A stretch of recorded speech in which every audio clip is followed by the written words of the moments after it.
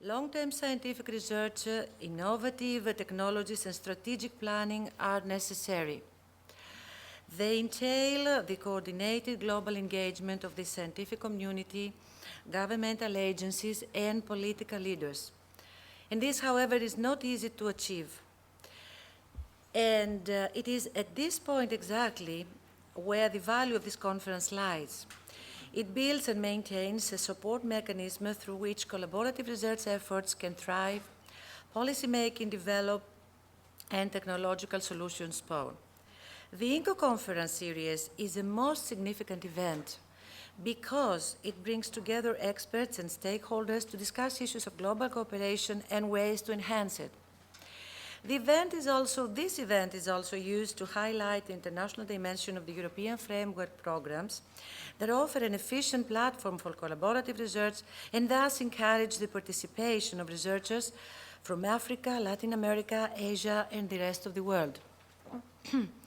For me personally, as the head of the International Science and Technology Cooperation Directorate of the General Secretariat for Research and Technology in Greece, such initiatives are imperative. They cater for a very specific and critical need, the sharing of research potential, knowledge and resources. In our own way and through a national perspective, we at the General Secretariat of Research and Technology try to achieve the same goal: promote cooperation and link Greek researchers and research institutions with scientific and business organizations in other countries. For this common goal, we are happy to participate and support today's event. I truly look forward to hearing the deliberations and conclusions that will take place over the next couple of days. I wish you the best success in the conference. Thank you very much.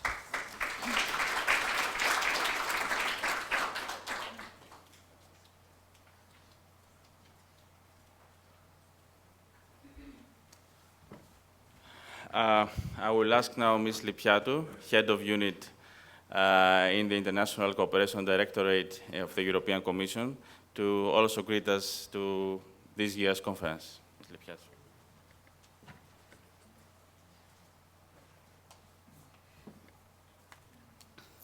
Good morning, ladies and gentlemen. I'm certainly glad to be here today for this fifth International Cooperation Conference, which will address future challenges and also has a special focus to the European neighborhood countries.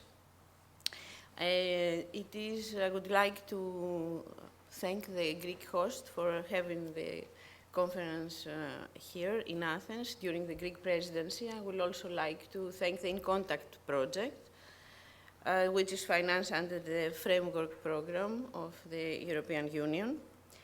And to say that the special focus that this conference has to the European neighborhood is very timely, taking into account that both the South and East neighborhoods are of extreme importance to us. We are promoting policies to support a knowledge-based economy with also with to share it with our neighbors, to extend the borders of the European research area, and also through that promote peace and security beyond the borders of the European Union.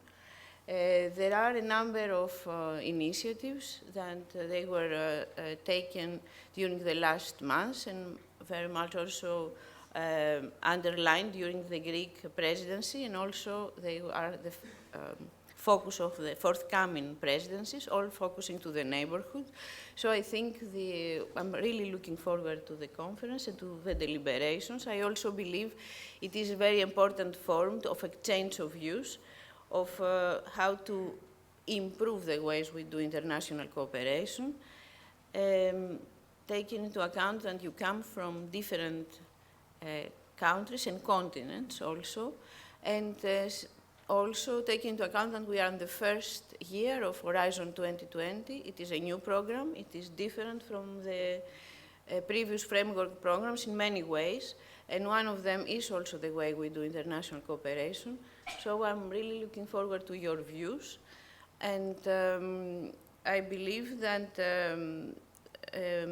this forum until now gave very good advice to the Commission on how to improve our policies on international cooperation, and I do believe it will be the case for this conference. So, looking forward to share with you and hear the presentations and be part of the discussion. Have a very nice day, and kalimera, as we say in Greek.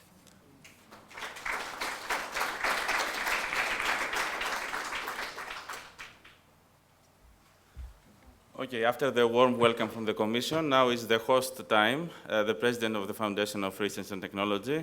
I'll greet from the organizer. Mr. Fotakis. Good morning, ladies and gentlemen, dear colleagues and friends. The evolution of the globalized economy, and in particular the knowledge-based economy, has led into new global societal and economic challenges. Fostering the international cooperation perhaps is the most effective way to face these challenges, and in this context, the current policies designed by the European Union for opening up and developing new initiatives for human capacity building, building research infrastructures with a very strong global dimensions, are very important, and they may be effective and they may be helpful in developing effective links at international level. Now, this INCO conference will address these issues and discuss the lessons learned from the past, as well as what are the challenges for the future. Now, I should say here that within the Commission, within the European Union, there is a lot of discussions of things which have to do with the sharp divide, not only in European regions, but around the world. This is a very important thing always to remember. It's not new, but we have to remember. There are very important questions related to what is the role of innovation for developing the knowledge economy. Although many of us, we consider that this is given, we have always to go back to the fundamentals and try to see what are the specific issues of innovation and the knowledge economy and growth. Issues which have to do with sustainability, especially sustainability of major projects. And finally, the new thing, which is becoming very important, how to handle data. Big data and other types of data, how to do data mining, how to exploit to the best all this information which is available nowadays from such activities around the world. Well, on behalf of FORTH, which is the largest research center in Greece, and Help Forward, which is organizing this particular event, I would like to welcome you. It is a great pleasure for me, an honor to be here with you. And I do hope that you'll have a very fruitful conference and a nice time in Athens, which I believe started nicely last night for those of you who are there. Thank you very much.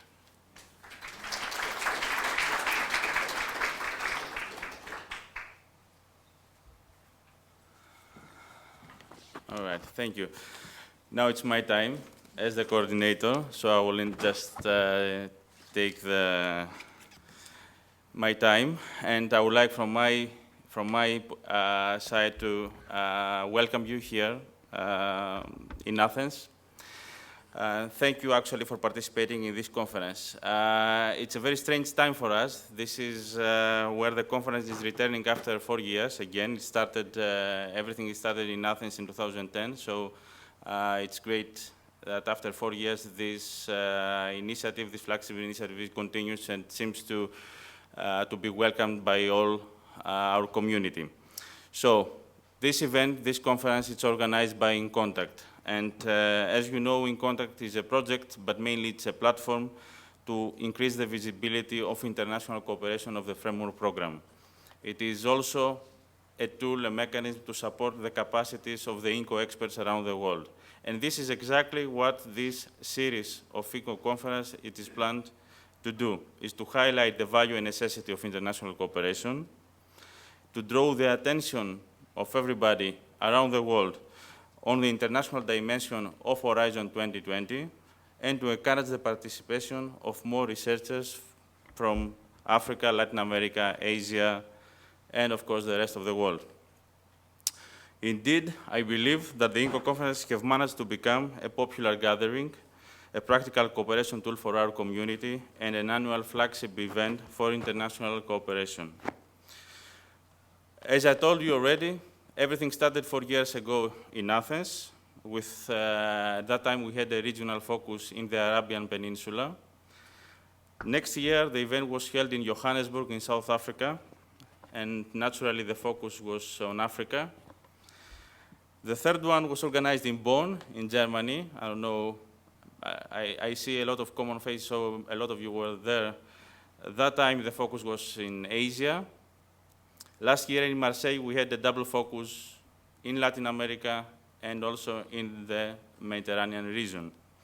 This year in Athens, we have chosen to draw our focus in the European neighborhood area, on our neighbors in the south, in the east, this beautiful part of the world. I believe it's beautiful, actually, Eastern Europe, Caucasus, North Africa, and Middle East. But also what we have chosen to do this year is to do something different. We decided to try and take together a long view over our common future, to think strategically of the decisions that need to be taken today to address our common challenges. And as we are in Greece, it was a Greek philosopher, Heraclitus. I don't know, maybe most of you know Socrates, but Heraclitus was also a very famous one. He said that no man can step in the same river twice, which means that change is the only constant. The only thing we know that everything is changing. And this is true every year, every decade. We are surprised by social and technological changes that appear suddenly and change the world. The first years of this millennium have clearly underlined the need to prepare for the non-preparable and take decisions thinking out of the box and beyond the official future. In our fast-moving and complex world, we need to run fast and adapt even faster. But how can we plan and work together today for the future if we don't know what tomorrow will bring? We have to establish first an honest discussion for the future, not to foresee, because as we know, future is not predictable, but to use the knowledge for taking better decisions today. We need to understand the trends, feel the dynamics that are changing our world, and plan, having always a long-term perspective. So we are happy that today we are hosting as our keynote speaker Mr. Jerome Glenn, Executive Director of the Millennium Project, a global futures research think tank. And Mr. Glenn, in his keynote speak, is going to give us a quick and dirty speech about these issues. This is the same thing that we're going to do today in session 3. So session 3 is dedicated to the future, a discipline that is becoming increasingly important today, with foresight projects and scenario planning becoming an important policy instrument for governments and also an industry standard. So, closing, I would like to express, of course, my sincere thanks to my colleagues in Athens, that they have done most of the work. Of course, George, Vasiliki, Christina, Ioanna, Maro, a lot of people that are not here because they are preparing for another conference. Of course, and mainly the European Commission that is supporting for many years this series of conferences, and I hope they will keep supporting this maybe forever, I don't know. So thank you for being here. Thank you for coming in the 5th INCO conference. I think I'm so excited that we can start again, and I hope we're going to have the time for some very fruitful discussions beyond the official program. So thank you, everybody. I will make only 3 household announcements now early in the morning. So at some point during the day, people will grab you and they will take you to cell nearby for some interviews. So we'll try to produce a nice video for international cooperation. So if someone with a camera come and take you, don't be afraid. It will be something that we are preparing on purpose. So this is one thing. The second thing is that we have tomorrow, beyond the training, we have a very special seminar. We have 2 representatives from Japanese funding agencies, and we are giving a very special seminar for the Japanese funding programs, that they're offering opportunity for everybody to be involved and collaborate with Japanese organizations. And so if you would like to be interested, because it is very focused, please register in the reception. There are only limited, it's not a big room, it's a very smaller room. So please register in the reception. And also we have also the space for 1 or 2 additional speakers in the PP way tomorrow. It's a special session that will give the opportunity to some of us to present some specific issues that they would like to introduce or initiate a discussion. So this is from my side. Thank you for being here again, and let the games begin. Thank you.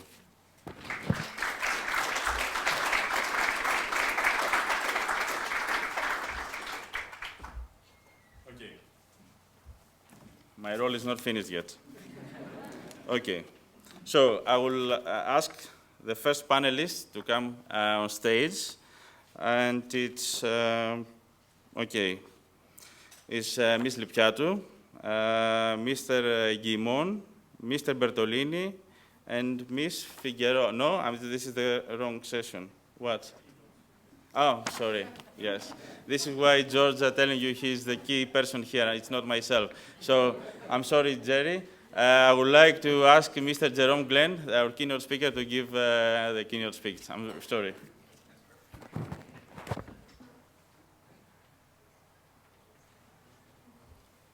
I guess that made it a faster and dirtier speech than I thought.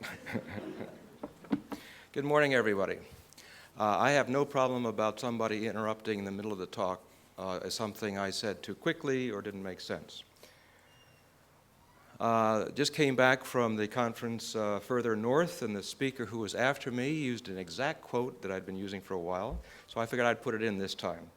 By my experience and 40 years of looking at futures research through the eyes of many different people, it's been my experience that we have the resources, we have the ideas to address all of our global problems. What we don't have is the decisions on the scale necessary. We're making a lot of good decisions around the world. A lot of good things are happening.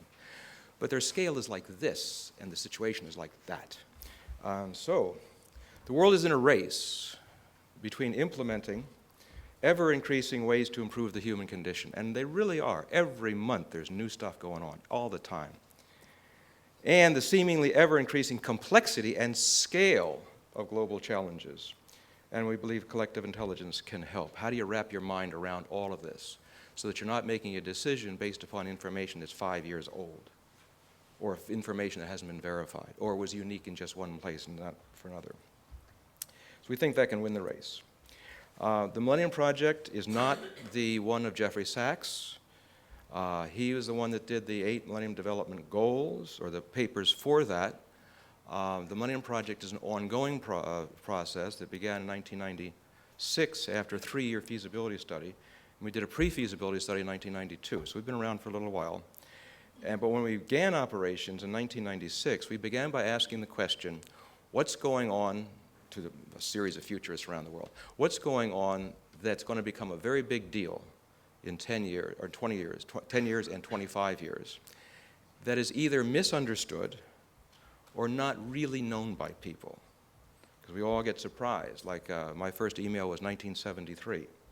And I told people what was going on, and they said, I got a fax machine, what do I need to talk about computer communications, you know?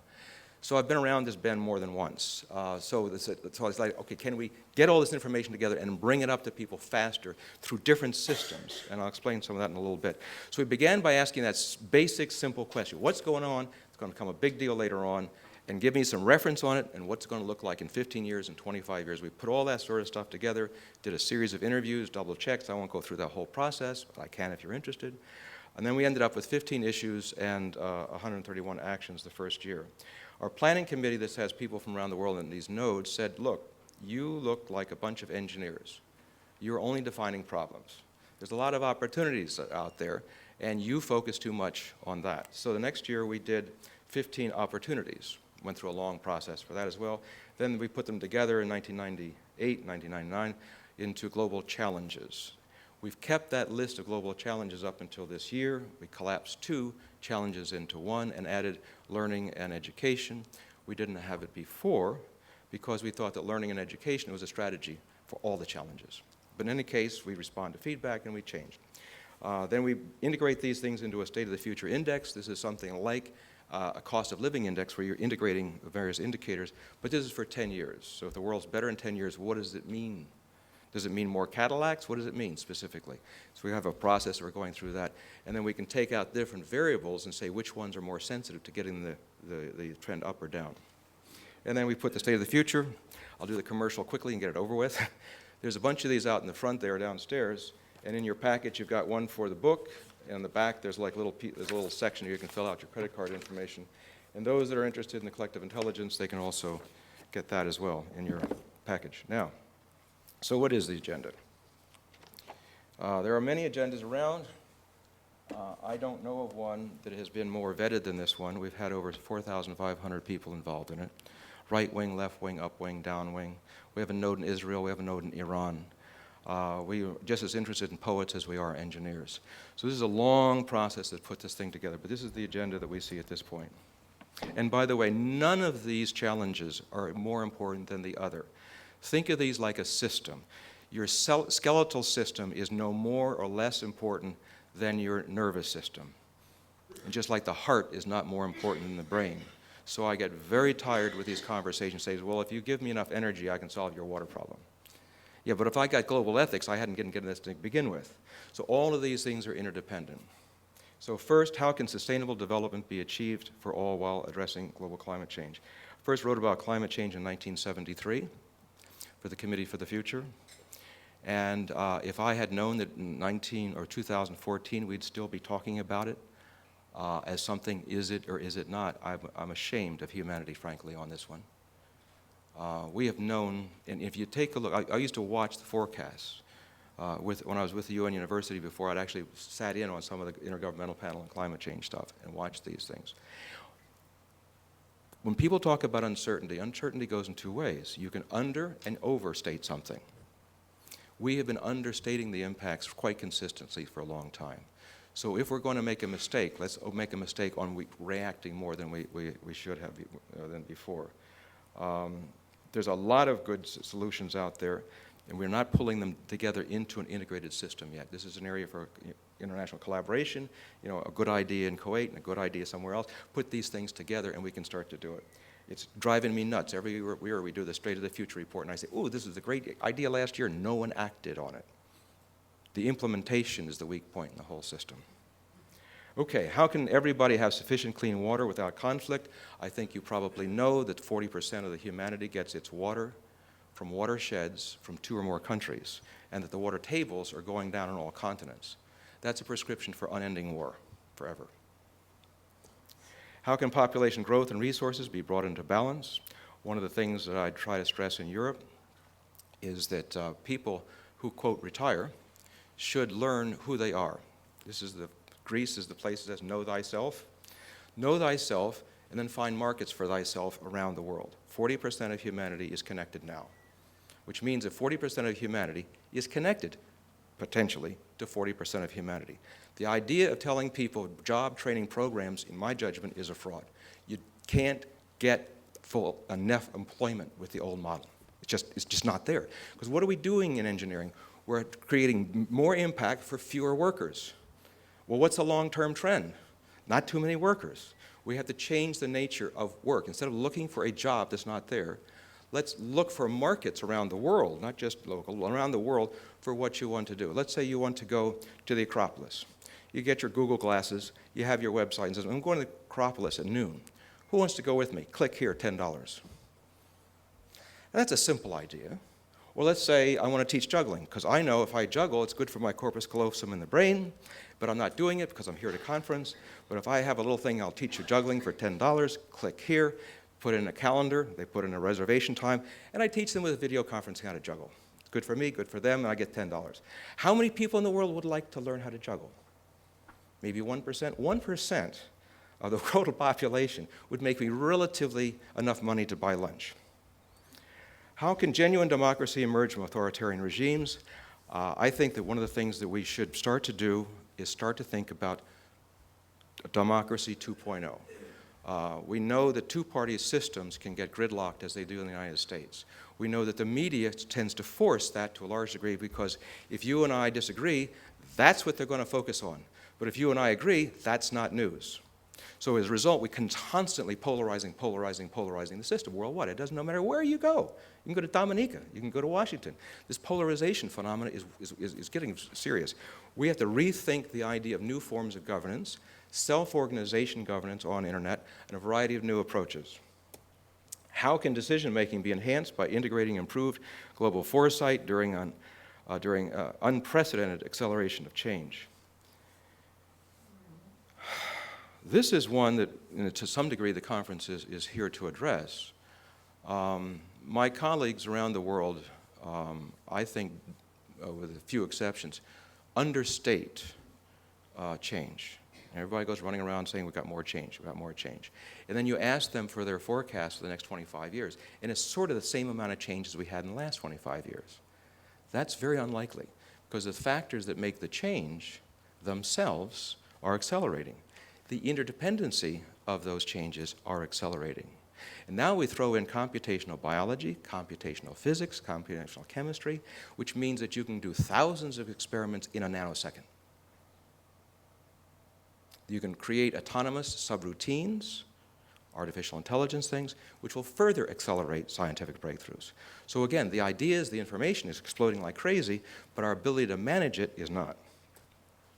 How can the global convergence of information and communication technologies work for everyone? Just the other day, we were talking about Telegreece. You've got a lot of Greeks overseas, as long as other countries as well, but I'm just mentioning Greece, because you've got a dearth at the moment of investment capital for new startups. Well, you got a lot of investment people overseas. Well, why not connect them up? Just like computer dating, you know? What's the boy want? What's the girl want? Can you match it up? What's the investor want? What's the business want? Can you match it up? Telenations is one of the ways to make it work. There's a lot of ideas. By the way, in these challenges, what we do is we give you about several pages of detailed information. What's the current situation? What's the possible desirable goals? What are the policies to address the gap? And what is it for each region? Then we give you several hundred pages on the collective intelligence system for the details to search. But the short overviews are something that I'd like everybody to read. And in our system, we make them freely available to everybody. There's a little green free at various points in the collective intelligence system, where you can download that, you can look at it and so forth, pull that together. It's quite an overview. We've been updating and improving these every year for 17 years. So if you read it and you say, you forgot X, let us know. We respond to feedback. That's one of the ways we get smarter. How can ethical market economies be encouraged to help reduce the rich and poor gap? We did a study on the future of economic elements for the next economy. We think that the next economy will be too complex for us to understand today, just like the information economy was not understandable to the average farmer before. All right? The concepts aren't there. If I said 10 years ago there's going to be a Facebook stimulated revolution in Egypt, you'd say, what are you talking about? And that's just 10 years ago. The vocabulary is going faster and faster and faster. That's why you can't understand your nerd cyber kids. But I don't see that slowing down. I just don't see it slowing down. So we looked at what are the seeds. We can't know the whole thing, but we can know seeds. Like, for example, capitalism, you got private ownership. Communism, you had state ownership. The biggest driving force of the economy today is non-ownership. Who owns the internet? The internet is a means of production that was redistributed before people knew that they're a means of production. That's why we could redistribute it so quickly. Now, with that system available to the world, this means that anybody can become a multinational corporation with a click. We're not teaching people to think this way. We keep thinking people, I've got to teach you in this area to go get your job at Siemens Corporation. And that's just a less likely future. Every year, that's a less likely future. That model is slowly going down. And you know it more painfully than I do. Now, if you have people who are making a living on the internet past retirement, then they're paying taxes, and they feel less of a burden on the younger people. You've got good social benefits, retirement benefits, health benefits, But you know better than I do, that cannot last. The demographics are just not there because we're living longer and longer and longer. But in the old model, you did a lot of your work by physical stuff, and you wanted to retire. But if you're making a living teaching juggling or making a living going to the Louvre, why would you want to stop? And you can make a living this way at your leisure. That's a different kind of a model. It's those kind of new kinds of models and innovations we should be sharing and thinking together as a collective species, not just only as nations. How can the threat of new and re-emerging diseases and immune microorganisms be reduced? We know that you can, in synthetic biology, you can take a little genetic material from hemorrhagic fever. You can take a little genetic material from leprosy bacillus. Gives you a 15-year incubation period, by the way, in some cases. And you can take maybe the spread rate genetically for SARS, put that together into an egg, mass produces it on Petri dishes, and bingo, you've got a kind of a pandemic we've never seen before. That's not possible today, but it will be eventually. So we're going to have to figure out how to prevent that. Now, one of the ways to prevent that is we understand how the immune system works. How do we boost that immune system dramatically? You can't do it for very long because that'll kill you. But for a little while. So imagine somebody has an outbreak of a disease that's really bad that we don't have a way to handle it. Because the current way we do it is we sequence the gene, create a vaccine, mass produce a vaccine, ship it around, get everybody a vaccine. That no matter how fast you sequence the gene, you're still looking at a lot of time. All right? So another way to do it is create a material that will make your immune system go up high no matter what the situation is. And put those like in fire extinguishers around the world so that when something happens, you surround the area, you contain it, let it run its course. That's a different model. It's a different mode of doing disease management. That kind of stuff we're going to have to do because the populations are increasingly crushing themselves together into urban environments and increasingly going around conferences like this, spreading all kinds of stuff, and those mutations should accelerate rather than decelerate. So we have to have a new model of handling this. How can education make humanity more intelligent, knowledgeable, and wise enough to address its global challenges? When I was a child, I thought that you were given an IQ and a brain, and that's it. Turns out that's not true. If anybody is interested, there's about, in the State of the Future, we list something like 17 or so ways, or 10 ways of increasing intelligence. Each one by itself is not a big deal. Added together is a big deal. There's no ministry that I know of in the world that has declared increasing intelligence as a national objective of education. Shame on us. We're knowing a lot about how to increase intelligence. I'm serious. You look at all the mission statements around the world, and what do they say? They say, increase knowledge and make them a good citizen. Okay, those are two good things, and that's fine if your brain was static, but your brain is not. Neuroproesis, we're growing neurons. We're learning how to make ourselves more intelligent. Take a look at all that research. Do a Google homework assignment. Do a Google search on increasing intelligence. Enter. And follow that line. You will be amazed at how much is going on. And we don't get that in the classroom with kids, let alone adults in the whole world. The world is not getting less complex, so we're going to have to be smarter. And we're able to do it, so why not? How can shared values and new security strategies reduce ethnic conflicts, terrorism, and the use of weapons of mass destruction?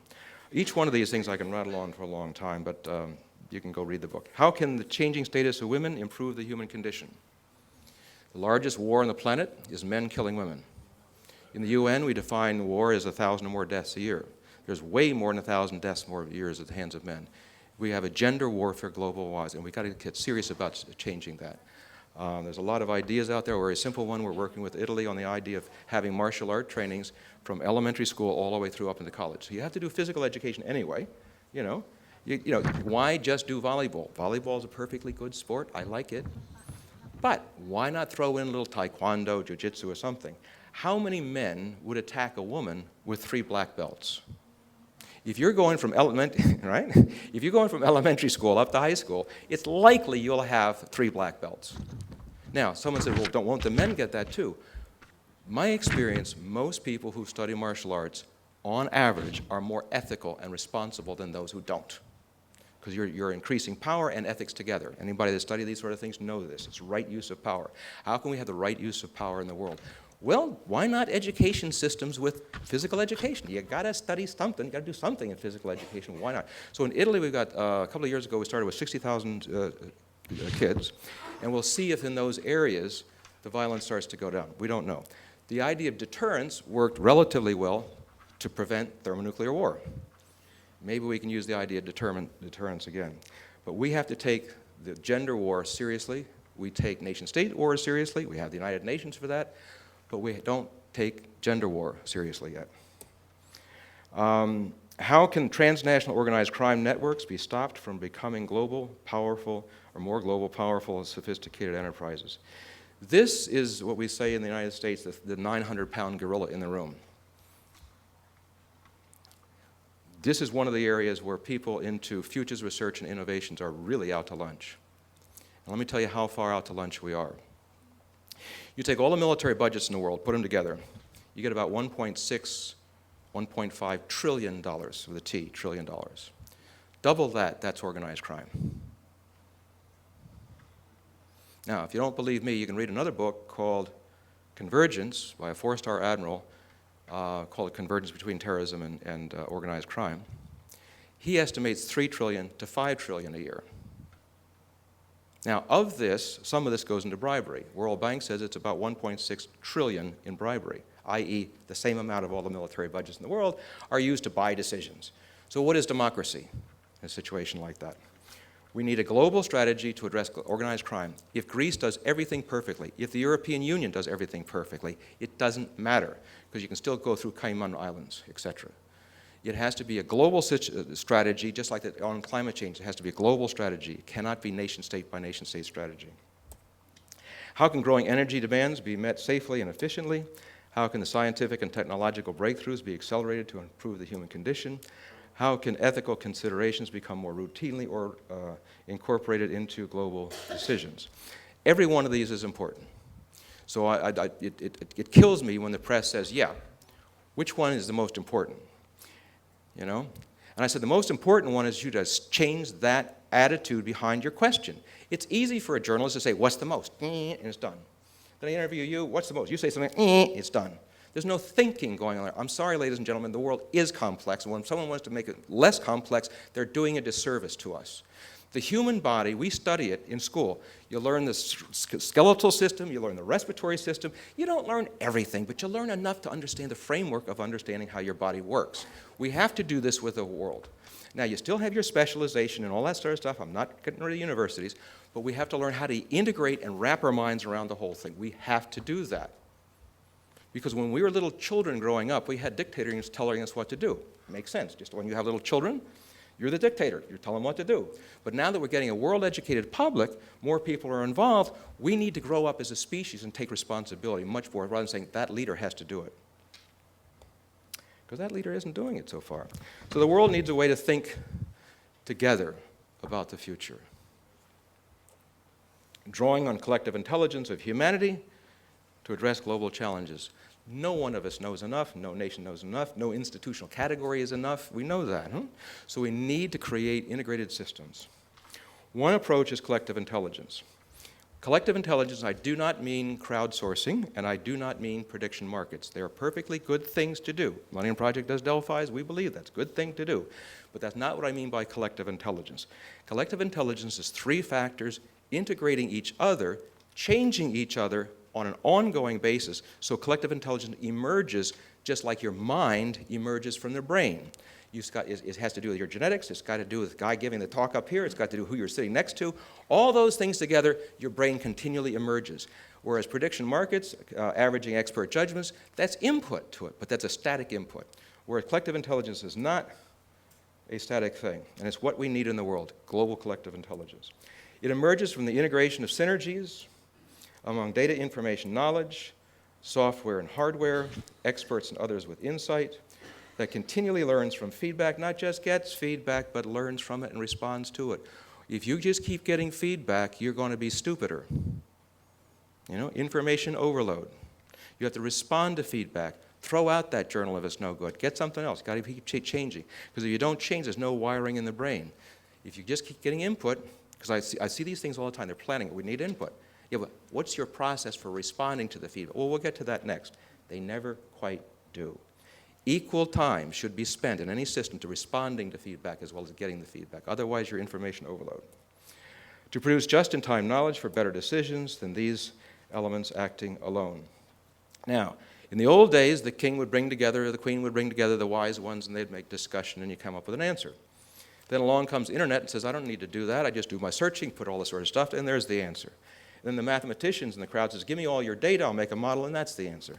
And the answer is, all three are good, but have them interact. The model should influence the information. The information should influence who the experts are. The experts ought to influence the variables in the model, etc. They should be a churning process all the time. Because if it's true that the rate of change is going fast, and if it's true that it's interdependent, then our old approaches that are static are, by definition, not as useful as dynamic systems.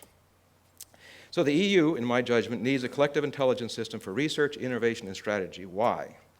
Acceleration of technological change, explosion of knowledge, increasing complex interdependency of both, tele-everything, will become more overloaded than we are today. The next 25 years will make the changes of the last 25 years appear slow. European collective intelligence system. One, it can make it easier for Europe, a whole of Europe response. It's an interesting concept. All right? To some degree, the EU and the EC was put together. How can Europe as a whole improve the prospects for everybody? Okay, how do you have a whole of Europe response on water, whole of Europe response on energy and so forth? It's hard to do with the current systems you've got. That's why you're having this conference, is to improve that capability. Can make transdisciplinary innovation research easier because it's challenge-focused. So a challenge, let's say, on energy, well, you've got to have legal stuff, you've got to have engineering stuff, you've got to have all kinds of different stuff. If you're talking about any of the challenges, you're cutting across the disciplines automatically right off the bat. How can give experts and creative people a common platform to engage in building a European brain? Some people believe that as biology became more complex, hence brain and consciousness. Don't know if that's the way to happen, but that's what many people think. If that's true, then the same should happen on a global basis. And my guess is we'll have not a global brain, but we'll have a bunch of global brains. And that they will emerge both by self-organization and autonomous AI creating it, as well as by design. I think they'll both would be putting it together. I think 25 years from now, the idea of a global intelligence brain system will be just as natural as you're using Google today. Can increasing internationalization of research as a ECIS can connect local challenges and global challenges via collective intelligence systems around the world, eventually global brains for a better civilization.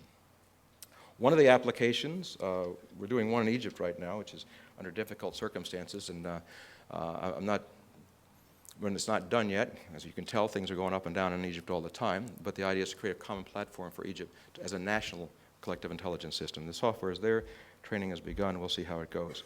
But here's one that's in operation right now. This is one we do ourselves that you can play around with. You can help build a global collective intelligence system with this.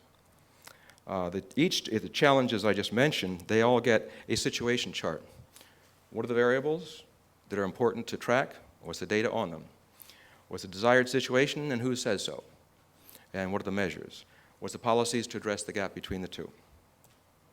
Overview of the state of the future. In other words, like when the text, that's the charts, that's the footnotes, that's the normal sort of content stuff. That's long, detailed, and then a short overview. You can read that free of charge online. Then also the scanning system, so that every piece of the collective intelligence that should be in long-term memory, just like in our brain. We got short-term memory, we got long-term memory. Short-term memory is the news items. News items can go into the long-term memory in scanning.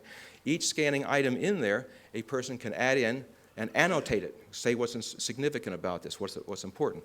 And then you can comment on that. So we are starting to build a collective intelligence about a piece of information. Information changes its meaning through time. Relational database don't take that into account.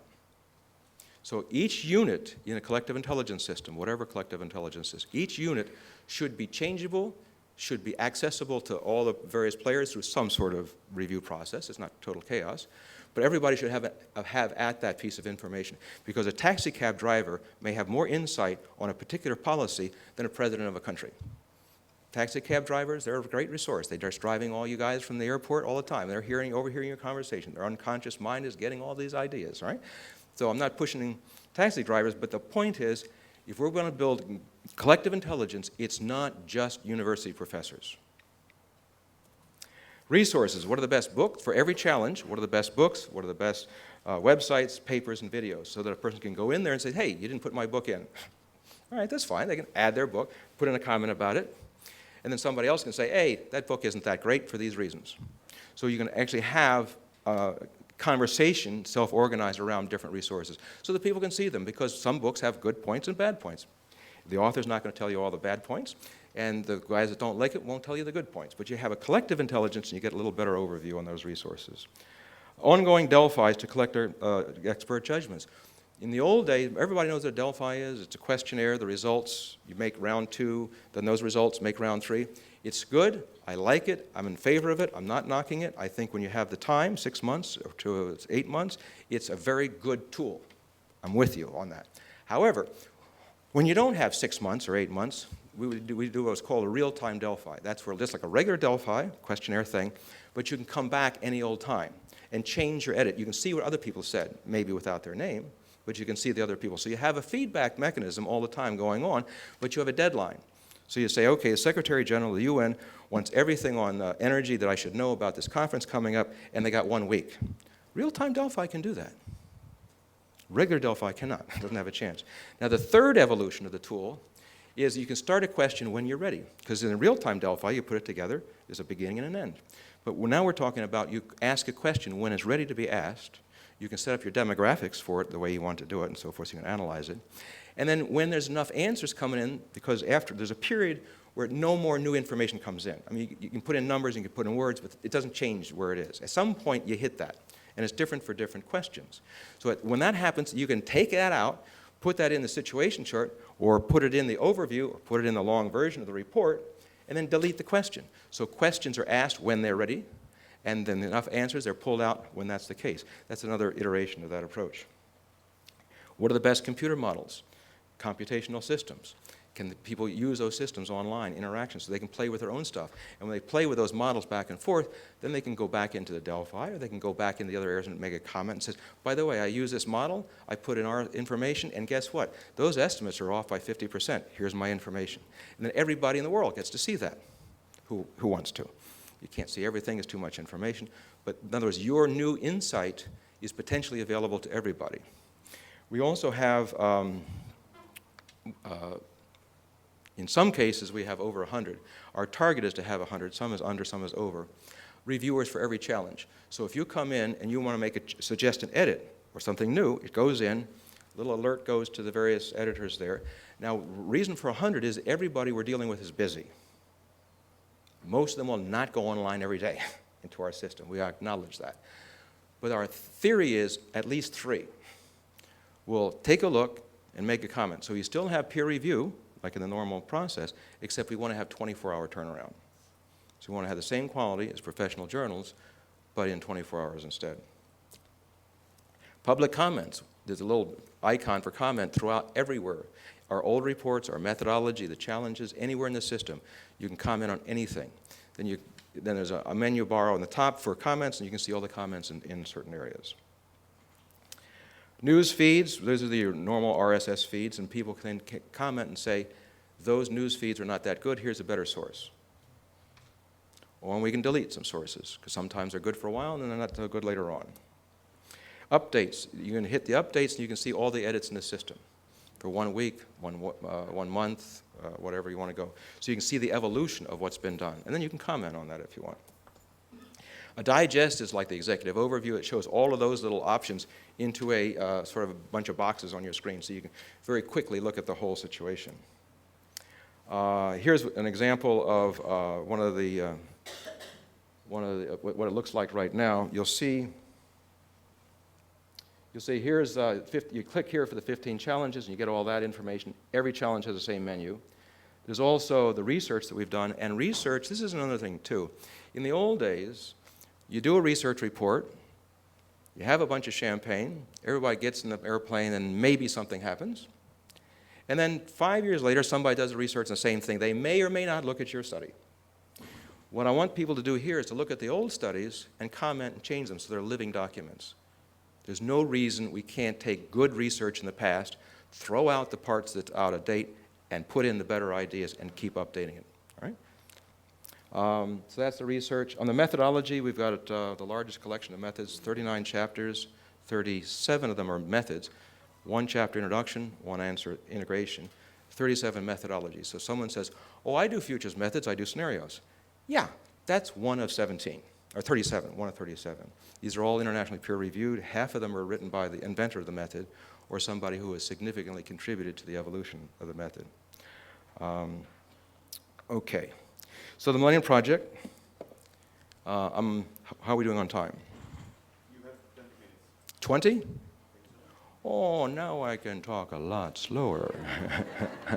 Because I'm going fast as I could. Sorry if I'm going too fast. But I did tell you ahead of time you can interrupt me, and you didn't do that. Are you understanding what I'm saying? Because I talk sometimes very fast, and I know English is not the first language for everybody here. All right. So the Millennium Project was created as an idea. Every futurist in the world wanted to create a global think tank. There's nothing unique about that. It's a normal thing to do. But one of the things that's unusual about this is we created it through UN systems, plus governments, plus NGOs and foundations, corporations, and universities to become a trans institution. I'm stressing this because we're talking about innovation, collaboration. Now, in my view, a trans institution is a new form of institutional category. Now, remember before we had the email, and I had to listen for 15 years, people telling me they had the fax machine. I'm going to go through this again, but it's all right. But trans institution is not a public-private partnership. This would be the analogy of the fax machine. We've already got a public-private partnership. What do we need a trans institution for? I'll tell you. Several things. What I mean by a trans institution is that on the governing body, or whatever is the boss of the system, ought to have some from each of these categories, but not a majority of any one. That the people who do the work should come from all those categories, but not a majority of any one. That the money should come from all those categories, but not a majority of any one. And if you look at the flyer on the Millennium Project, you'll see we've got all those things, but not a majority of any one. And then the value added should go to all those categories, but not predominantly to any one over the other. So if you read the State of the Future report, you say, is that useful for business? Yeah. Is that useful for government? Yeah. Is it useful in the UN? Yeah. Yeah. Cuts across. Now, you can have a trans institution for anything. You can have a trans institution for innovation. Doesn't have to be a government body. It can be this trans institution thing hanging out over here. Why is this a good idea? Several things. One is when you do something, it has to make sense to the bottom line, because business is there. It has to make sense to government, because politically it has to make sense because government is there. It has to make sense knowledge-wise. You can't lie and BS because the university is going to pick you to death. And you have to have your values together because the NGOs are there. And you have to have your international implications together because UN or some kind of international organization should be there. Now, that's the input part. The output part means when you do something, whether it's a trans institution for AIDS or a trans institution for increasing intelligence or a trans institution for tele-Greece or whatever, it means that when you come up with stuff, that which can be done best by business does it. That which can be done best by governments does it. That which can be done best by universities does it. Which means, so you're influenced by these different categories, but you act through those categories. And that ability to act through the different categories and be influenced by the categories is what gives the Millennium Project its flexibility. I defy anybody to try to really understand the Millennium Project. It is a really complex system. And it's very complex because of that approach. And I'll get a little bit to management on that in just a second here. All right, so we have 50 nodes around the world. We'd like these nodes to be as much of a trans institution as possible, but that's not always easy to do. These nodes identify the leading thinkers, so like if we're going to do something on the future of the economy or the future of innovation, send out a simple note to all the chairs of the nodes and say, okay, who knows the most in your country about innovation? Or who is the most innovative person you know? The business people will pick business people, as they should. The universities pick the business, university people, the government, and so forth. So you see, you're doing like an opera. You're creating an opera of different kinds of players. You're not asking a trumpet to be a violin. What you're trying to do is you're trying to bring together different kinds of minds, pull it all together. Then we take that from the 50 nodes, put them all together again, then feed them back out. So the node is like an input-output device. It's a global, local connection. They can do their own trainings and conferences, and Nandas brings me in here, and he draws in the whole system. Each node is in charge of the whole system for what they're interested in. That's also a unique idea. Each node is in charge. So if a node wants to do X, they can call on all the rest of the system to support them in doing that X. But then the other node can do the same thing, so it's a two-way street. You've got to help the others out. Futuristic management. Now, fast forward a little bit. Imagine that the complexity is in fact there. Imagine that all people on the planet are connected to internet, which is reasonable, yes? Imagine that the computational capability that we all have is the equivalent more than one brain. We've already got the computer in China right now, past the United States last year. We've been doing this leapfrog with China for several years, by the way. But China's now number one. Imagine that that computational capability is available to every individual. That's an extremely conservative statement because, you know, Watson, IBM's Watson, you know, diagnosing medicine and all that sort of stuff, they're going into Nairobi right now. And the idea is to put Watson-like stuff all around the world. The European Union has already said we're going to do a brain project. President Obama says we're going to do a brain project. China says we're going to do a brain project. So the race is on to figure out how to make us all intelligent, more than we are. If that does continue, we learn how to reverse engineer the brain, put that into computer systems as well as how we make ourselves smarter. We're talking about a general set of brains interacting in the world than we have today. If that's the case, how do you manage that? That's a toughie. So this is our approach so far, and how I think I manage the Millennium Project, but I'm not sure managing the Millennium Project is an actual comment. I sort of play with it rather than manage it. The original approach was hierarchy. Information goes up and down. That's the majority of everything in the world still today. Then you cut across the hierarchies with networks like this room. Right? Now that's very good because you're having information flow cutting across all the hierarchies of your organization right now. That's an advance. However, you tend to be like-minded people in this room, more or less. Right? So that's the weak point of a network. They tend to be like-minded people. Now, so if you can intersect networks, like a network of artists and a network of engineers and a network of financial investment companies, that intersection is quite rich. Just imagine that. So imagine you deliberately intersect networks to increase the network's intelligence into a node. A node in information, who do information theory here is very simply, it's the intersection of two or more networks. That's a node. And the old joke that we had in the 70s, I'd rather be a node in a network than a cog in a wheel. You're not old enough to remember that. Okay.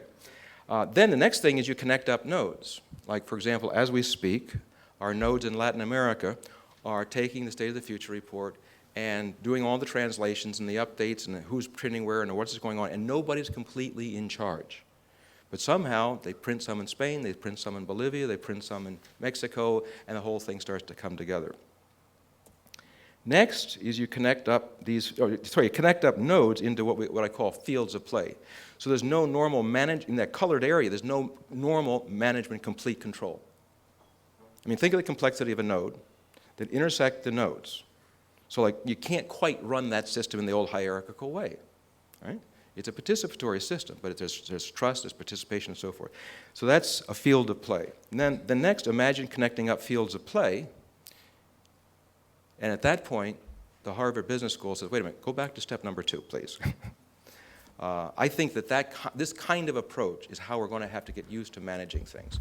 Because the old institutional silos and that sort of stuff, everybody goes running around the world saying, that's not quite doing it. Well, here's an alternative. If you don't like that, come up with another one. But we can't go with what we got so far. This is the thing about the methodologies. It's really quite an extraordinary mix. We started with 17 or 18 paid for by the United Nations Development Corporation. I mean, UNDP in the UN. And then the next one, we upgraded it to something like 20 or 30. Believe it or not, that was paid for by the U.S. Army Environmental Policy Institute. So you got UNDP and the Army. And then the next one we updated up to what it is now, the 39 chapters, by the Rockefeller Foundation. Now, if all goes well, we don't do a 4.0. What we do is we have it upgraded all the time as new ideas and new approaches are verified, so that there'll just be a continuing updating process. But you never know. People still want to have the thing in their hand. And then the state of the future, you can get a hold of that today. And that's all I have to say. Thank you. Any question time? Yeah?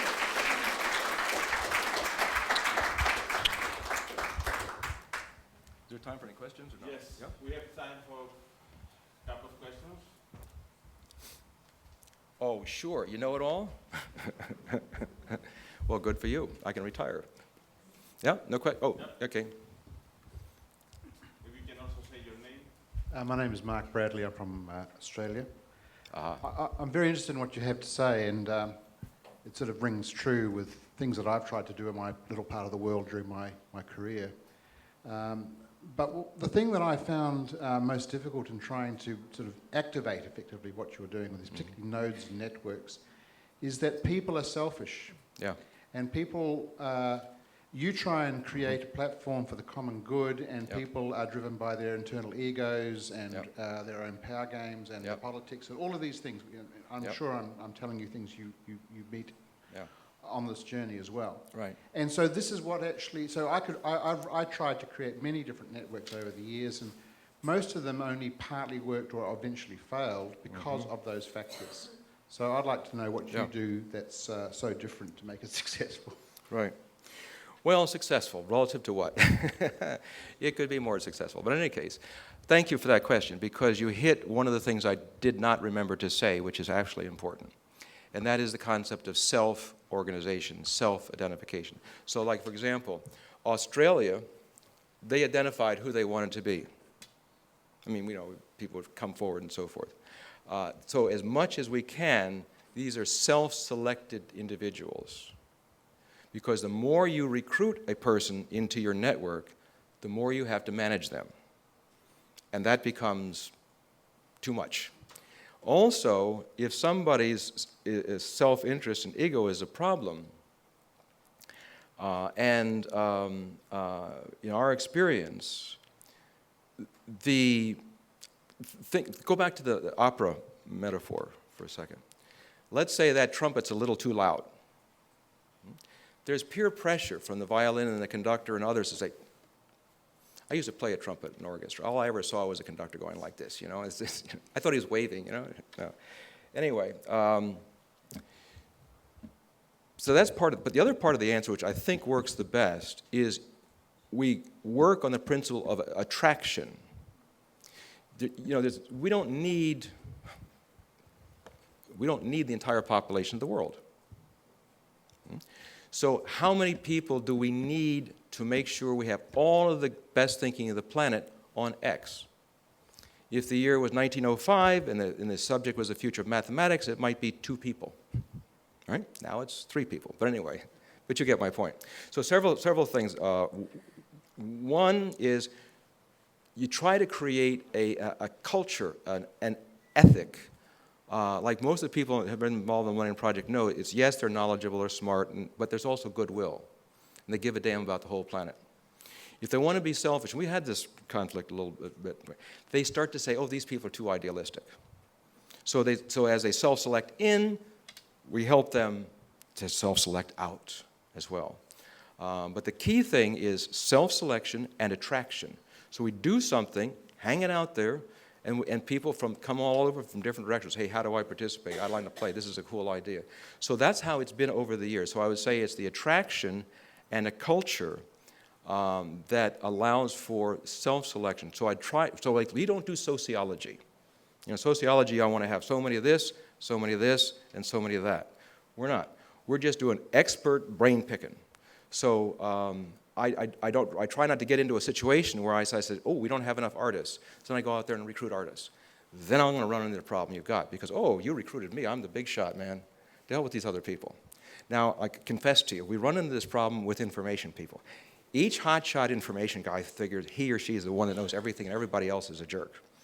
I don't know what it is about information science, but I find that more than any other tradition, even more than the arts. But thank you for that question. That helped round out the issue.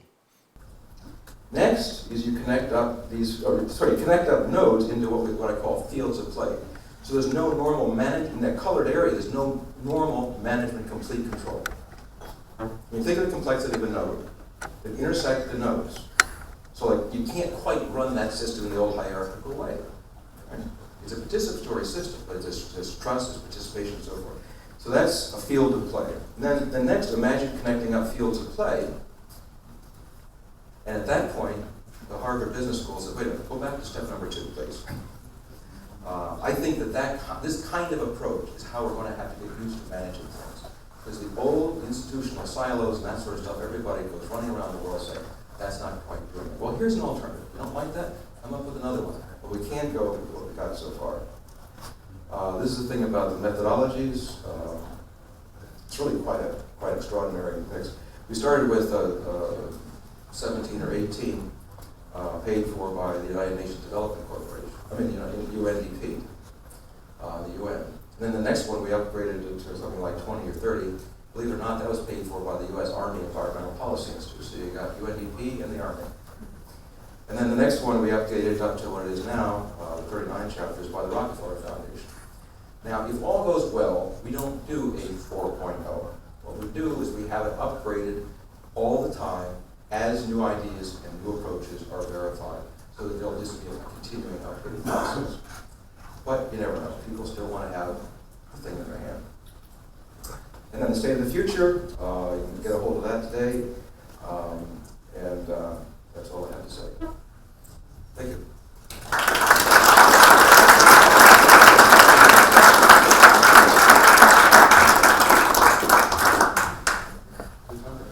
Yes, we have time for a couple of questions. Oh, sure. You know it all? Well, good for you. I can retire. Yeah, no question. Oh, Yeah. okay. You can also say your name. My name is Mark Bradley. I'm from Australia. I'm very interested in what you have to say, and it sort of rings true with things that I've tried to do in my little part of the world during my career. But the thing that I found most difficult in trying to sort of activate effectively what you're doing, particularly nodes and networks, is that people are selfish. Yeah. And people, you try and create a platform for the common good, and people are driven by their internal egos and their own power games and their politics and all of these things.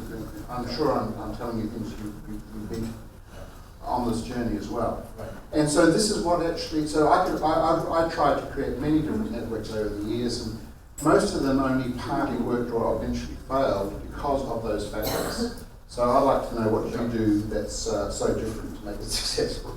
Right. Well, successful, relative to what? It could be more successful. But in any case, thank you for that question, because you hit one of the things I did not remember to say, which is actually important. And that is the concept of self-organization, self-identification. So like, for example, Australia, they identified who they wanted to be. I mean, people come forward and so forth. So as much as we can, these are self-selected individuals. Because the more you recruit a person into your network, the more you have to manage them. And that becomes too much. Also, if somebody's self-interest and ego is a problem, and in our experience, go back to the opera metaphor for a second. Let's say that trumpet's a little too loud. There's peer pressure from the violin and the conductor and others to say, I used to play a trumpet in an orchestra. All I ever saw was a conductor going like this, It's this, I thought he was waving, Anyway, so that's part of it. But the other part of the answer, which I think works the best, is we work on the principle of attraction. We don't need the entire population of the world. So how many people do we need to make sure we have all of the best thinking of the planet on X? If the year was 1905 and the subject was the future of mathematics, it might be 2 people. Right? Now it's 3 people, but anyway, but you get my point. So several things. One is you try to create a culture, an ethic. Like most of the people that have been involved in the Learning Project know, is yes, they're knowledgeable or smart, but there's also goodwill. They give a damn about the whole planet. If they want to be selfish, we had this conflict a little bit. They start to say, oh, these people are too idealistic. So as they self-select in, we help them to self-select out as well. But the key thing is self-selection and attraction. So we do something, hang it out there, and people come all over from different directions say, how do I participate? This is a cool idea. So that's how it's been over the years. So I would say it's the attraction and a culture that allows for self-selection. So we don't do sociology. In sociology, I want to have so many of this, so many of this, and so many of that. We're not. We're just doing expert brain picking. So I try not to get into a situation where I say, oh, we don't have enough artists. So I go out there and recruit artists. Then I'm going to run into the problem you've got because, oh, you recruited me, I'm the big shot, man. Deal with these other people. Now, I can confess to you, we run into this problem with information people. Each hotshot information guy figures he or she is the one who knows everything, everybody else is a jerk. I don't know what it is about information science, but I find that more than any other tradition, even more than the arts. But thank you for that question. It helped round out the issue. Yes? My name is Roberto Bezzoni from WHO in Belgium. I want to go back to the beginning of your speech when you said that we have a lot of knowledge, but we lack implementation. And I think this links very much also with your last slides, one of your last slides, the one on the notes. Because, for instance, many problems in public health, you have the need to involve several sectors. And you don't know the language of those sectors, you don't know the way they work, you address these people, you're preaching them, but then you don't really get a good feedback, as you mentioned before. So my question is, your analysis is excellent, but the problem is the implementation. How do you think we can bridge this gap, how we can reach the decision makers, how this type of approach, which I think is quite intelligent, as you mentioned, how can we make it happen? Yeah. Well, you start off by getting a magician to make the magic. Not very scientific. There's a lot in your question, so if I don't hit the various points we asked, we are not connected to decision makers as much as we should. So I would not say we're a model of success on that. Now, what we have done that is relatively smart on that is we try to integrate the decision maker in the research itself. One of the sections in the research option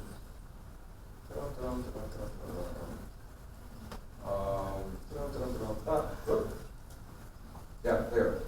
Under research, this little one in the middle there, one of them is connecting futures research to decision makers. We did a study precisely on that question. And we ended up with a checklist of something like 27 items. The idea is the more of these you do, the more likely the decision or the research is relevant to be useful to a decision maker. The fewer of these you do, the less likely. Nobody can do all of them, so it's like a general checklist in that sense. But there's a whole bunch of stuff in there, and what we try to do as much as possible is we try to involve the decision maker in the process, or whomever is the relevant person to advise the decision maker in the process from the very beginning. And have them so that when the study is done, it's my study. Like Kuwait, we did the State of the Future Index for Kuwait. We had Ismail Al-Shati as part of that team from the Prime Minister's office. The obesity studies and also the environmental studies and the early warning system. So that he sits down at the table with us. So as much as you can, I know it's hard, but as much as you can, have the decision maker in the process from the very beginning, periodically coming in and out. You can do a workshop updating, but one of the biggest mistakes futurists do, I'm included in making this mistake too, is you're going so fast, you say, well, I'll tell the decision maker later. Well, by the time you finally do, there's such a gap between your last conversation and this conversation that the guy says, "Hold on, this is crazy." One of the tricks is to keep them involved in some simple way, a little bit all the time. Another is you've got to have some identifiable method that they can understand. Because you're talking about agent-based modeling and cross-impact analysis of the variables, they're going to go, give me a break. That's why one of the reasons we use Delphi. Everybody understands questionnaire. It's simple. We can use other tools too. Yeah, I wish I had better answers to that question. Because clearly the connection between what we know and what we decide is killing us. One of the areas, we have a node called Arts Media Node, and its job is to some degree address that issue. Because in a democracy, the public has got to be interested too. Because if the leader says, I want to do X, and the public says, I don't give a damn, it's hard politically to do it, right? So the Arts Media Node's job is to take all this fancy research and turn it into rock and roll music. I just gave a talk at Moog Fest. I don't know if you remember what Moog is. It's actually supposed to be pronounced Moog, but I keep saying Moog. It's M-O-O-G. He's the inventor of electronic music. The first electronic synthesizer was a guy. They have a meeting once a year, so it was their last couple weeks ago. And they welcomed the idea. This is, okay, you guys have been saying, bond, bond, bond, the auto, bond. Big deal. Big deal. You know? The 60s in my country, when we talked about the civil rights movement, the women's liberation movement, the flower power, all this quasi-cultural revolution, the way that that was initiated, if you go back to the record, you will see it came through the music industry. The music was the driving force of that change. That's how we communicated across, was the music. Now, that goes back to the songwriters. The songwriters sat down with one of the hot shots of the day, a guy named Timothy Leary, and they discussed all these various ideas and concepts and so forth. And that permeated through the writers permeated the music permeated the culture. So I'd say that's a bottom-up approach. So the top-down is to get the decision maker in the research as much as possible. The bottom-up is the cultural one. And a third one of the reasons we've done the collective intelligence system is because if you actually use it and get used to it a bit, the advisor to the president, I don't expect presidents to do this, although in Malaysia they actually does this, in the Dominican Republic they actually have their fingers on the keyboard, the head of state, but that's rare. But the number two guy, the advisors, head of strategy or whatever, they get used to this sort of stuff so they can start to see how their part fits with the whole game. So then they start to look smarter. And once that starts to hook in, it takes a little while. Just like it took 15 years to go from email, from fax to email when we had the capability. So I'm not optimistic this is going to be succeeding fast. But it is designed for the general public, like I've talked about, but also so that when you have to give a briefing to the president tomorrow morning, you use this system and you're right on top of what's happening. So you're going to look smarter. So theoretically, this becomes a tool for heads of states to be more involved. Then what we want to say to those people is, if the president does not go for it, I want to know why, so that we get smarter. Again, getting the feedback and responding to it. How do we make it better? How do we make it better? Because if he did not go for it, why? We got to know that. We got to know why it's not going, and then change the system accordingly. So that's some of the feedback. Now, there's a lot of stuff in your question. Did I get all the bases or not? Yeah? Actually, this idea of the music is very interesting. Yeah, be serious about this, yeah. Yeah, I was thinking to this guy, Rodriguez.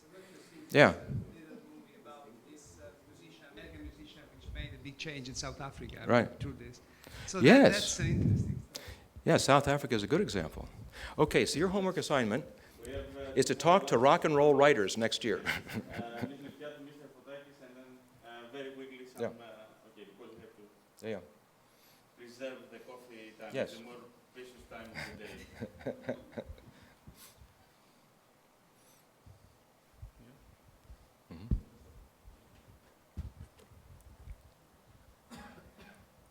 Mr. Glenn, first of all, I would like to thank you for the great talk. And I retain something you said, and I really believe. You said a lot of things can be done in the intersections. Yes. Yes. So I keep the word intersection and I keep the word education that you mentioned, and I think there are two very important words. And I would like, if you permit me, to give you an example of something we did, a very small thing we did just 3 days ago in the context of the conference you and me, we were together in Thessaloniki, yes, a small dissemination event. We did the following thing. We put together a scientist. I mean, the theme of the conference, it was the marine environment. Right. So we took a scientist who could speak about the change of the marine environment and the link between climate change and impacts on the sea, and targeting Mediterranean and Black Sea in that case, and also a writer who wrote about Greek mythology, but interpreted the mythology in a way that could see through what they said, that they were speaking with their way about the nature. Yes, that's the way. So we put it together, and we had 140 kids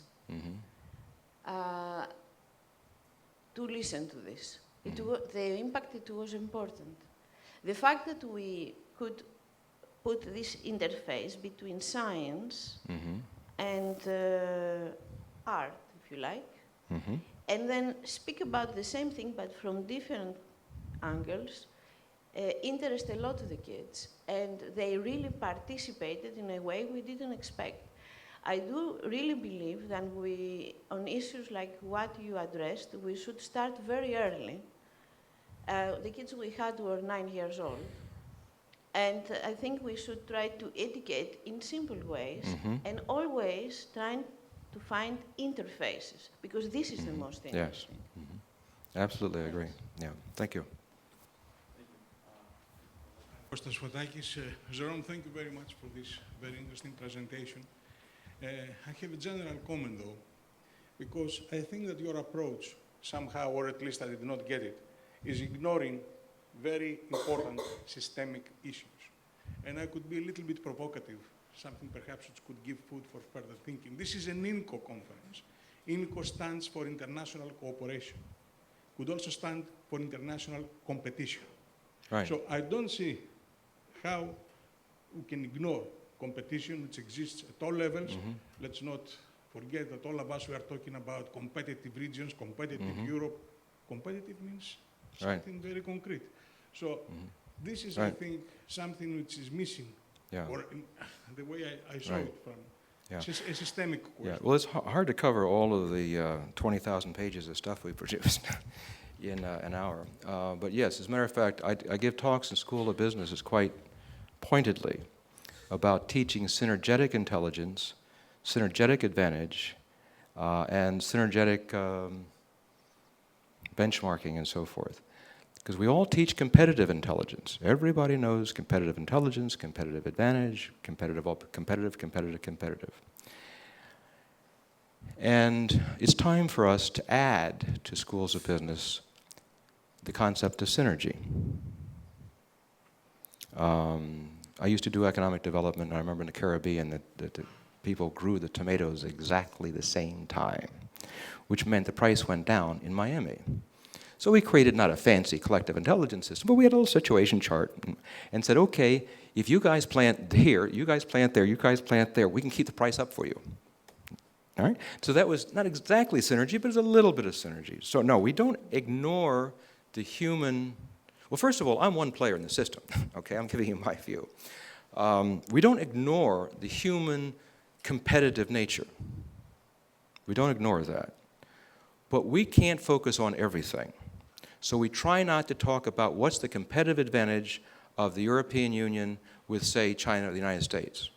What we do try to do is concentrate on what's the synergies between them. For example, we advocate very loud and very precisely that there should be a 10-year goal, an Apollo-like land a man on the moon type goal, a US-China goal on environmental security, to not only address climate change, but also to build strategic trust between the two militaries. So we're looking for synergy. So we're not ignoring. It's like you can't do everything, right? So you might as well do those things that is lacking. We don't need somebody to tell us about. I mean, somebody's doing that fine. The whole world works on that part. But I don't see the world working smartly on the concept of synergy as an alternative or in addition to competition. Yeah, I mean, we can go on. We can talk some more about this. But I'd like, and to my knowledge, no school of business, and somebody contradict me if I'm not right, no school of business do I know teaches competitive intelligence with also synergetic intelligence and advantage. I don't know of any school of business that does that yet. Yeah. Okay, we have a very last question here. Just a minute, and then I would also like to ask you for a very quick answer. Yeah. While that, let me finish one little thing. We get into the whole idea of nation-state competition very directly in Challenge 10 on war and peace. I forgot to mention that. Yeah, that's a big area of our work. But I was taking the abstract concept. But yes, go ahead. Hello, thank you for your presentation. I would like to make a really short question. How are you dealing with the big data preservation, which is a challenge nowadays? Thank you. When you say preservation, all right, you're not talking about privacy. You're talking about just preservation of the data itself? Yeah. Yeah, we don't. We don't have that capacity at the moment. We do have a very sharp information officer who had all the high grades, as you can imagine, on math and all that sort of disgustingly high scores and everything. And we're now trying to look at routines that we would write that would integrate big data into all of the challenges. But we're not there yet. That's one of the things we're working on. But we wouldn't get into the data preservation. That's the job for the Googles. I mean, we're just, you know, a little outfit here. But that's the job of the Googles of the world and the Microsofts of the world and the rest of those. That's beyond our capability. But what we can do is that we can integrate big data into the collective intelligence systems. Yeah. Well, thank you, Mr. Glenn. I would like to... Good morning, colleagues, and welcome to session 1 of this very important conference. My name is Aldous Struble. I'm the Executive Director for International Relations and Cooperation at the National Research Foundation in South Africa. It is the country's National Science Granting Council, and I've also recently been appointed as the NCP for ERC in South Africa. I've been requested to chair this session on behalf of the eminent Professor Fotakis. He's not able to do so any longer. But it certainly is my pleasure to be here, and thank you very much also for the opportunity to participate.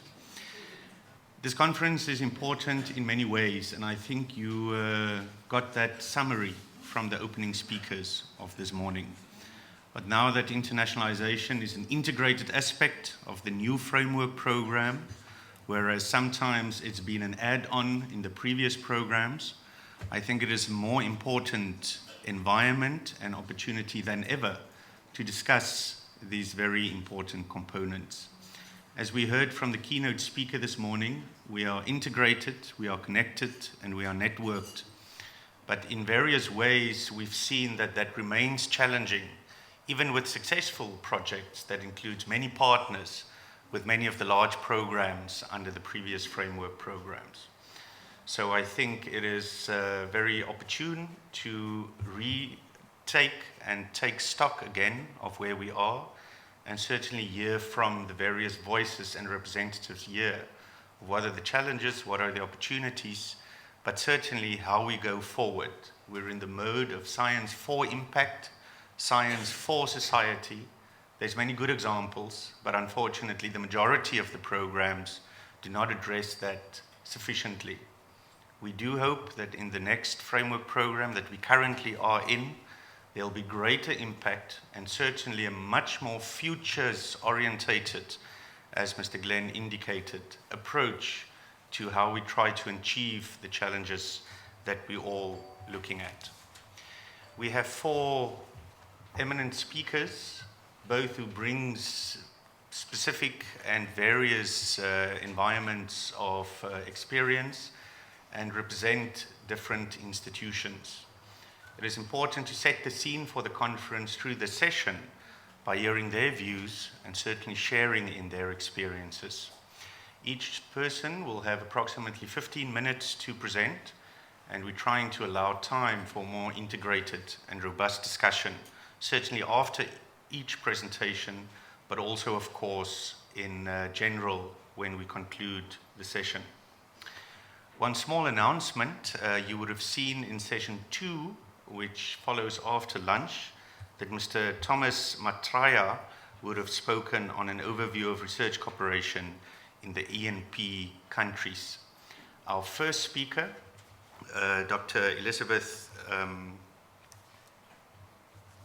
Lepatu, will speak on his behalf also and integrate the two talks for both session 1 and session 2. I will introduce then each speaker as they speak. Dr. Lepatu has been introduced this morning already. It's really my pleasure to ask her to address us first. Thank you.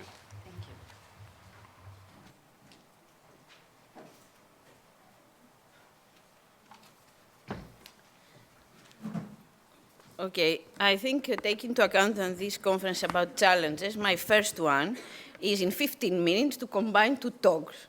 Then each one was designed for 15 minutes plus. I will try and let's see what will come out of it. The second thing is that I would like to say is that there is a challenge, there is an advantage and a disadvantage to speak after Mr. Glenn. The advantage is for me, because myself and Mr. Glenn, we were together in another conference, as you heard, just a couple of days ago. So the advantage is for me because I could hear his great talk, and I couldn't do it at that conference due to a press conference. The disadvantage is for him, because if he was here, I don't see him, maybe this is why, he has to hear my talk or a similar one for the second time. But what can I do? It's Horizon 2020. So, yes, that is my talk, International Cooperation Horizon 2020, and certainly there is no surprise to anybody I will speak about this. And I start by saying that, that Europe is linked with many areas in the world through culture, trade, business. And we certainly share, not only with our neighbors, that they are of special focus in this conference, but with all areas in the world, a lot of challenges. And those, they range from environmental challenges to job creation. And it is clear that we can deal, all of us, together, better with them, if we do it together, and if we have more synergies, a closer cooperation. So we, in this overall challenge, we believe that in Europe, we could contribute through the research framework program, Horizon 2020, that just started this year. So this lady is the commissioner we have so far, because as you know, we had European elections, parliamentary elections, and she said some important things, and she had a great impact in the design of Horizon 2020. And then she said, let's try with this program to extend the frontier of scientific knowledge.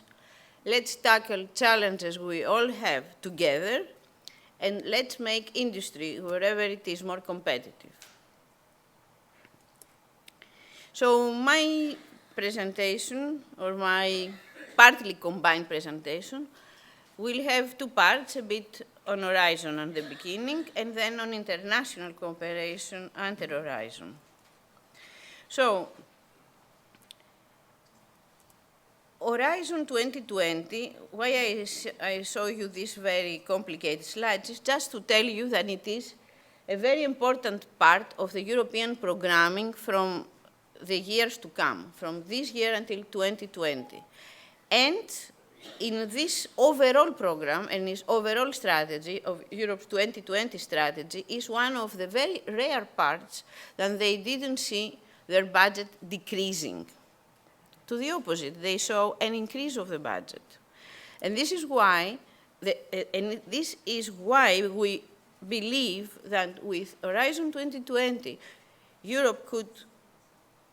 Horizon 2020 could help Europe to respond better to economic crisis, to invest in jobs and growth, to address people concerns, and overall to strengthen the European position in research, innovation, and technology in the world. It has an overall budget of around 80 billion euros in current prices, and some special features. First of all, is a single program. What that means? It means that the 7th framework program, for instance, that it was its predecessor, it didn't include all parts financed through the European Union budget on research. There were parts like on innovation, for instance, aspect on competitiveness. They were financed under another program at the time called SIP, and there was also another budget for the European Institute of Innovation and Technology. Anyway, this is complicated, but what is important to retain is that Horizon 2020 is one program put together previously separated program and initiatives, and we believe that this is really important. So, second, it is a program that has innovation very high in its agenda, not only in its name. So, and we speak about every aspect of innovation starting from the lab to the market, social innovation, frugal innovation, and any form of innovation. It has a place inside Horizon 2020. A third and very important also feature, and maybe something that it is known from previous framework programs, but is differently addressed here, is the focus on societal challenges facing Europe, of course, and in most cases have a global dimension. This is a part that we found in previous framework programs, but here is more integrated, and it gives to each challenge and to each program that deals with this challenge the possibility to combine all types of different actions to address this challenge, ranging from research to innovation. The fourth feature is the issue of simplification. This is a word that we use quite a lot in Europe, and we discuss quite a lot about it. But we know that since the framework program it addresses many issues, it's also very complex. And a special effort was made for Horizon 2020 to simplify the access for those that also they are not that familiar with the framework program, and also for specifically for companies, for instance, universities, maybe new universities, and in any case, with new also actors that they found the entry to the program very difficult. So there is a special attention to this, and I think that is also very beneficial for our international partners. And it is clear that we will wait your feedback on this point. So it has three main priorities or three main pillars, and it is excellent science. And here the main part is the European Research Council, the industrial leadership, and societal challenges. I take as granted that most of you know some basics about Horizon 2020, because we had a lot of events presenting Horizon 2020, not only in Europe, but also outside Europe. I will present, but I will not go in details.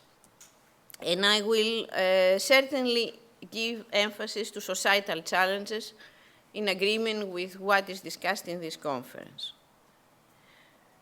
So now, and then I come, also I have to bridge with international, give emphasis better to international cooperation within Horizon 2020. So, addressing international cooperation in Horizon 2020, I will speak in general about it. I will also, since I have to combine with another talk, speak about the rules of participation for international partners within Horizon 2020, and also specific international cooperation actions for policy support than we have foreseen in Horizon. These actions are the continuation of what most of you know as INCO program, what previously we had as an INCO program, and now they are a part of the challenge, of one of the challenges of Horizon. I will come to it. So, first thing to say is that Horizon 2020, it is open to all legal entities established in international cooperation, international partners instead of third countries, I think is a better name, and for international organizations. So it is an open program, so everybody could participate. Of course, the modalities of participation differ, but everybody could participate in Horizon, could participate in proposals that they are prepared for Horizon. There is no limitation to it. So, since this is the main feature, international cooperation is mainstream across Horizon 2020 in all challenges, in all parts dealing with industrial leadership, in the ERC, everywhere there are actions about international cooperation, and even if in the call for proposals nothing specific is mentioned in international cooperation, again, this first rule, I mean, the fact that it is open, the program applies. Anybody could participate to anything, practically, with very, very few exceptions. So, the Horizon then is made to help tackle, as we said, global societal challenges, of course, to support the policy of the European Union, and also to help from the European side the creation of jobs and contribute to growth. Which are those societal challenges that you find inside Horizon? Health, demographic change, and well-being is the first one. They also have a number, so when you look for call for proposals, the order that they appear have an importance. There is importance to this. So the second is food security, sustainable agriculture and forestry, marine and maritime and inland water research and the bioeconomy, so the second challenge. The third, secure, clean and efficient energy.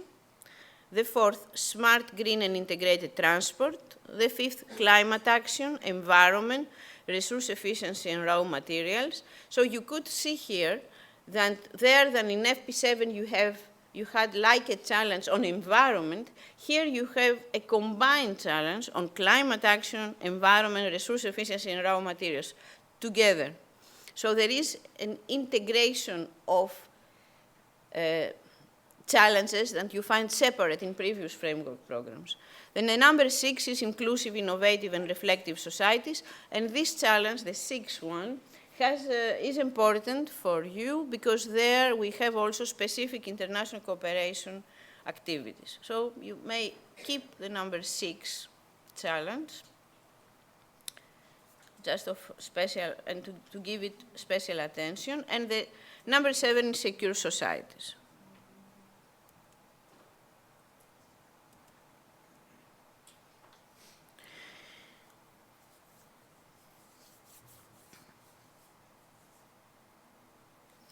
So many times in Europe, but also, you know, when you present Horizon 2020 outside Europe, there is this question, why international cooperation? Of course, there are some simple answers and easy answer to give because we could not do without, but we thought that it is important also to try to put some emphasis to this question and highlight the benefits of international cooperation. Then they are, as said already, access to knowledge, access to markets, attract challenges, exchange of talent, better research, science diplomacy is a way to communicate, and in general, for European side at least, global profile. But I think in that it should be understood in a way to better contribute to global challenges. So we said that international cooperation is mainstreamed in Horizon 2020, and this is a main feature of Horizon. But what that means? That means that we have more cooperation at what we call at program level, or we have cooperation that has scale and scope. So how we can explain that better? So cooperation at program level, it means that we could launch on a challenge or a sub-challenge on a theme, joint calls with an international partner. So how can we define on what we will do it? We have, for instance, with international partners, joint steering committees. Through them, for instance, we could identify a common priority. And in preparing for a joint call, it means that the European Framework Program and an international partner with its own program put together one call, they evaluate commonly, and then, of course, they have two contracts.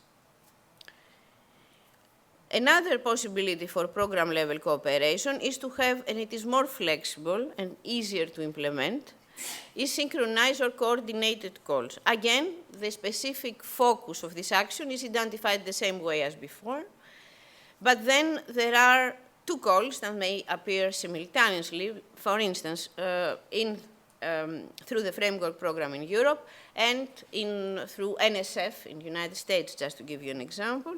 There are evaluations, there are two different evaluations, but they are linked. I mean, some criteria are common. There are exchange of evaluators between the two bodies.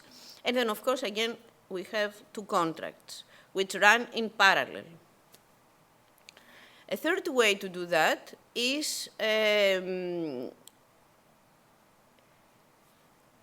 that is difficult but could be very effective, is that you have different agencies that they agree from the beginning on priorities that they have and the way they will implement them through their own programs.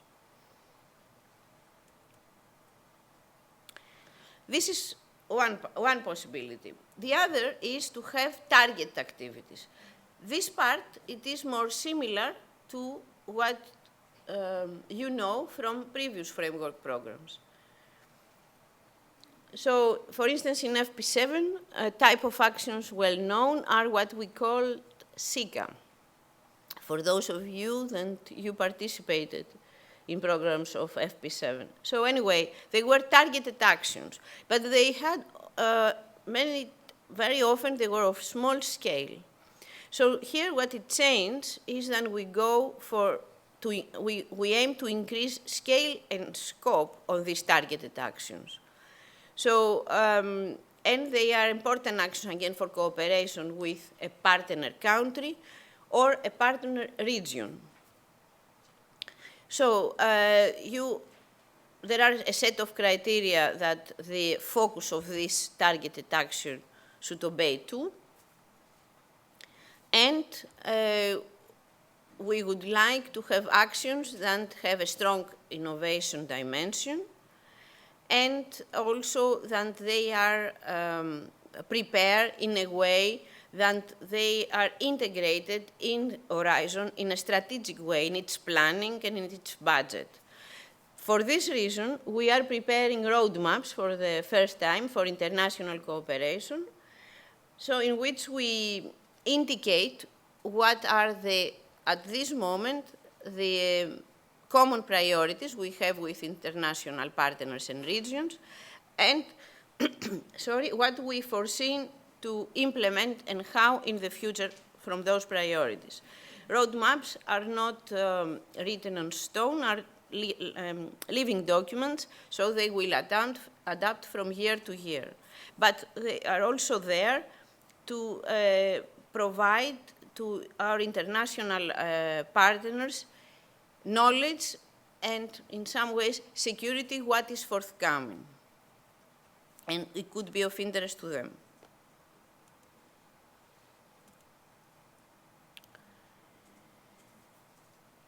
So now, how international partners could participate? As I said, they are eligible to take part of Horizon, even if the call for proposals and in the generic or in the specific text do not state that explicitly. They do, even if they don't mention anything about international cooperation, international partners are eligible to be part of the program. So there are, of course, minimum conditions, and I will come to that, and they apply when a group of partners, European and international, prepare a proposal. And of course, it is important to know who is eligible for automatic funding from Horizon and who is not. And here, I think there is, I have to underline an important difference in relation to the 7th framework program. Under Horizon, the countries and entities that they are automatically eligible to participate to Horizon 2020 are those, of course, that they are in Europe and they associate in the countries and they are associated to the framework program, and all those countries that they are in the European neighborhood, so in the Mediterranean and in the Eastern Partnership. And all those entities and researchers that they come from what we call developing countries. So these are the categories.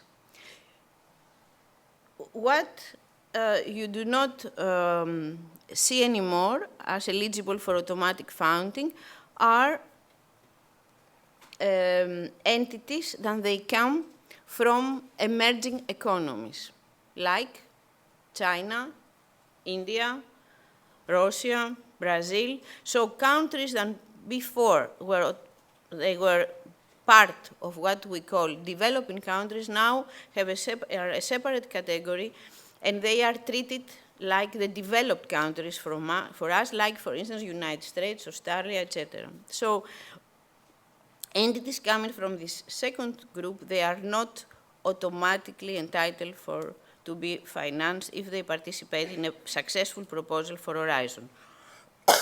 Sorry.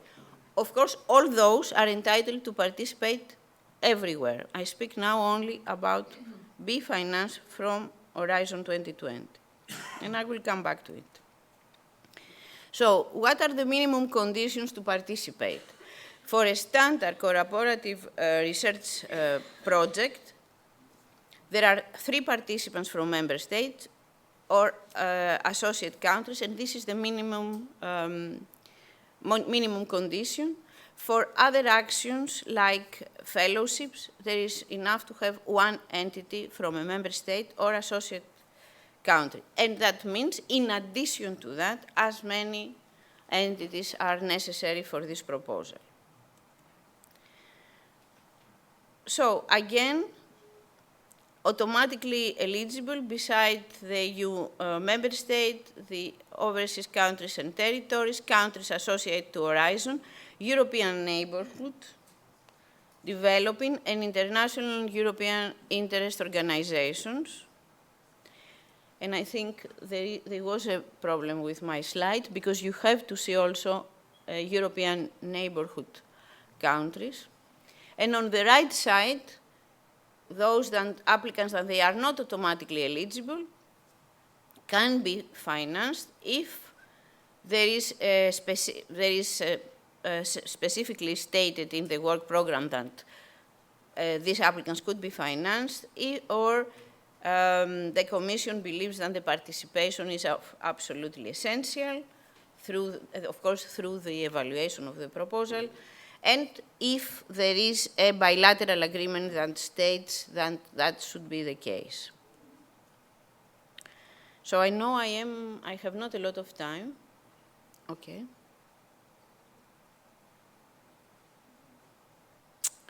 So when an international partner participates in a proposal, there are two possibilities: to be a participant, and then he has to sign the grant agreement, and that is independent if he is financed or not, or it could be a third party, and then in this case, has not to sign the grant agreement.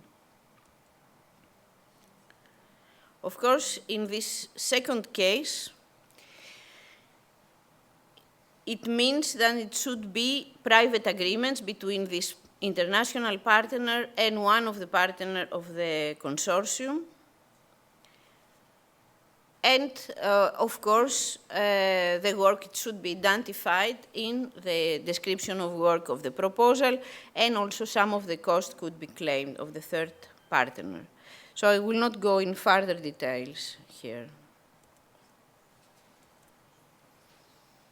Now, I said that there is a part of the program that it is, if you like, the continuation of FP7, of the previous framework program actions under INCO program. And this is what you can find here in Challenge 6. So here you have special actions which they support the policy, research and innovation policy. They promote the general opening of Horizon towards international partners. They support the development of new actions, and also try to identify and, if possible, eliminate obstacles to international cooperation. Under this part of Horizon and under Challenge 6, for the period 2014 and 2015, in the call that they have been open and now closed, the international partners targeted were Australia, United States, Brazil, Russia, China, South Africa, Ukraine, Southern Mediterranean, Eastern Partnership, Black Sea, Middle East, and Africa. And under this part, there were two sub-parts. One, it was targeting countries, and one was targeting regions. This time it was targeting countries. It has as main objective to promote, of course, the cooperation of the Union with the specific country, and to contribute to, of course, to strategic common priority setting with this partner. And the part that it was targeting regions, it was, of course, again, targeting to improve cooperation between the two regions and contribute to a most strategic prioritization, common prioritization between Horizon and the corresponding program or programs of that region. Now, if I come specifically to the European neighborhood, and if I try to give you some examples of projects support international cooperation policy coming from the European neighborhood, I will choose to give you these four examples. The first is a project. They are all projects, and we have right now, and they are in operation, and they will be in operation for 2 or 3 years in front of us. The first is we have a platform which supports the policy dialogue between the European Union and the countries of the Eastern Partnership. So the countries the neighbors on the east side of Europe. So this platform provides the means for a lot of exchanges, common priority setting, a number of dissemination activities, a lot of different type of activities, but also has a specific thematic focus. And this focus is chosen by the applicants. And in that case of the Eastern Partnership, on this platform for cooperation, the three challenges that they have been chosen to be of common importance for Europe and Eastern Partnership are climate change, energy, and health. The second example is a similar platform we have for international cooperation with the Mediterranean partner countries.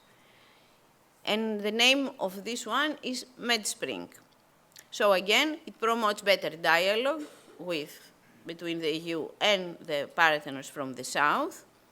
And like the previous one, has a thematic focus, and in that case is water, food, and energy. The third example is an international ERANET we have. This is a different type of project where money are coming together by the national programs of different member states or associate countries or even international partners. And to this common budget, also the European Union, through the framework program, puts additional money. And then this is used to launch specific calls. And we have something like this for the Mediterranean. I give you this example here. And it is a program that it has a very special feature, I think very important for international cooperation, is co-owned by Europe and its international partners. So, and the fourth example is a cluster we launched for the European neighborhood with projects that they bridging research to innovation. There are 13 of them, half on the south and half on the east. And they have them as main aim to make a bet how to improve the use of research results for to create innovative solutions. So to the international cooperation dimension of Horizon, as you know better than anybody, an important role plays the national or international, in this case, contact points. Most of our international partners nominated national contact points for Horizon. They play an important role to make understood what Horizon stands for, to improve and increase the participation of partners from outside Union to Horizon 2020, and I think an important role in the training of those contacts for Horizon 2020, coming from international partners, plays the project In Contact 2020 that we finance through Horizon. So where you can, I'm already, my time is out, where you could find more information is here, and also specifically on the neighborhood, since I have to give a focus. There is a publication, you can find it online or you can ask it, where all projects financed from the framework program, not only the type of projects that I show you here that they are supporting policy, but project targeting specific challenges, any type of project we finance could be found there. Similar information you could find for different regions of the world. Thank you very much.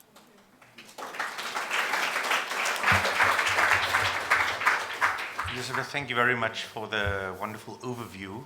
Colleagues, in the interest of time, let's allow 2 quick questions, and let's focus on questions, please, not statements. Madame, you were first, and sir, you will be second. Thank you. Kamila Magzieva, National Coordinator of NCB in Kazakhstan, Horizon 2020. Dr. Lipiatos, thank you very much for your presentation. The question is that, first of all, I'd like to tell you that thanks to recommendations of Stakeholders Conference in Astana, where you have participated, Kazakhstan has created first professional NCP to join Horizon 2020 in Kazakhstan. The Kazakh government started to fund this NCP system in Kazakhstan. And my question concerned the possibility to join, not only for INCO. In contact is very good to join efforts of national coordinators and INCO NCPs. But we need also participation in thematic meetings, trainings for thematic NCPs from Kazakhstan, as it is funded by the Kazakh government, and how it is possible should we try to join different thematic networks, or will be there any specific call for proposals for Central Asia? The matter is, as now I can see, it is only South Africa, mainly neighborhood countries, and how it will be for Central Asia. As our NCP system in Kazakhstan, it is the first in Central Asia, which is financially supported by the government. Even still, we have no NTI agreement with the European Union. And recently, Kazakhstan... Madam, can you truncate your question, perhaps? First question is how, when the call for proposals where Central Asia can participate will be launched, how thematic NCPs can participate in NCP networks, because we have sent lots of requests and still didn't have any reply for our NCP. Thank you. Thematic NCPs. Thank you, Madam. And, one question, please. One question. There's another one waiting still. Third question. Just recently, Russia, Kazakhstan, and Belarus have signed Eurasian agreement. Will European Commission take this agreement as new regional approach for Russia, Kazakhstan, and Belarus? Thank you. Thank you. Elizabeth, quickly. Yes, of course. I will start by the last question. That's the most easy to reply.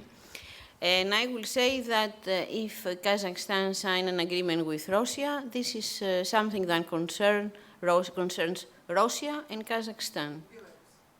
And Belarus. It doesn't concern, I mean, we take notice of this, but it's not concerning the European Union. It's not. So we are concerned with what we signed. Okay.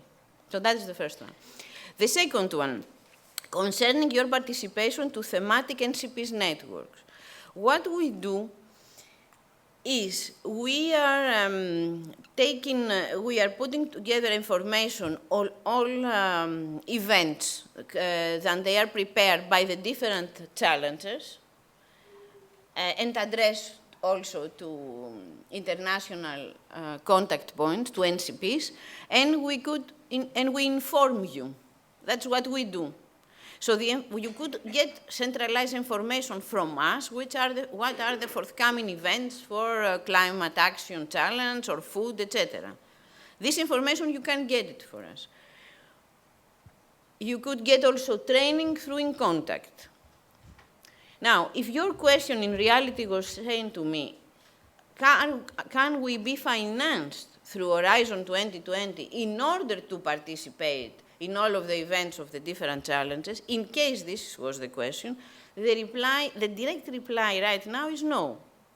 Because we believe, I mean, there are possibilities that you could be financed, for instance, for a training, etc., but this is ad hoc.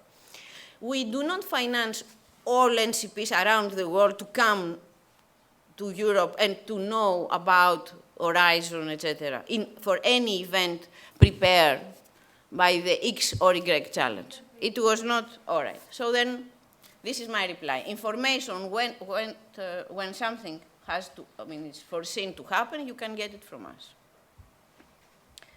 And these two, and the third one. And if, yes, sorry. So what you saw is for the work program 2014 and 2015. So, but then, of course, there will be calls for the other years. There are many other regions and countries missing. It is not everybody. I mean, we didn't include everything. It's just the first 2 years. So, will be other things in the future. I cannot say what will be, but so you should not take it like it will not be done. Thank you very much. Sir, you had a second question, and please introduce yourself quickly also.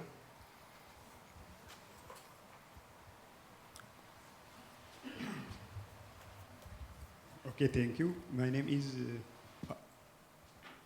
is Paulus Bayena, NCP Ethiopia, from the Ministry of Science and Technology. I will start by acknowledging your nice presentation. One of the most challenging issues in FP7 is finding partners from non-EU member states. Finding partners.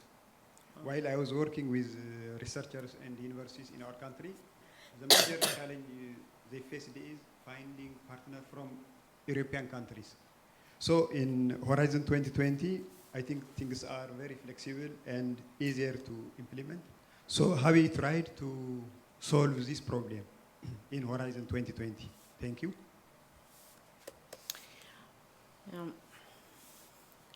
Okay, I should say that this is an issue for European partners also.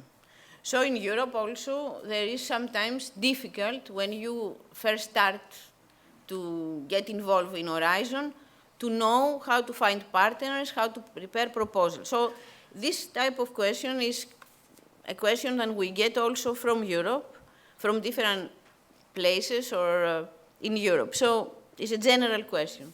So what we did is that if you go now to Horizon 2020, there is an application, it says, find a partner. So through that, we tried to help European and non-European applicants to find, potential applicants to find partners. I should say also that there is another way I would have, I mean, if I was you, what I would have done.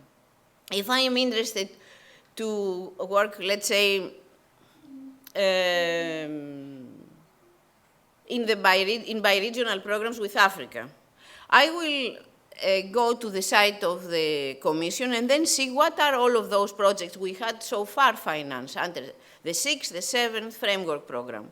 And looking to this, you will see who was the coordinator, who were the participants of those programs. You have already a link to people that they were successful previously in the area you are interested, then you can contact them. Is a way. Because after all, there is communities that they are created. The question is to find it and go in. Thank you very much. Can we thank Elizabeth for her wonderful contribution. I have pleasure then in introducing Professor José Gumon. He is from the Autonomous University of Madrid, and he will address the topic of the importance of investing in research, development, innovation in developing countries for addressing societal challenges. Welcome, Professor Gumon. Thank you. So thank you also for to the organizers for inviting me to be in this very interesting conference. I was asked to talk about why it is important for developing countries to invest in R&D and innovation in order to address societal challenges. And I would start by, I think, the two main messages of my presentation. The first message is addressed to developing countries, and indeed the message is that they need to invest more in R&D and innovation, but they need to do it in a way that is more clearly linked to their societal challenges, to the challenges of their own societies. That's the first message. The second message is rather for developed countries, and the message is that developed countries also need to make more efforts to integrate developing countries in R&D programs, and not only at the end, not only as with a technology transfer mentality. Okay, we developed this, now let's help developing countries get it. Developing countries need to get integrated also in all the stages: priority setting, generation of knowledge and research, and then, yes, diffusion. But those are the two key messages, and I think all of you agree here with that. Anyway, today I will do a brief introduction about research and development in developing countries. I will argue why R&D investment is important in developing countries, and there are a number of reasons why it is important. Then I will argue why the government should invest in R&D, because one thing is to argue that it is important. The second stage is whether the government should do something about it or leave it entirely on the hands of the private sector, right? Then I would talk a little bit about the concept of social innovation, since my argument will be that R&D investment is important, but that it needs to be better linked with the social agenda.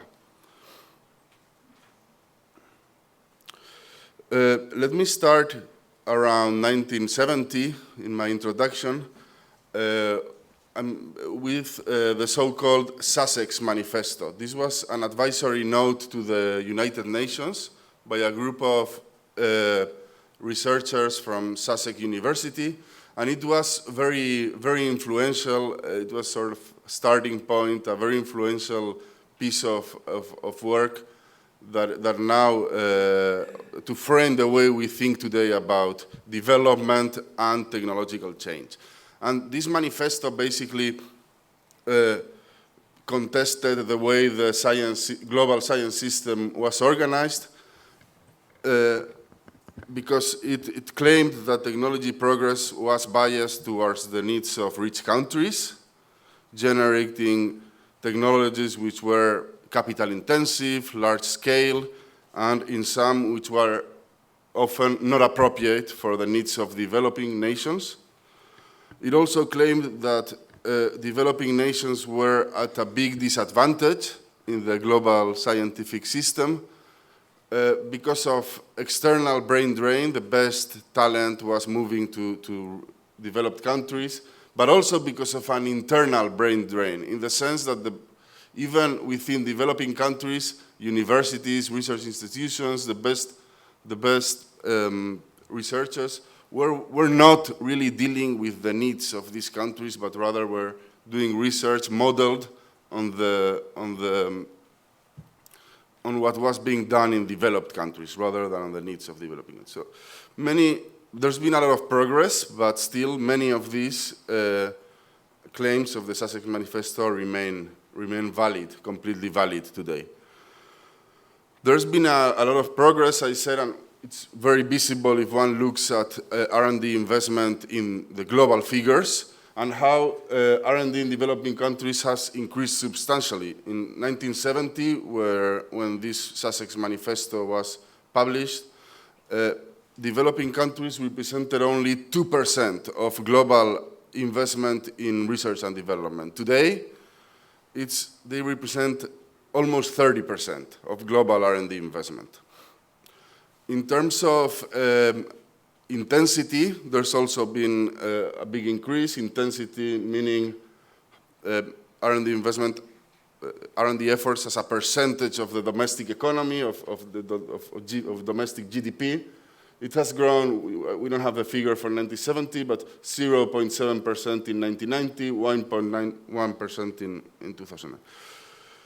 However, despite this big progress, R&D investment, of course, remains very low in developing countries compared to the most developed nations, especially if we split developing countries between the least developing countries. They only invest like $2 in R&D. However, the big increase seems to come from the rest of developing countries, which is a big group, including emerging countries and other developing countries, and there you can see a big increase. But still, the figures are very low.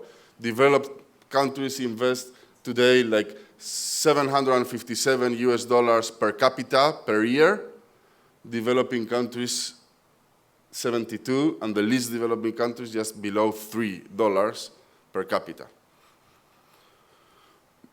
And much of this increase that we saw earlier can be attributed to the BRICS, to Brazil, Russia, India, and especially China, which has increased dramatically their investment in R&D. So, moving on to one of the central questions here, why should developing countries invest in R&D? Well, first, there is a lot of evidence that R&D contributes to to economic growth, to the development of domestic industry, also of domestic agriculture. This is, we can call this like the competitiveness and productivity agenda. We need to invest in R&D and innovation in order to improve productivity, in order to grow. There is also a social agenda, however. Invest in R&D to address social challenges, like problems related to water supply, to energy supply, to health, to hunger, etc. Then there is also the idea that it's not possible to only rely on technology developed on the rich countries, right? So the lack of critical mass, very often developing countries say, why should we invest in R&D? We are so far behind, we don't have critical mass. This idea of backwardness, we are so far behind, any effort we'll do will not yield results. Okay, this is not an excuse. It's not true. It has also been demonstrated in research that catching up, the process of catching up, relying only on imported technology is suboptimal. Because even if you want to copy, even if what you want to do is just to absorb technology developed abroad, you need a certain level of R&D investment. And this is related to the very popular concept of absorptive capacity and the two phases of R&D, as Cohen and Levinthal call it. The two phases of R&D. Okay, R&D investment is important to generate new knowledge, but also it is essential to a threshold level of investments in R&D in order to be able to absorb efficiently foreign knowledge, in order to be able to select where the best technologies are, in order to be able to adapt those technologies to the local context, etc.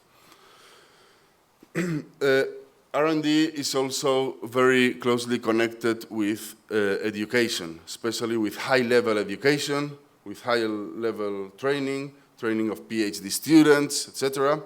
So there is a link between the R&D and the education agenda.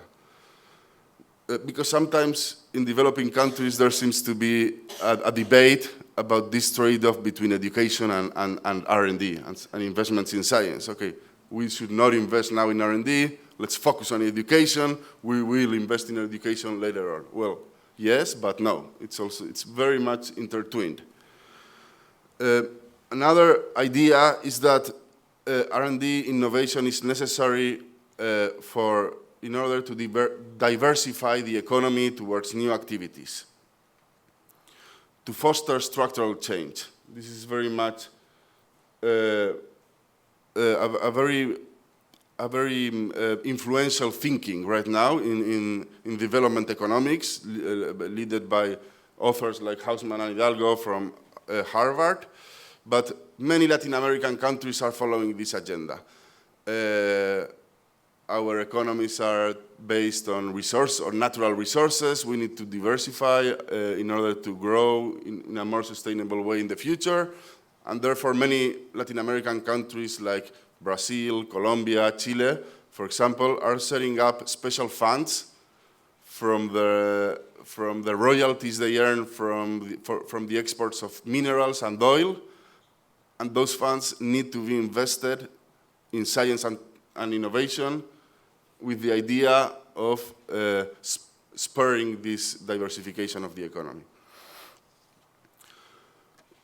All right, but then why should governments intervene? Should governments invest in R&D, given that R&D is important? Is there a failure in the market, or should we just leave this to market forces and let companies and the private sector invest in R&D? That's sort of the second question. The answer is that yes, there is a very compelling case for public intervention here. The challenge is that any developing country that wants to increase its investments in R&D needs a very compelling case, a very compelling discourse to be able to convince the society that this is an important agenda.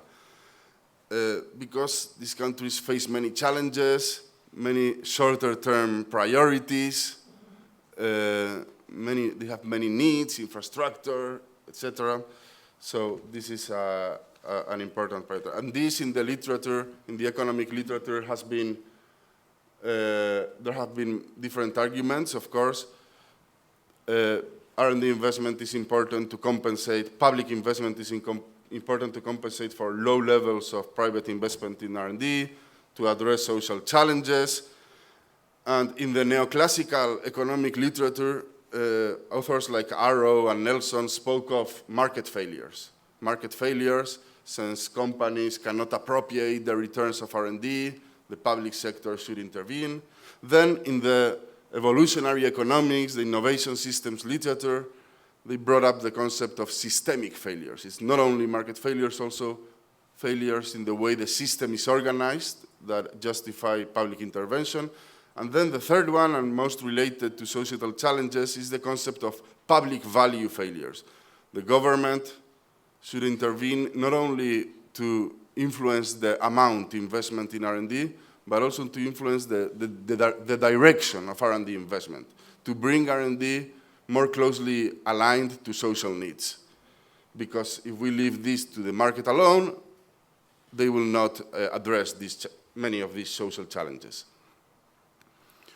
Social innovation is a very broad concept. I think time has gone very fast, so I'll go very fast through my last slides. But here is a broad concept. Everyone talks about social innovation. Not everyone knows exactly what it means. It's related to meeting unmet social demands, and this is sort of inclusive innovation, pro-poor innovation, for example, a low-cost washing machine. Social innovation is also related to responses to global challenges, global societal challenges. This is connected to the grand challenges, sustainability agenda. For example, renewable energies, etc. And the last one is social innovation can also be a way of transforming the way society works. And this, an example, for example, is microcredits in developing countries.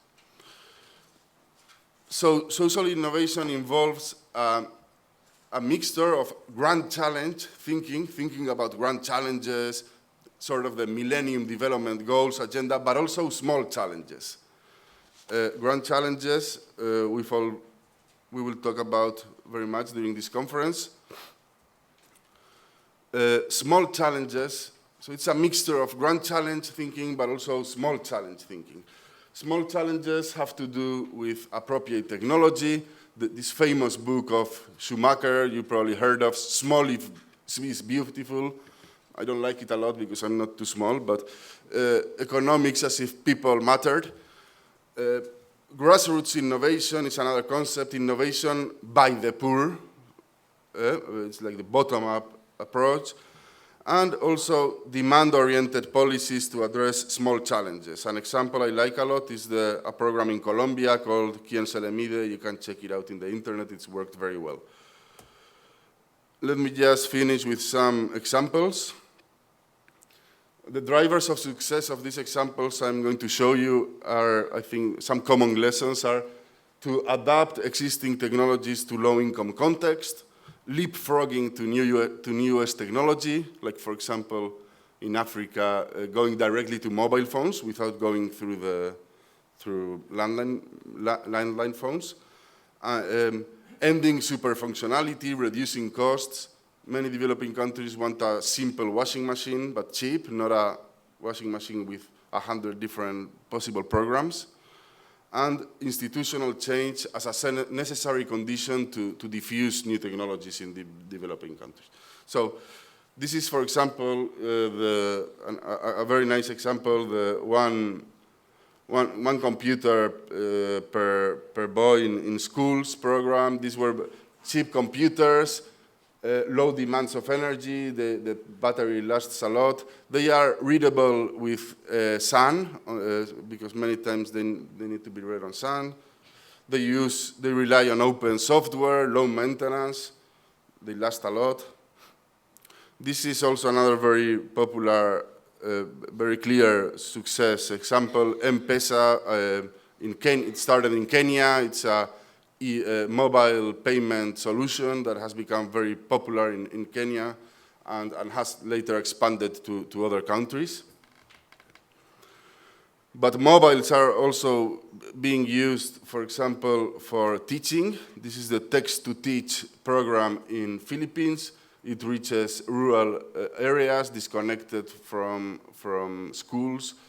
Has also been used to taking care of young children and reducing malnutrition, or for the treatment of AIDS in Southern Africa, for example. Another example of leapfrogging is through solar energy, how populations in rural areas completely disconnected from electricity power can jump directly into renewable energies. Or by using, for example, these small solar cells produced by a company called D-Light. This is their advertisement of D-Light. Try this at home. They're very resistant. Another example is ready-to-use therapeutic food produced by French company Plampinat. Very simple invention, but that has overcome many of the disadvantages of previous solutions like powdered milk, which assumed that the population had drinking water, assumed that people could produce the mixture efficiently, and I could speak for longer of each of these, but time is running out, so I will finish. This is another example, MUAC, middle upper arm circumference method for diagnosing malnutrition. Just this boy is malnourished because it's in the red side.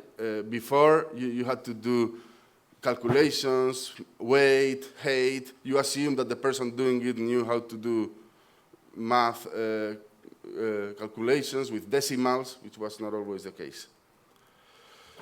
This we know about, these kind of filters, but they are also being used to purify water, spoiled waters in developing countries, and so on. Low-cost incubator for children, low-cost multi-diagnosis table, low-cost car, etc. So I will end here, and I will leave you just with these questions rather than with conclusions. How to better align R&D efforts in developing countries towards social needs, how to combine these two ideas of grand challenges and small challenges in developing countries, how to combine both lines of thinking. What lessons can we learn from international R&D cooperation to address societal challenges? This is something which you've come here to discuss. And more philosophically, what new power relations are emerging in the global scientific system as a result of this new focus all over the world on global social challenges? Thank you very much.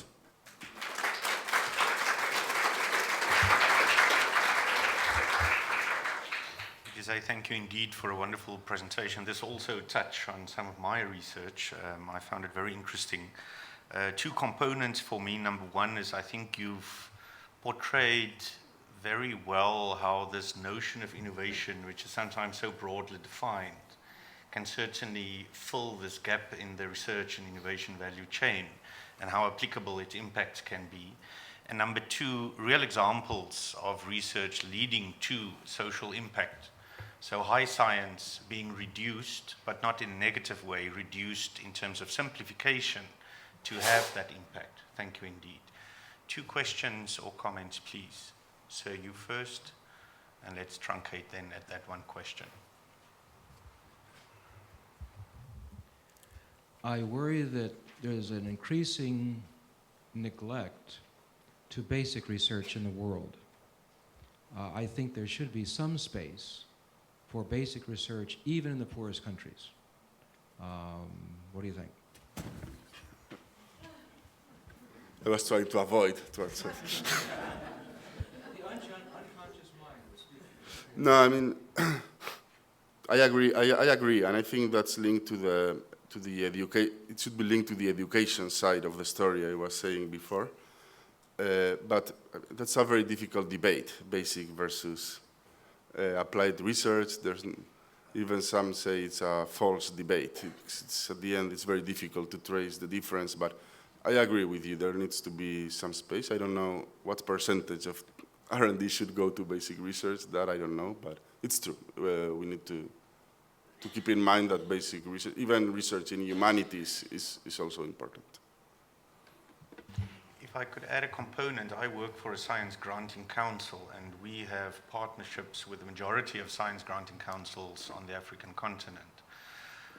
Of course, there's differences in scale and levels of investment, but one of the principled approaches are a continued focus and investment on basic research and how that includes the pipeline to include applied research. It is a fundamental component of developing the science system.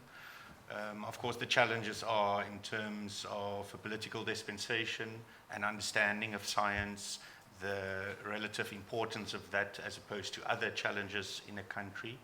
But our experience is, and I am sure some of my colleagues from the other African countries can echo this, is that the importance of investing in basic research stays very valid. Colleagues, let's thank Jose.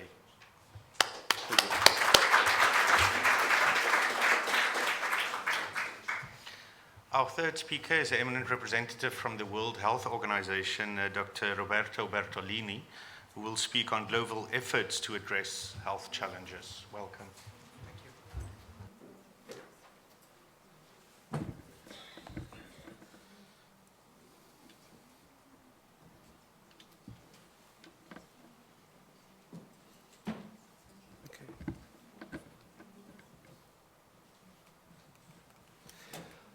All right, good afternoon, actually, yes. And thank you very much for inviting us to be here today. My presentation is going to be a little bit different from what has been shown so far. First of all, it's difficult to make an interesting presentation after Professor Glenn this morning. It was very active and very interesting, but I'll do my best. And I'll try to be more focused on one hand, what are the real public health challenges and which kind of responses are necessary to meet these type of challenges. So I will not look too much into the methodology, but in terms of research collaboration or in terms of research projects, but more on the subjects which need to be addressed in order to meet the challenges which are facing the public health communities nowadays. Now, first of all, let me spend a few words about the issue, the health matters. Health is becoming more and more a precious global goal and much more high in the political agenda. This is due to the evolution of the problems and the concerns which have been raised around health issues in the recent past. But, I listed here some of the main reasons. The importance of health as a global economic and security issue, for instance. I mean, just think about the concerns and the response which has been raised around the issue of terrorism, bioterrorism, all the problems of pandemic influenza. It is a major investment sector for human, economic, and social development, but also it's a major economic sector in its own right. I mean, 10% of the GDP in many countries are actually associated one way or another to the health issue. And it's also a matter of human rights and social justice. Now, throughout all my presentation, which I'll try to make it short, I'll try to illustrate one issue that I think is part of this history of public health, the importance of comparing among different areas. But, it's now coming back into the public health debate. We are facing at the global level very similar problems, regardless of the common sense that we think there are different problems in both developed and developing countries. There are different dimensions, there are different solutions, but there is a common framework that we can actually address. And I'll try to go through these different issues throughout my presentation. Let's start with the trends in terms of life expectancy. You can see here, for instance, on the left-hand side, the trends in terms of life expectancy at birth between 1950 and 2100. And you can see that all over the world, in the different regions, there is an increasing life expectancy, which also involves parts of the world like Africa, for instance, here, and Europe and other parts of the world are in the top part. But nevertheless, within this global trend, there are major differences which are reflected also within a region like the European region here. You can see, I mean, the increase in the countries of the EU 15, the average of EU, and the trends which are observed in Central Asia and part of the region. So it's really, I mean, what I want to say in this, with this slide is that there is a overall trend in improving life expectancy, therefore also in the aging of the population, but that within this we have several differences among the different countries. What does that mean in terms of disease patterns? These slides show something which I think I would like to stress very much with you. This is the distribution of causes of death by broad causes in the WHO regions, by income group and sex in 2008. And the red bar is the bar which represents the non-communicable diseases. And this is the bar for the lower and middle income countries. And this is the upper middle income, this is high income, and this is the low income countries. And you can see that in all groups, except for the very low income countries, in 2008, both in males and in females, the non-communicable disease is the biggest cause of death. This contrasts the common understanding that we have, different problems and things are different. Communicable diseases are still a major problem in a large part of the world, which is not the case with these slides. And this is the figure in Europe. Again, within this picture, which is summarized here, you can see major differences in terms of distribution of causes of death in the different parts of the region. So common trends and diverse manifestation of these common trends. And if we look at this more specifically in terms of leading causes of death between 2000 and 2012, you can see here that most of the causes have seen a decrease between 2000 and 2010, measles, diarrheal diseases, malaria, preterm births, HIV/AIDS, when we can see an increase in stroke and ischemic heart disease, and also in road injuries. And again, this is different in different parts of Europe. You can see here, for instance, the EU 15, the EU 14, the ones we joined the European Union in 2004, and this is the eastern part of the region, where you can see an increase in cardiovascular diseases and cancers, while in the western part of the region, I mean, the cardiovascular disease, although being the majority of the causes of death, are still decreasing over time. Now, overall, therefore, this means that NCD, the non-communicable disease, are the major challenge for development and for health in the 21st century.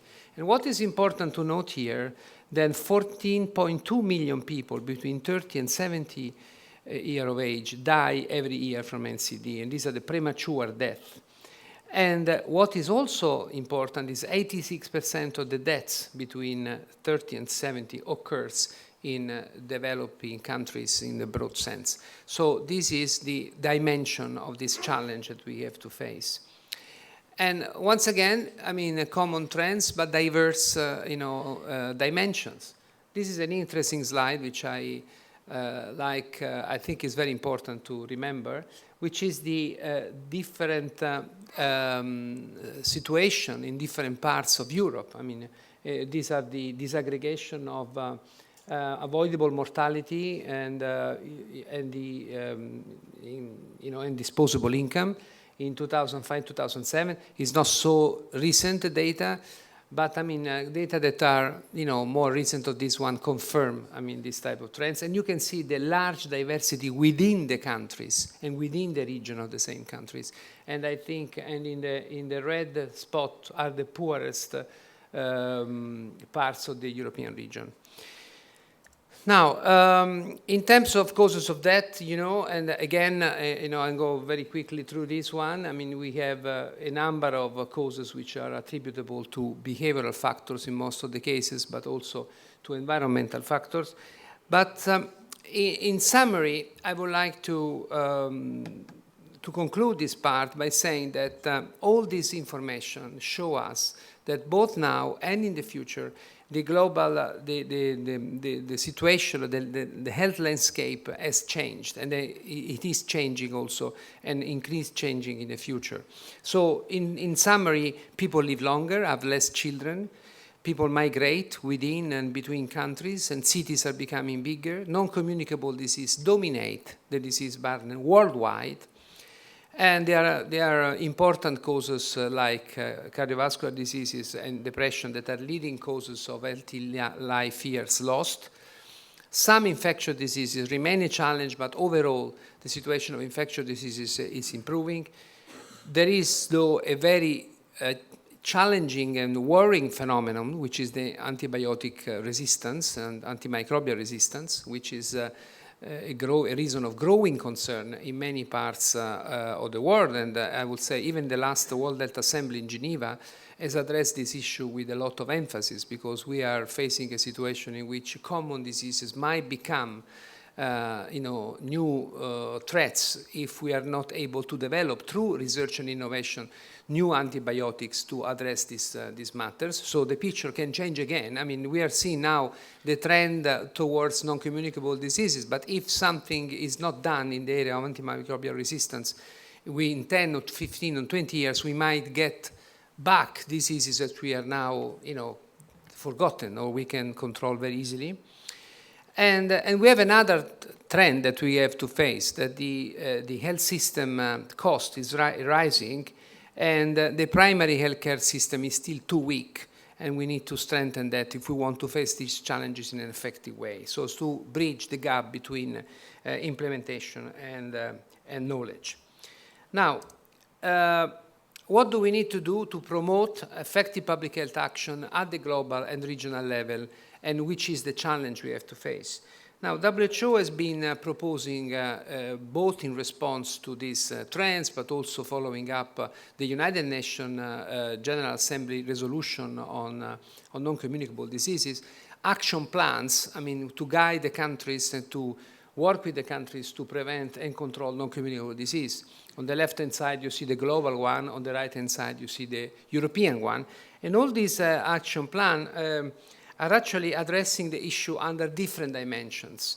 For instance, this is the disaggregation of the European action plan. And as you can see, the action plan includes interventions in other sectors, fiscal policies, marketing, salt intake, trans fat, and also education in workplaces and school, active mobility, and secondary prevention. So once again, we go back to what was mentioned initially today at the presentation of Professor Glenn. The idea of putting together the efforts of the different sectors in a common frame in order to address the major challenges. There is no way we can address the non-communicable disease epidemics without talking to the industry, for instance, without adopting proper fiscal policies, without making the healthy choices easier, which is the slogan that WHO used to promote. This is not easy to read, but we know what to do in many cases already now. The challenge is, these are the best buys. There are a number of interventions which have been shown to be effective in reducing a number of matters like tobacco use or harmful use of alcohol.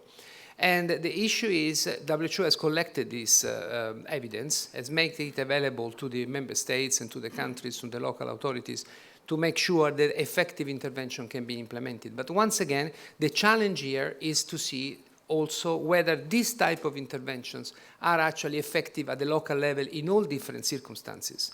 Because another big challenge for research is the fact that many researches has been carried out in selective in a few countries in very specific contexts, and we lack the opportunity and the capacity to verify the effectiveness of this intervention in different contexts. And one of the issues that we believe is very important to develop in the future is the economic case. And we have carried out research on this. This is a report which has been prepared as a background of a health policy which we have developed in Europe to address this particular issue. Now this report has been, this is an executive summary. The big report has been completed recently, not yet published, and will be published soon. And it basically tries to develop the case of the economic dimension of these NCD epidemics. There are a few numbers here coming from a number of studies. For instance, the cost of cardiovascular diseases in the EU, which is 169 billion, which is 62% of the overall healthcare cost, or the cancer cost, which is 6.5% of the healthcare expenditures, or even the road traffic injuries, 2% of GDPs in middle and high income countries. So those are dimensions which need to be underlined, because although some of the interventions, look at the road traffic injuries, some of the interventions needed to prevent these things are actually done by sectors other than the health sector. If we don't look at the societal dimension of this cost through this dimension that Professor Glenn was mentioning before, the nodes, the way of looking together the different things, we miss the opportunity to prevent, because that's the cost of preventing road injuries is not in the health sector, is in the transport sector, and the same for environmental issues or for energy-related pollution and so on and so forth. These are other examples, and showing how the fiscal policies, and 2 days ago actually was the World No Tobacco Day, which WHO devotes every year to the campaign against tobacco use. And and this one was about taxation. The fact that taxation on tobacco is a useful tool to decrease this type of problem. Once again, addressing these challenges of non-communicable disease, addressing and trying to contrast this major cost for the society requires an intersectoral action, action which requires the intervention of different sectors along the same lines of strategic direction. And this is an issue that we in public health have been saying for a number of years, which is actually, if you wish, part of the foundation for public health. But it's becoming, in my view, more and more a sort of slogan. Something which we say, but because we don't know the language of the other sectors, we are not able to really interact with the other sector. There is this sort of lack of communication. And I think one of the challenges is actually to break these silos, to be able to discuss with the education sector, for instance. One of the most important determinants of health, as you know, is level of education. And we should be able to speak with the education sector, with the energy sector, with the environmental sector, and to have a common understanding of the dimension of the problems and a common strategic approach to solve them. And we have been trying to do this in Europe in terms of, if you wish, ideological or philosophical framework through this strategy which we call Health 2020, which is a new approach that we've been advocating with member states to promote this intersectoriality, this working together to meet these challenges. And I would say that there's been a lot of consensus among the countries. Some countries, more wise than others, or more advanced than others, for instance, Ireland, have been very active in this. They have adopted this strategy, and they've tried to put the intersectoral approach behind the agenda, but this is very far from being a common, a common line for all the member states. And this requires also a modification in the budget that the health sector itself devotes to prevention and to health promotion. This is the very discouraging picture in Europe, where you have, 2 minutes, when you have the expenditures for prevention, which is very low, ranging from 1.4 to 3.7, and even less than 1 in some countries, including mine, my own, which is 0.7. It's very ridiculous. and it's possible to change. This is what happened in Slovenia, for instance. Slovakia, yes. Now, very briefly to conclude, which kind of research is needed to address global challenges? Good news is that in our recent report on research for the universal health coverage, we have seen an improvement and an increase in a number of indicators that we have used for evaluating the research in the area of universal health coverage. You can look here, this picture showing several dimensions, like the research priority setting or the generating evidence type of research. But what do we need? We need to motivate investment in public health research, and we need to address the topics which are at the top of the public agenda, or the political agenda. For instance, as I mentioned before, the effectiveness of intervention in different population and social contexts, and also the short, medium, and long term of economic gains through improvement of the population health. And WHO has been promoting a new research strategy for health, which has 5 interrelated goals, which has been approved a few years ago: organization, priorities, capacity, standards, and translation of research into practice. You can check details on this in the WHO website. And I want to conclude this presentation with a couple of slides which refer to a work which has been carried out also within the European Union in terms of public health challenges and research priorities for the future. These are 3 issues that I think are very important to underline, which has been addressed by a working group. First of all, is deepen our understanding of the barriers to the adoption of healthy lifestyles and develop innovative interventions. This is what is required to respond to NCD epidemics, investigating the causes and the management of chronic disease, so the cost-benefit analysis. A lot of resources are not properly used, and improve the humanity, quality, safety, and efficiency of care, and encourages shift towards prevention. The budget distribution is actually giving you an highlight of the level of priority of this problem. Finally, I think what is important is strengthening the case for identifying not only what works and in what context, but also at what cost. This is quite important. Think about now, for instance, the new breakthrough developments in terms of treatment of hepatitis C. There is a major treatment now being introduced at the extremely high cost. Of course, I mean, this is good in any case, but one of the challenges will be to try to see how we can decrease the cost of this type of therapy in order to meet the challenge. It's impossible for the health systems in all the countries to treat hepatitis C patients with this drug without going bankrupt, because it's extremely expensive, but also it's fantastic treatment. The evidence base is increasing, but we have gaps in knowledge that we need to follow and we need to identify.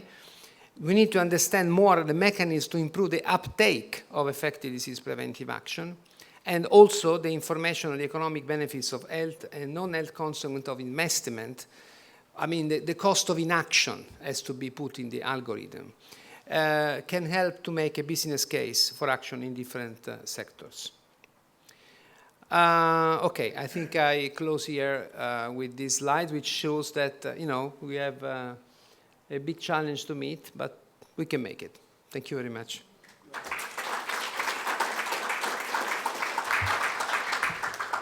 Many thanks, Roberto. I think quite a comprehensive overview of certainly the critical challenges that we face.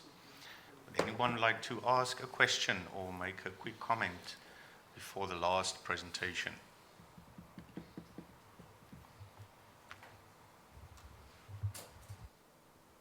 Thank you for your presentation. Just when you see the numbers, it's impressive, and how it relates to our daily life, and how we should take care of ourselves. Mexico just joined the Global Alliance. I would be interested in see how the World Health Organization is working with the Global Alliance, if you have specific actions, initiatives. Well, I mean, mostly, I mean, we work with a number of stakeholders, I mean, the NCD Alliance, other type of of groups in order to implement the decision taken by our governing bodies like the global strategy that I mentioned, both at the global level and the European level. It's very important, this type of collaboration. It's the way in which we convey the information to the policymakers, to the professionals that are also very useful in this type of thing. So we believe that the implementation of these decisions requires the intervention of different stakeholders on different levels, including, the alliances which are existing, the professional, the society, the communication area, the media, which is very important. So it's, we try to involve all these stakeholders in a common framework. Thank you. Let's stop with the one question, and please let's thank Roberto for the good presentation. Thank you.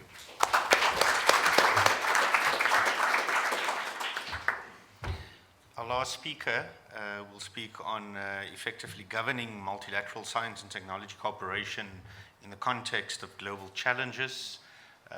We have the pleasure of welcoming Aurelia Figueroa from the German Development Institute, and we're looking forward to your talk. Thank you.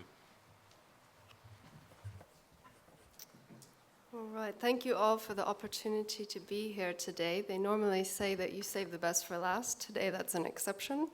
But I would like to present some of the findings from a report which I worked on with the OECD, along with several other member countries. This report was concluded in 2012, but cooperation is ongoing.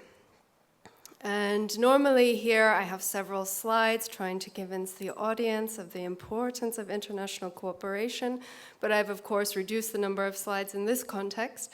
And I'd just like to focus on one which is coming from the OECD, and it relates to the impact of scientific production. And here we see a positive correlation between scientific production when international scientific collaboration is involved. So this is just one of the ways in which we see the importance of international cooperation. And with this in mind, and with the ongoing trends of increasing international cooperation, especially with new research partners, the OECD decided to embark upon this research program, Science, Technology, and Innovation Governance, known as STIG, an abbreviation. It was managed by the Directorate for Science, Technology, and Industry at the OECD, and as I mentioned, it resulted in this 2012 publication. I'll have information at the end on where you can access this publication. And cooperation is continuing in beyond STIG. So if you would like to be a member of this ongoing discussion, please visit us online. We have had increasing activity recently, and I think that there is the potential for some type of follow-up. So please join us online there. So this research project focused on 3 global challenge areas: agriculture and food security, health, energy, and climate change. And the research was conducted across 7 case studies. We looked at the Consultative Group on International Agricultural Research, the Bill and Melinda Gates Foundation, specifically their work in the area of global health, the Group on Earth Observations, the Inter-American Institute for Global Change Research, the International Atomic Energy Agency, the International Energy Agency through its implementing agreements, and the EU Joint Programming Initiatives. And the case studies were conducted by 6 OECD member and 2 non-member countries: Australia, Austria, China, France, Germany, Norway, South Africa, and South Korea. So this in and of itself was, of course, an example of international cooperation. And we looked at 5 governance dimensions across each of the case studies: priority setting, funding and spending arrangements, knowledge sharing and intellectual property, putting STI into practice, and capacity building for research and innovation.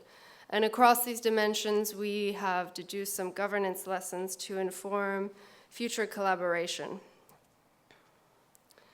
Agenda and priority setting, we have found some really good examples of how collaborations can seek to balance the benefits of bottom-up collaboration with top-down governance. And the ways that you can go about doing this is to have an inclusive approach which brings in many views. This is obviously important to understand the chains of global challenges, and also for the implementation aspect as well, to actually make sure that implementation occurs and reaches all levels of society.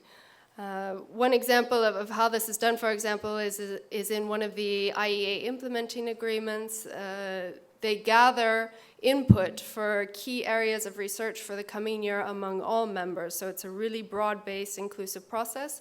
And then these are sorted into different thematic areas and voted on by a board. And so this guarantees also a governance linkage with more high-level cooperation.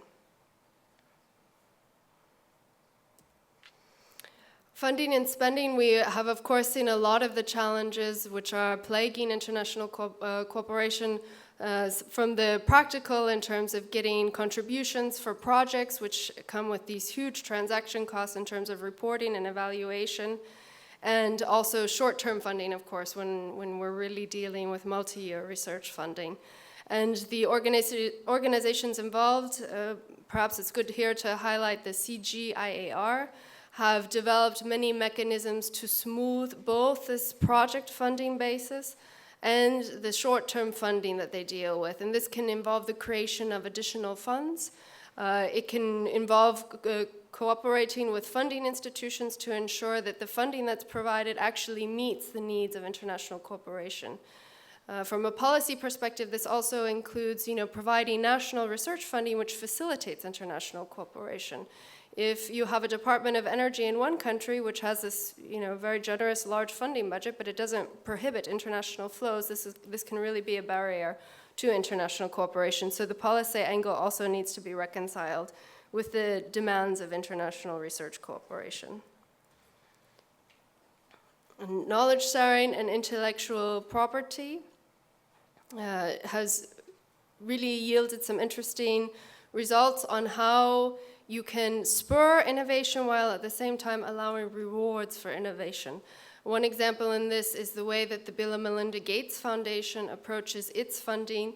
It requires very detailed IPR plans from the entities which it funds, and it stipulates that these agencies can then charge market value within developed countries, but then they sell the goods at cost in developing countries. So having, for example, a two-track approach is one way to both spur and reward innovation.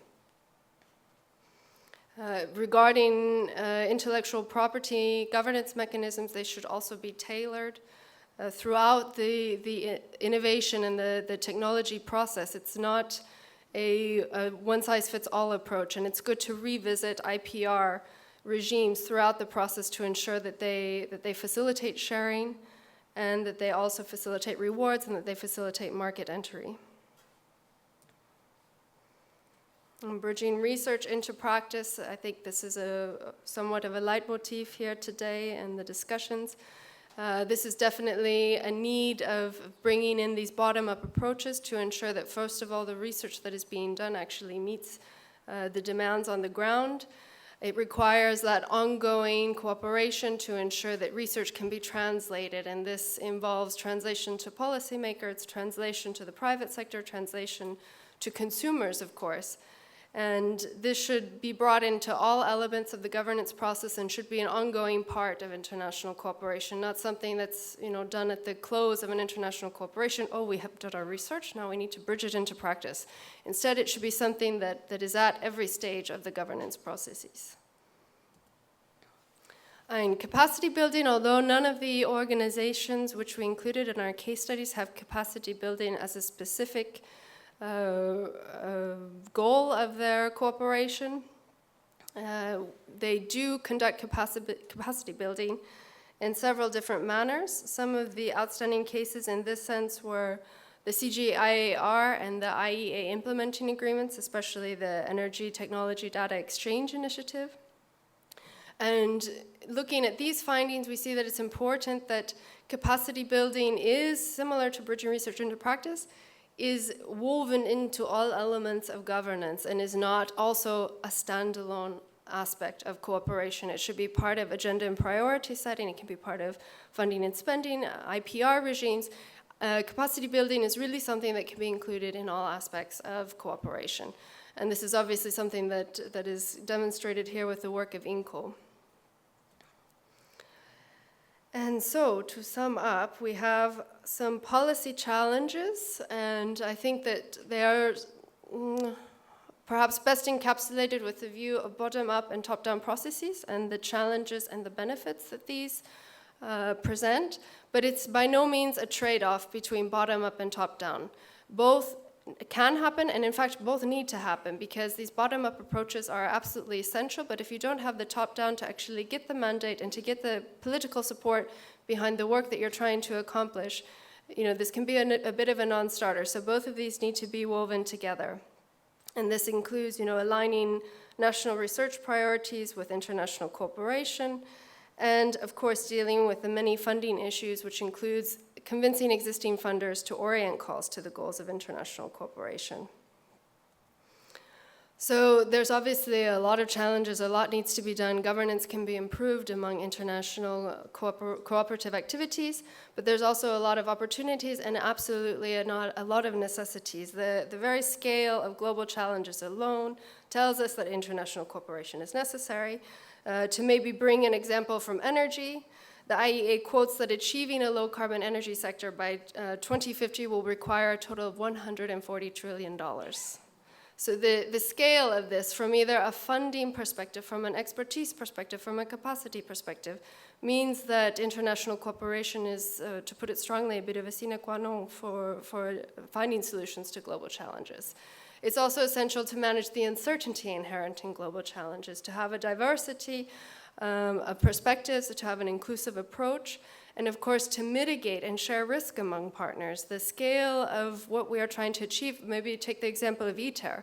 ITER is not a cooperation that could be conceived to be conducted by one country alone. So this pooling of resources is necessary both from a financial perspective, from a knowledge perspective, and certainly from an implementation perspective. And of course, effective governance is essential. I'd just like to close with this photo, which is popularly known as Politicians Discussing Global Warming. It's from Isaac Cordell, originally called Electoral Campaign. So, of course, we can meet and we can greet and we can discuss, but it all has to be put into action and put into implementation. And so the governance of international cooperation must be aligned to ensure that we, first of all, are effective in using these funds and these resources and these capacities, but also, of course, in implementing them. So with that, thank you very much for your information. Glad to take any questions.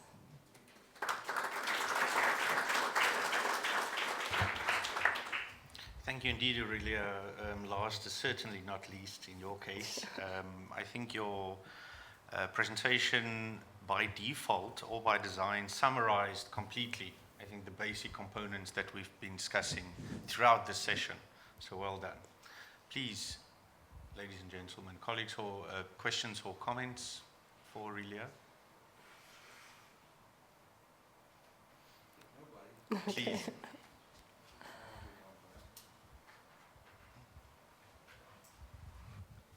There is an international range of views on the following continuum. On one end, you have people saying the future of science and technology is accelerating so fast and the downside is potentially so large, we need global international regulations to get far more serious. On the other extreme, people say if you regulate it, first of all, the people regulating it don't know enough about what they're regulating. It's going faster than they can think. So they're always going to be behind on the thing, and if you'll drive research underground and then make science even worse. Between these two extremes, what do you think? Thanks for the easy question. Hey, well, that's the first one. We'll try the second one. Yeah, I think that looking at the first point of the continuum which you presented, and this was normally part of my presentation which I left out, we definitely cannot focus on the technology fix aspect of it. And so the governance of technology, which we're starting to see increasingly in so many that are coming out today, is obviously important. But there's definitely a crossing point to be met between, again, going back to the bottom-up and top-down approaches, where you can have an inclusive approach and feedback to these challenges that you've brought up, along with the governance necessary to oversee it. Would you like to follow up? Or are you good?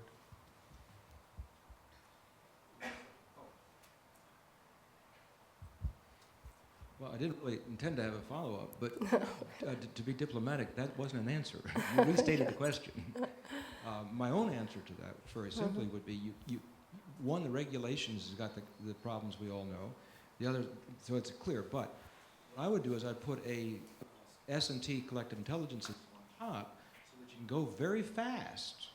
Because as soon as, if you've done something in the lab last night, that can go in the international system that night, right? Then you can have your ricochets around the world within a short period of time. So that can handle a speed question.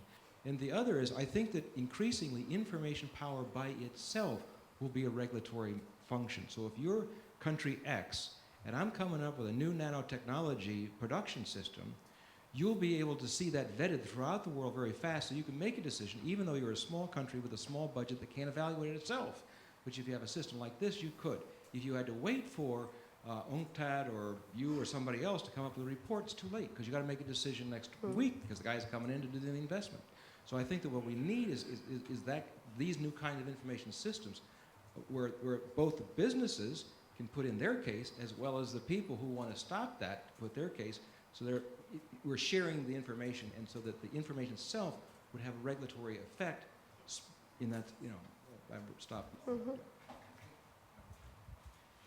And the second question, sir. Thank you. Thank you. My name is Christian Hansen from Vinnova, Swedish Innovation Agency. And you mentioned capacity building, and I think you're in many ways right. But do you think it has to be outspoken? Because we're always on the limit, or not on the limit, but we're always talking about the difference from research collaboration and research for development and so on. And this is really about collaboration on a certain level and so on. So it's even on the European level, I think we see capacity building happening all the time internally in Europe, in collaborating within Europe. And do you think we have to have it outspoken, or is it just included in it? Because I see a risk in pushing it too much. Thank you.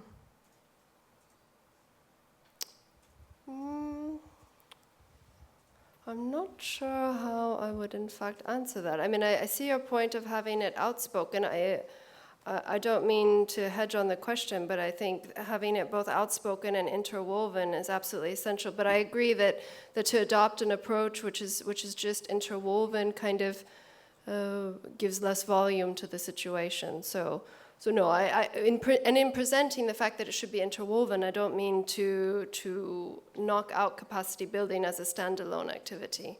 No. Thank you very much. I'd like to respond to that component because, of course, it depends on from which context you perceive capacity development. From a developing context, that is very high on the agenda, even as a standalone component, because of the large progress that still needs to be made. If one keeps it as a standalone, it can run the risk of being in itself not contributing towards the end goal that one perceives. And it potentially would be a continuum to become integrated as the system becomes more developed. But certainly from a lower end developing country R&D perspective, it will remain critical to bring the capacity that's needed. With that, let's thank Aurelia for a wonderful presentation. Ladies and gentlemen, thank you for your patience. Thank you for the lively discussion. Thank you especially to the speakers for their excellent contributions. I'm not going to try and summarize except with one statement, that internationalization, cooperation, and collaboration certainly has to be a fundamental approach to our global R&D strategies and endeavors. Secondly, it is very clear that there's a dilution in this us and them process that was very clear, to be frank, with the earlier framework programs. So there was always the developing versus the developed. It is very clear, especially from 7 onwards, that there's an equalization in terms of the collaborative aspect, and that the sum is certainly more than the components. So I found this very interesting, certainly wishing Horizon 2020 good luck in challenging this and taking this further from an NCP perspective, from a representative perspective, as you are here. Each one, and especially from an organizational perspective, has that critical role to play to contribute. Together it is stronger, and we're looking at science for impact, science for society, to increase our effectiveness. Thank you for a good session. An overview of research cooperation in the ENP countries. She already talked about that. But then we have another change in the program, because Dr. Timadama is going to be replaced by Mr. Nat Krinitsny, who is advisor at the International Center for the Black Sea Studies. So we will have the privilege to listen to the three speakers. And if you agree, we will first listen to each one of them for 15 minutes each, and then at the end of all the session, we will have 15, 20 minutes for questions and debate. I hope it's fine with you. Okay, so we might start because we are a little bit late. As I said to you before, Mr. Nat Krinitsny will speak to us about the collaboration with Black Sea countries, the current and future research opportunities. He is advisor at the International Center for Black Sea Studies. So please, whenever you want.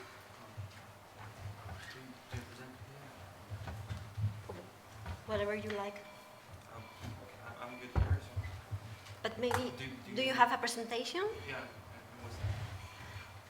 Maybe do we have, I don't know. We have the remote. I can ask.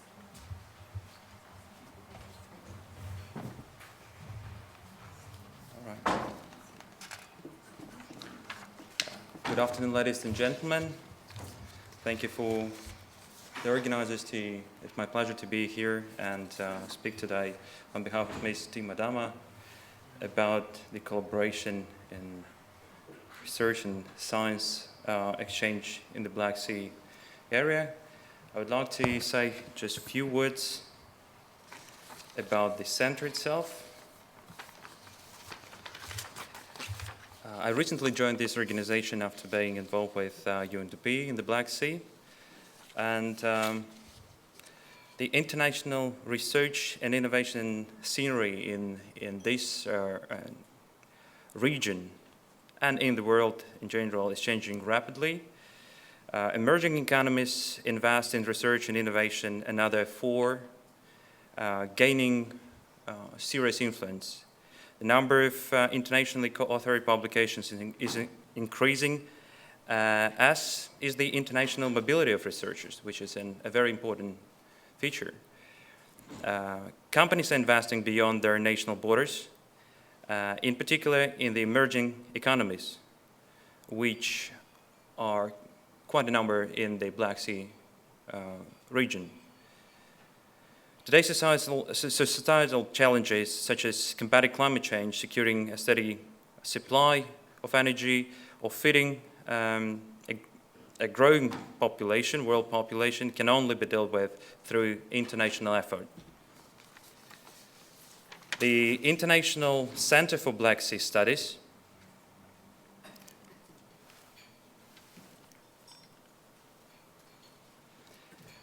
provides a platform to address the above-mentioned challenges. As an independent research and training institution focusing on the wider Black Sea area, it was founded in 1989 as a non-profit organization. It constitutes a related body to the Organization of the Black Sea Economic Cooperation, so-called BSEC, and serves as its think tank. The ICBSS has been striving to provide and promote multilateral cooperation among the Black Sea countries and foster relationship with the EU and multiple international partners.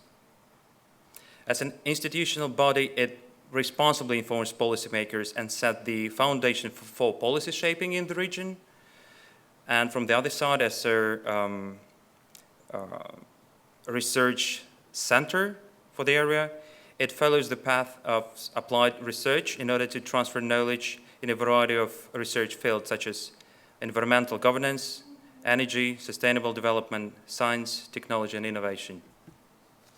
And this dual character of the organization has designated the center as its dynamic focal point for the wider Black Sea area, capable of bringing closer the scientific and academic community with policymakers and create long-term synergies and networks.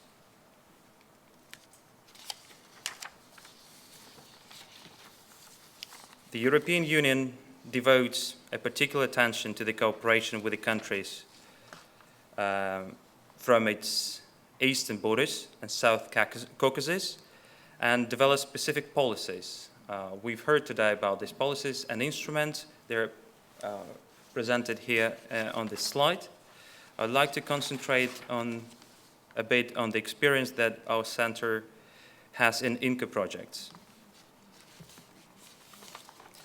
The center was involved as a scientific and administrative coordinator in two projects that are already finalized. These are INCONAT EECA, S&T International Cooperation Network for Eastern Europe and Central Asian countries, and INCONAT CASC on CNT International Cooperation Network for Central Asia and South Caucasus countries. Both were funded by the FP7, and the center is also involved in ongoing project called INCONAT AEP, International Cooperation Network for Eastern Partnership countries, also funded by SP7 and currently in implementation. A little bit, on the background of these three projects. The INCONAT EECA project was developed and designed for the countries of Eastern Europe and Central Asia, which are of high importance to the political, economic, and social development for the European Union. As a neighborhood region and as a huge resource in various respects, the political and social stability of the region of these countries and their economic growth contribute to prosperity and welfare of Europe as a whole. The EECA countries have significant potential both in terms of the strong economic community and the worldwide leading S&T institutes in a variety of scientific fields. In order to make optimum use of each other's academic strength, to share respective resources and to prepare the grounds for joint transfer of academic results to national, regional, and worldwide markets, there is a strong bilateral interest in enhancing S&T cooperation.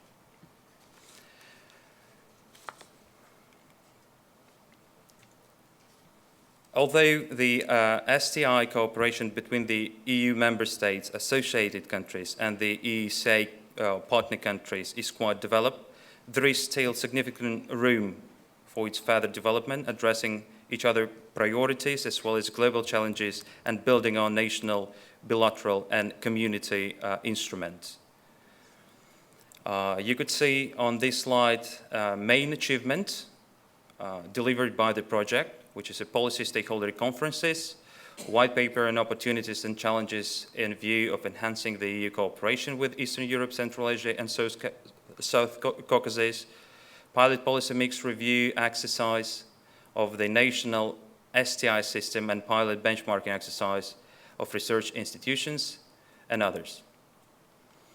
The second project, which I mentioned, INCONAT Central Asia and South Caucasus,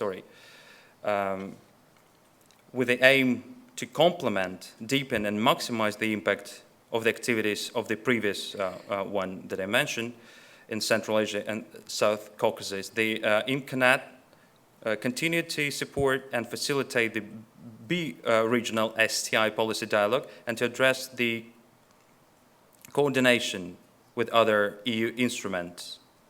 as well as the increased participation in SP7 of all the countries in the region involved, which are namely Armenia, Azerbaijan, and Georgia from the Caucasus, Kazakhstan, Kyrgyzstan, Tajikistan, Turkmenistan, and Uzbekistan from Central Asia, and plus Republic of Moldova.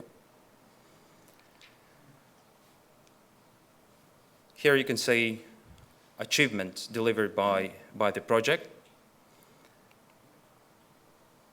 And I would go directly through the ongoing project with the aim to support the bilateral STI policy dialogue to join agenda setting and definition of research priorities in 3 social challenges, namely climate change, energy and health.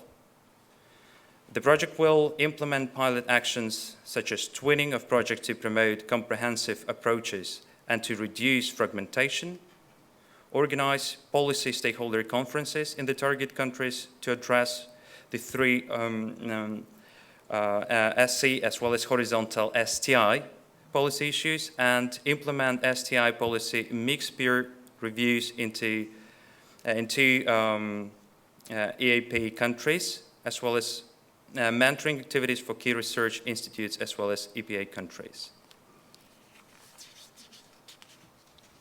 For the future, this center basically aims to generate and to provide policy recommendations for Black Sea countries and for BSEC organization itself, to promote multilateral cooperation among the BSEC and EU, as well as international organizations such as UN, UNDP, etc., to focus on knowledge and sustainability issues and to promote the greening process of the Black Sea itself. This is basically what I wanted to deliver today. Thank you very much for your attention.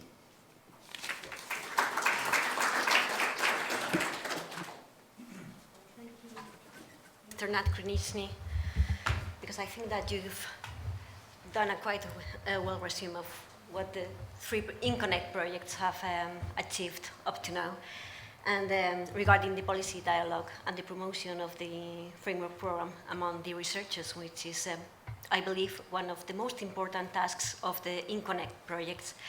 And now we will listen to Dr. Cesar, who will explain to us the Euro-Mediterranean collaboration opportunities and challenges. Dr. Cesar is research director at the Institute of Studies for the Integration of Systems of Rome. Please, whenever you want. Thank you.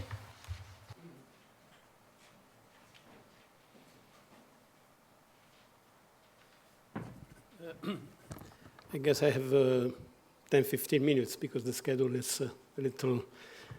So my intervention is an intervention to give a wider scope to this analysis of challenges and opportunity in the Euro-Mediterranean, because it is based on the results of the 2 main projects in which I was recently involved, that are not from the INCONNECT area, but are from the Social Science Humanities FP7 program. The 2 projects are a flagship that is about global challenges, and that is an ongoing project, and MedPro, that is a project that just finished, ended last year, that was more focusing on foresight, the prospect for the Euro-Mediterranean.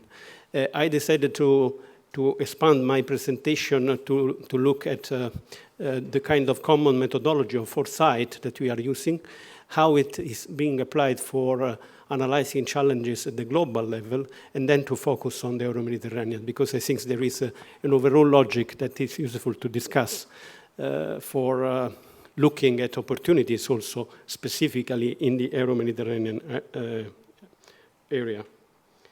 So in summary, as I said, I will go through this 3 stages. The first is this foresight analysis and futuristic management by means of 3 horizon model. Futuristic management was a wording that was inspired by the presentation of the keynote speaker this morning, this idea of having some management of the future embedded into our analysis and process and policy making, something that is not so common in reality. and then the application to the global challenges and to the Euro-Mediterranean challenges.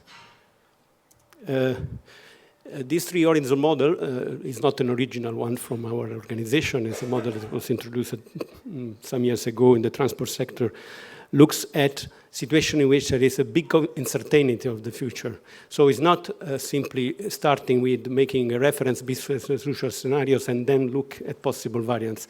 But because we live in a condition in which even the reference scenario is no more the more realistic one, we start with acknowledging that we are in a big uncertainty about the future, and we need to look at the future considering three horizons that are horizons of possible change and dealing with the future.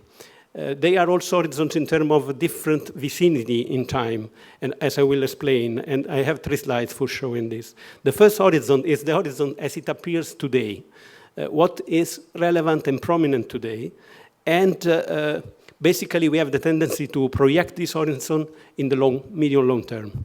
And the idea here that this projection in the medium-long term to 2030, 2050 of the situation as it is today gradually becomes less fitting with strategic goals that any organization can have about development, sustainable development, cohesion, this kind of things. This as a kind of dynamic of the things, because in this horizon we have all the elements that are the paradigms that are relevant and prominent today. And the idea of continuing all the programs that are in operation today, and to look until 2020, for example, for continuing and realizing this program. Then there is the second horizon that is between 2020 and 2030, is an horizon in which the policies that are a projection of the policy of today will have the opportunity to be changed. You can continue, or you can have new, basically, programs and new directions to follow, and you have to forecast alternative scenarios of this different direction. And in that window, 2020, 2030, you can also consider some totally new approaches and programs, and making a kind of backcasting of what they would entail for achieving a different vision, not the continued, I would say, business as usual vision of a projection of what happens today, but a vision of a radically different world.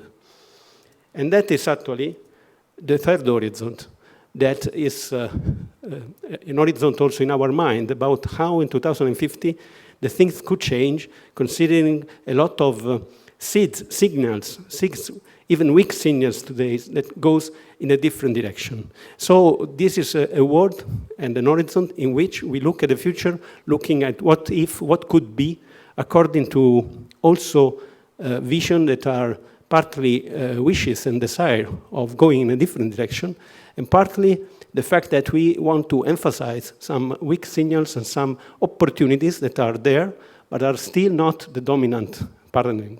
And the idea is that to look at the third horizon, then to backcast to the second horizon in the period in which big decisions must be done for letting this vision be realized. This general conceptual model is applied to any context. Could be an organization, could be the evolution of the Earth, the global, the discussion that we had this morning about the future of Earth, and could orient the policies in an area, for example, the Euro-Mediterranean. So connected to this, there is the fact that we need to acknowledge that we have opportunities that come from disruptive changes connected to disruptive technologies. ICT, for example, and nanotechnology, there are a lot of technology that can really change the shape of many things. So basically, in the first horizon, we continue according more to the horizon as usual. In the second horizon, we can create the condition for this disrupting technology really to be embedded into our society and to change the things. And to be guided to do that, we have to consider how the third horizon, the final hand of this process, could be in terms of diffusion and application of these technologies. And not only technologies, but also societal changes connected to the technologies, I mean.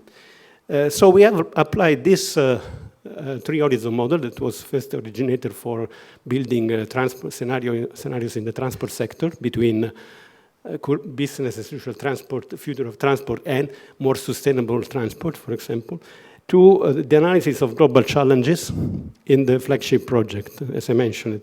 And here we have we are elaborating two basic visions. One, in the first horizon, is the continuation of the global growth, more or less as it is today, economic globalization that continues. And the other is a radical socio-ecological transition to a different economy, a different way of society, which reshape the globalization, the third horizon vision. And in the project, we analyze what global and EU policies driving change can drive change towards, basically towards the socio-ecological transition as opposed to a continuation of growth. And so we have an analysis of scenarios for specific demographic and societal challenges, environmental challenges, global governance, and territorial challenges within Europe, and financial, economic development, innovation challenges that I don't look into the detail. This is something that we are developing, and it's not focused on Euro-Mediterranean, but it's on the global level and the role that the European Union has to take in the world. So the first horizon, going for growth. Basically, there are three considerations. You may know the question mark, because we put this vision in terms of question marks or direction that could be taken or not. Going for growth, we have some very basic facts that are evident from the last decades trends, and then likely in this horizon will continue. First of all, the global demographic aging is not only a problem of Europe, it's not only a problem of Japan, for example, of some part, but it will continue to be, especially for China, in the next decades, because there is a mechanism connected to development that connects development and GDP growth, influence growth to the reduction of fertility and the demographic transition. So in 2050, the whole world will go be more aged, with the exception, that is the yellow line in the graph, of Sub-Saharan Africa, where we have a big problem of young bulge and of need of development for that.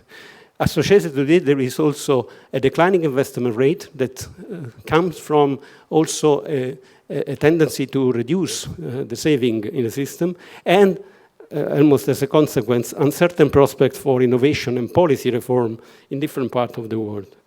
So the main point that I would like to make here is that what we can question now is how the growth engine works, or even doesn't work. That is a little provocative title of this slide.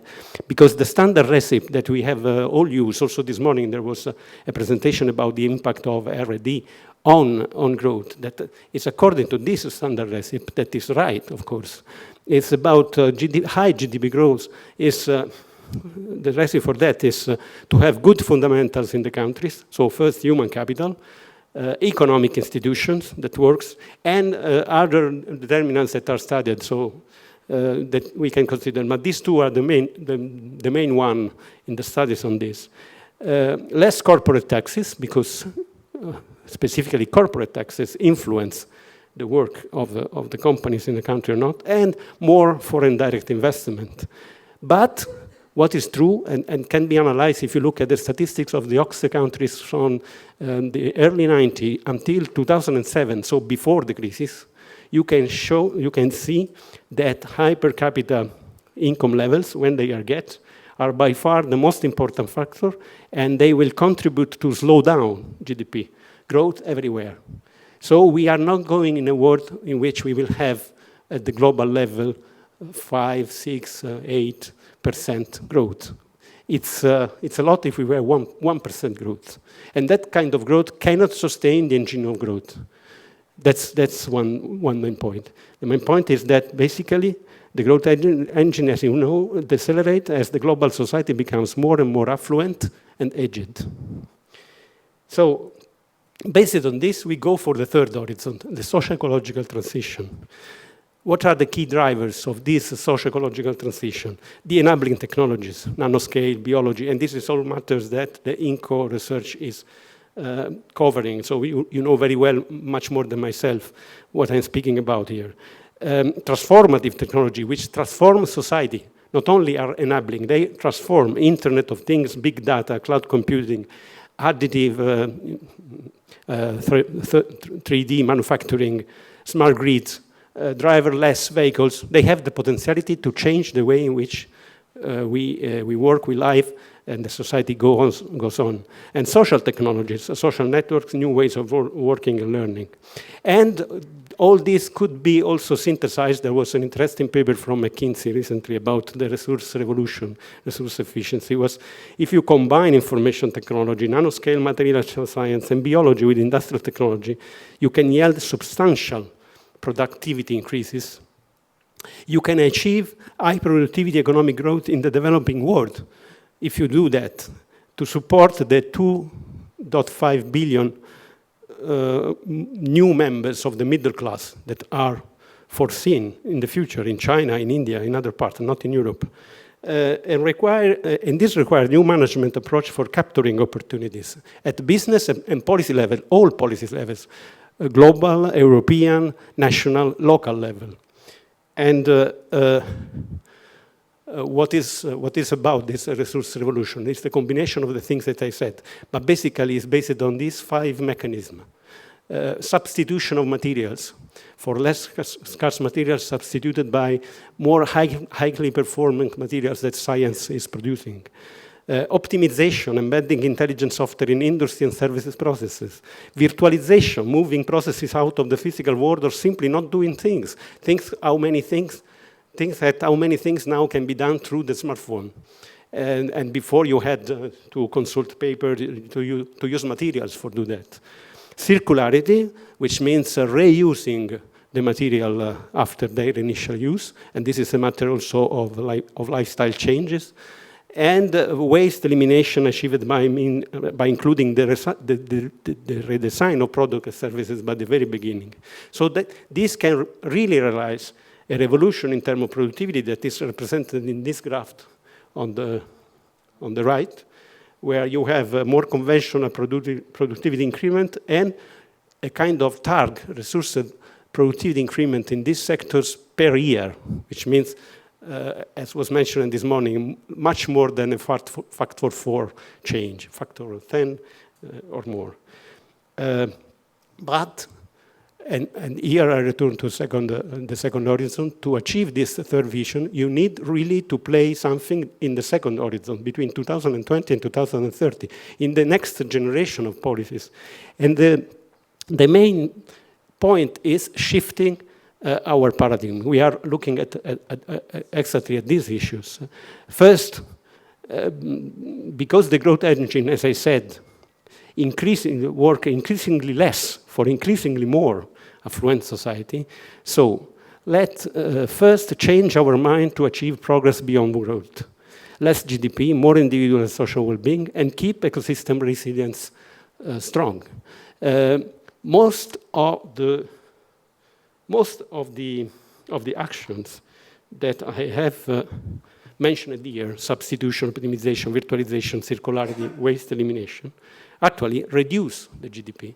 And this is actually the reason why they are not pursued so much today, because they reduce GDP, so they doesn't go in the direction of the current business model. But if you change the business model, put other indicators there, you can realize those opportunities. And for doing that, you need to couple technological innovation in progressive, labor-saving, profitable industry with the social innovation and solidarity funding for high-quality services, health, education, research, that are a stagnant activity in terms of labor productivity, because they need labor to be done. They cannot create big savings as it happens with technology in some industries. So you need to recognize this, and you need to recognize that the global society can afford this, thanks to the big resource productivity gains in the other sectors. But you need to have a mechanism for the transfer of resources from progressive to stagnant sectors. where the productivity must be measured more in terms of quality of the outcome rather than in terms of saving labor and reducing cost. And so this means, for example, INCO have a control cost and INCO funding to impact benefit target indicators. I put there just one global example, to use healthy life expectancy as a kind of totemic indicator for the future instead of growth, for example, in the different countries. And finally, I have to say that this is an addition also from the very inspiring keynote speech of this morning. There was this vision of polarization, the problem of polarization in the dialogue. I think that we need a change of policy and governance mechanism from polarization to dialogue at all levels, global, European Union, national and local, building together what I would name a human-centric digital age. What does it mean this? This is the final slide about the global change. Then I will go to the Euro-Mediterranean level.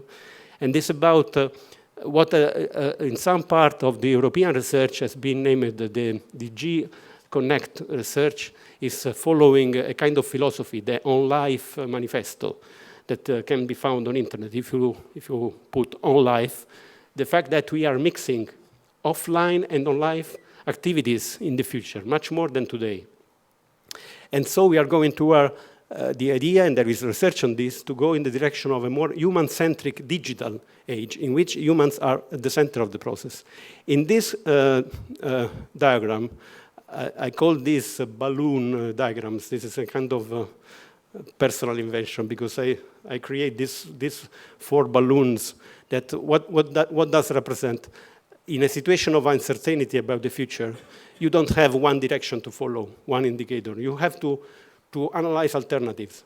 And so as human beings, the first point for us, if we don't have one direction, we have at least 4, north, south, east, ovest. And so you can frame your future vision according to 2 main factors, 2 main axes, and then to look at the alternatives. The 2 main axes here are do it fast, the things, or do it slow. Behind this kind of vertical axis, there is the concept of technology, energy that you put in things. The fact that modernization means to do things faster and in massive quantity, or having technology much more slower and giving you the time to taste the quality of something. And on the other side, the key social dimension, do it together or do it alone. In the market transaction, often you are you and the market. And so it's much more individualistic, the relationship. In a lot of more societal experience, you work together with others. So the main point is that the relationship that we can establish, thanks especially to this, again this morning, it was emphasized the importance of ICT, information technology, for creating synergies. So the idea is to, and was also mentioned this term of ethical markets. So the idea of using this potentiality for creating much more ethical markets and ICT for synergetic doing, which means a market that is not just for profit. It includes the profit goal, but it's not just for profit. Can also realize some ethical distribution of opportunities at the global level. And this is something for the market, for very fast activities that will increase their speed. You need to consider how many interactions we are able to master in one day today as compared to 10 years ago. Thanks to the mail, to the Wi-Fi connection, to all these things. This is really speeding up our life, and that's a global trend. But by the other side, there is another global trend, which goes more in the direction of social do-it-together dimension, is the increasing, the increase of kind of collaborative commons activities about the commons, social or environmental commons. Here there is all the sharing economy concept, the concept of crowd doing, and free crowd doing. That is a kind of relationship and activities in the future that is bypassing the market, because people enter directly together into doing the things and outside normal income relationship. And that also will grow. But, and these are the most, I think, interesting and new part, we need also to ensure more space in the future for the do-it-slow activities, for the fact that we need to develop human dialogues, and the dialogues are much more calm, I would say. They are done in workshops for 1, 2 days, 3 days. People meet face to face, then can use internet for exchanges, but need to establish the contact and the dialogue. And we need to have investment for that and to have structured future dialogues that can be organized by the European Union, by the different institutions. For example, currently we are involved into shaping a proposal for an European energy dialogue, for letting have a more structured discussion about the energy transition in Europe. And of course, this is the last one, creative work and intimate experience. There is also the problem of preserving the rights of people to keep their identity in the net and to keep the time for absorbing, the time for attention, for contemplation. That is something that is challenging today. So all this is about which kind of challenges globally we have ahead and what we can do for in a socio-ecological transition vision for changing direction. Now I come more rapidly to the Euro-Mediterranean. That was actually the title of my intervention, so sorry for that, because it's, and I have 2 minutes, I guess. 5 minutes, no more. And to say that these are recommendations that come at the end of a research process that was MedPro, and a foresight process. It was a big consortium led by CHEPS in Brussels. ISIS was one of the partners, but there was a really interdisciplinary consortium with several organizations from Europe and the south of East Mediterranean countries. So we are speaking of the Mediterranean. This is a wonderful area of the world, because if you look at this map, that is the map of the density of population, you can see how the density is distributed, how much dense is Europe, and how density in the south of the Mediterranean, for a natural reason, is concentrated on the coast. And the other point is that this is really the unique area in the world that is at the crossroad of 3 continents, Europe, Africa, and Asia.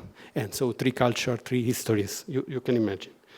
And in that project, we used a combined foresight exercise of qualitative scenarios and modeling the forecast that used that balloonograms approach that actually is using 2 main axes for shaping the key alternatives that are important in the context. That here are for basically there are 2 axes. On the horizontal axis, there is going for not sustainable growth on the left, and on the other side going for sustainability, for sustainable development. And the vertical axis is about cooperation between the European Union and the Euro-Mediterranean, the South Mediterranean countries, South and East, because the focus of MedPro were all the 11 countries in the South of Mediterranean. That is the situation 1 year ago. The situation is continually evolving, so also the European Union, in a certain sense, a lot of things changed. But basically, in the reference scenario, there was a situation of continuation on present trends and bilateral agreements.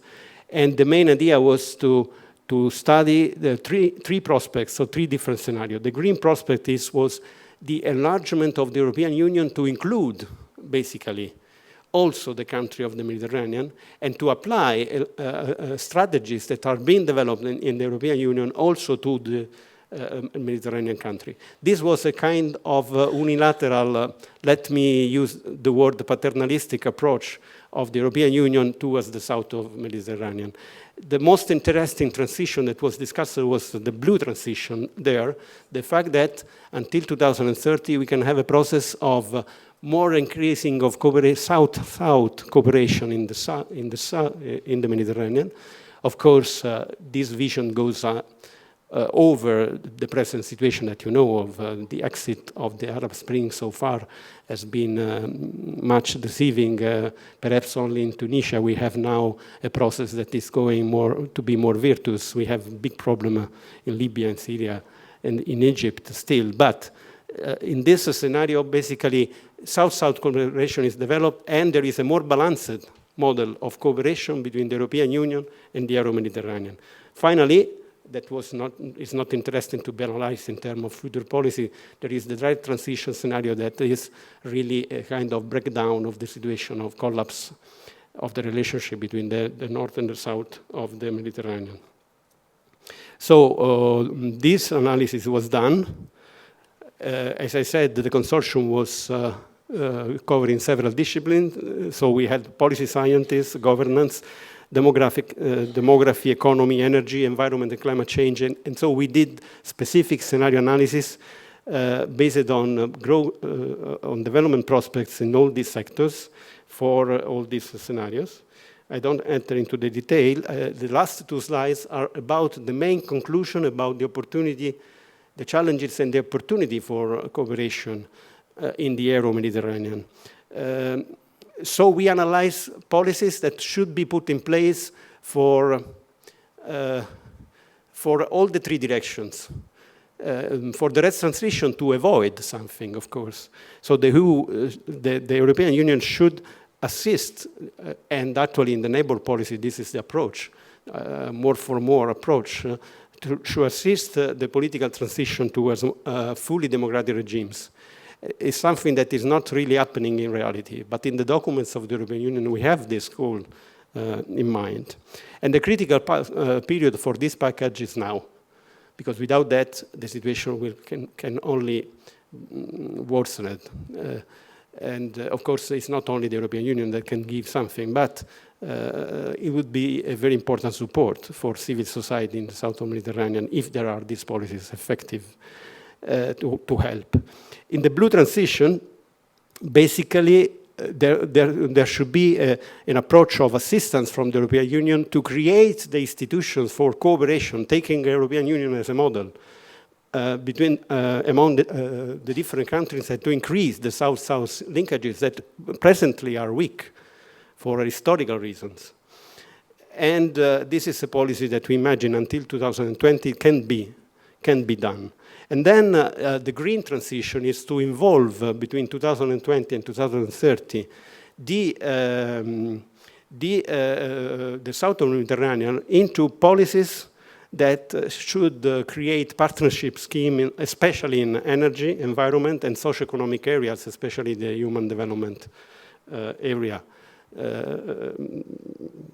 Also to contrast the present very poor situation about immigration, as you know, to change the mobility between the two areas of people. And finally, these new approaches have been synthesized in this last slides.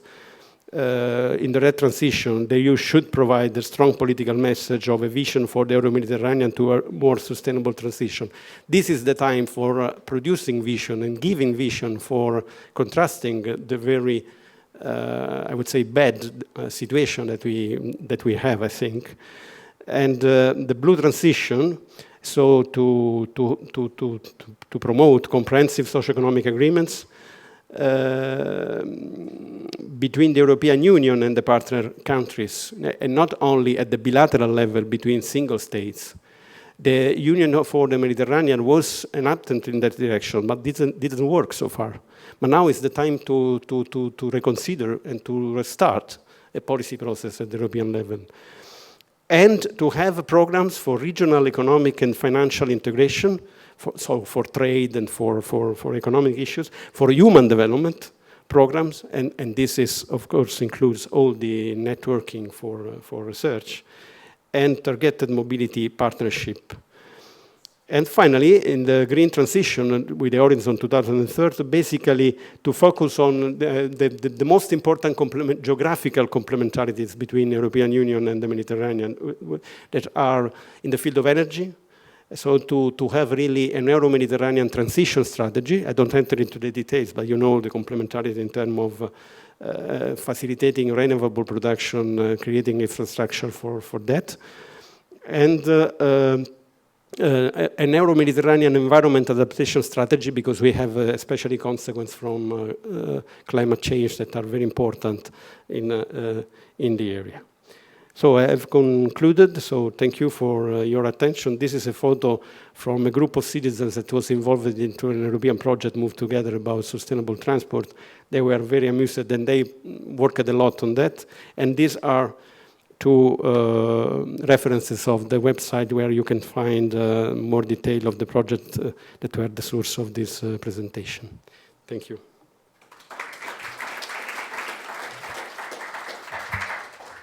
Thank you, Dr. Cesar. I fully agree with you on the importance of contact and dialogue, as we have seen in the Euro-Mediterranean policy dialogue, but I think that still we have much work to do.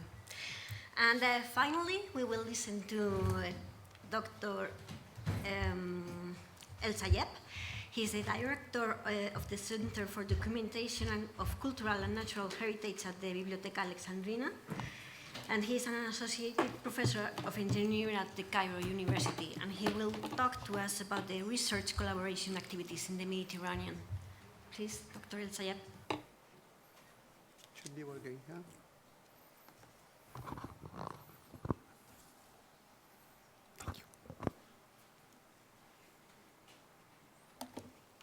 Thank you, Chairman. Well, it's 3:30. We are already late for the session, so you will have to bear with me for another 15 minutes.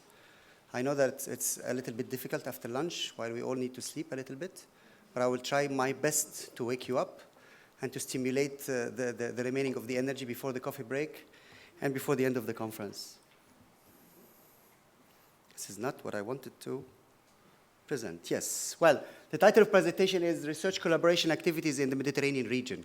And actually, as maybe Nandas not in the room, but Nandas knows very well that I'm very much interested since 3 or 4 years now in cycling. So I wanted to present this research collaboration in the form of a cycle, of a bicycle actually. I'll speak to you today about the front gear and the back gears of the bicycle, and also the tires of the bicycle in the framework of research collaboration in the Euro-Mediterranean area. I know it looks funny, but those are the ideas that comes very late at night when you wake up at 1 a.m. and start working on a presentation that you have to deliver 2 days afterwards, and this is the result that you are seeing. Well, front gear. Front gear for the Euro-Mediterranean cooperation is Europe. This is the gear that is making things happening. This is the gear that has much of the money. This is the gear that has much of the innovative ideas. This is the gear that has much of the driving force, I would say, for the cooperation in the Euro-Mediterranean area. And here, I'm citing some of the initiatives, some of the work that has been already been implemented during the last, I would say, 20 years in the Euro-Mediterranean area on collaborative research. Of course, the FPs, the framework programs, starting from framework maybe 4 or 5, where international cooperation started sneaking in the programs, going to FP6, where international cooperation was something, FP7, where the international cooperation with everything, and then Horizon 2020 as well, where the international cooperation is integrated in every part of the program, as we've heard this morning from Elizabeth. Then, as well, inside Europe, each member state, each country, now the Europe of the 27, has its own research program, despite the fact that there is the European research program, but then each country has its research program as well, which is producing also a lot of knowledge. You see this in the big and the small countries. You see this in Germany and France, Spain, Italy, and you also see this in the rather smaller countries, Cyprus, Malta, or many other countries. I hope that you will not get offended by me mentioning some names of countries and some other names of countries that I will maybe forget. Then we have the regional programs in Europe, and I have to recall here the Article 158 of the Treaty of the Creation of Europe, where it states that in order to have a more harmonized level of development inside Europe, we should rely on regional programs. And those regional programs at the beginning were directed to Europe. By the time some of the Eastern European countries started getting into Europe, they started to absorb those countries with some regional programs as well. And then in 2012, we had a conference in Barcelona where we've listened to an interesting presentation. And in this interesting presentation, it was said that maybe this Article 158 could also be turned towards countries outside Europe, towards the Mediterranean partner countries.